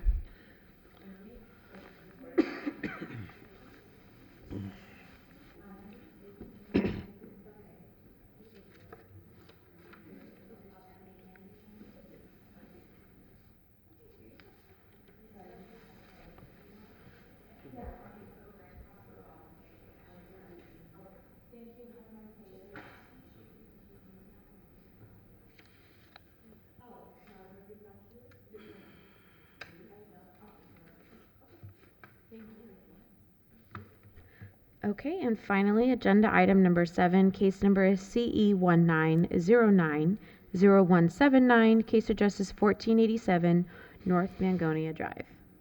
Officer Williams, City of West Palm Beach Code Enforcement. The property at 1487 North Mangonia Drive was originally cited back in September 13th, 2019. They were cited for unpaved parking, boards on the windows, and sod needed within in the swell. That went to a special magistrate hearing and was ordered on October 16th, 2019 for $150 a day. Fine was ordered to start November 18th, 2019. It ran for 74 days. It was complied January 31st of 2020 for a total of $11,100. This was done under the previous ownership. That owner subsequently passed away, and his children took it over and have worked to bring the property into compliance. So being as that is the case, the city requests a reduction of 15% of the lien for a total of $1,665. All right, your names for the record? Your name, sir? Johnson. Thank you. Sabrina Johnson. Okay, thank you. So you've heard the city's position. Go ahead and explain to me what's going on and why the fine should be reduced. Because my parents are deceased, okay, and this was in 2019. We went into a full-blown COVID-19. Everything was shut down. My father, I remember him saying something about it. He said he was in compliance. He subsequently died, and then my mom died 7 months later. We just got the house through probate, and so. Make sure you're very tall. Yeah, this is my sister. First of all, I'm gonna Pull that microphone up so the recording gets you. There you go, the sir. original amounts for the fine, once we found out, because we were trying to sell the house, we're just going to move on. And when we found out there were liens, I initiated the case, and I appreciate the reduction that they immediately did, almost $50,000 on the case. But right now, like my sister said, it's a lot going on with this, and we just want to move on.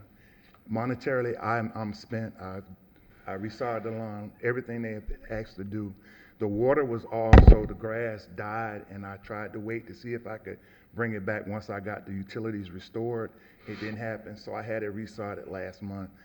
We're doing everything we can to make sure it's presentable for our neighbors, so their property values, you know, will stay where they are or go up. And we have a buyer. We just want to move on. Okay, so it's under contract now, or? No, not yet. We have a verbal contract. We have a private buyer. Yeah. Okay. And so what I'm just saying is that my father, you know, he's deceased, and he put it We in didn't know compliance. anything. He put it in compliance, and I don't know why it kept But he accruing. didn't close it. He didn't, like you was telling the other gentleman, he didn't know he had to call and tell them that And he was complied. and they're both elderly. Okay. My mom What amount do you think would be a reasonable reduction? 2%, ma'am, please. I think it's only 11,000 left. Well, they bringing it down to 1,000. So you want 2% of 1,000? No, 11,000. What do you mean they brought it down? Who's they? Okay, I'm sorry, this entity here, this organization, what was the amount that you just said, from 11,000, you were 15%? 15%. 15%, and what was that amount? That was what the code officer said. Their It city's was- recommendation is $1,665. $600, that's it. Can you pay that amount? My sister says she's willing to pay that.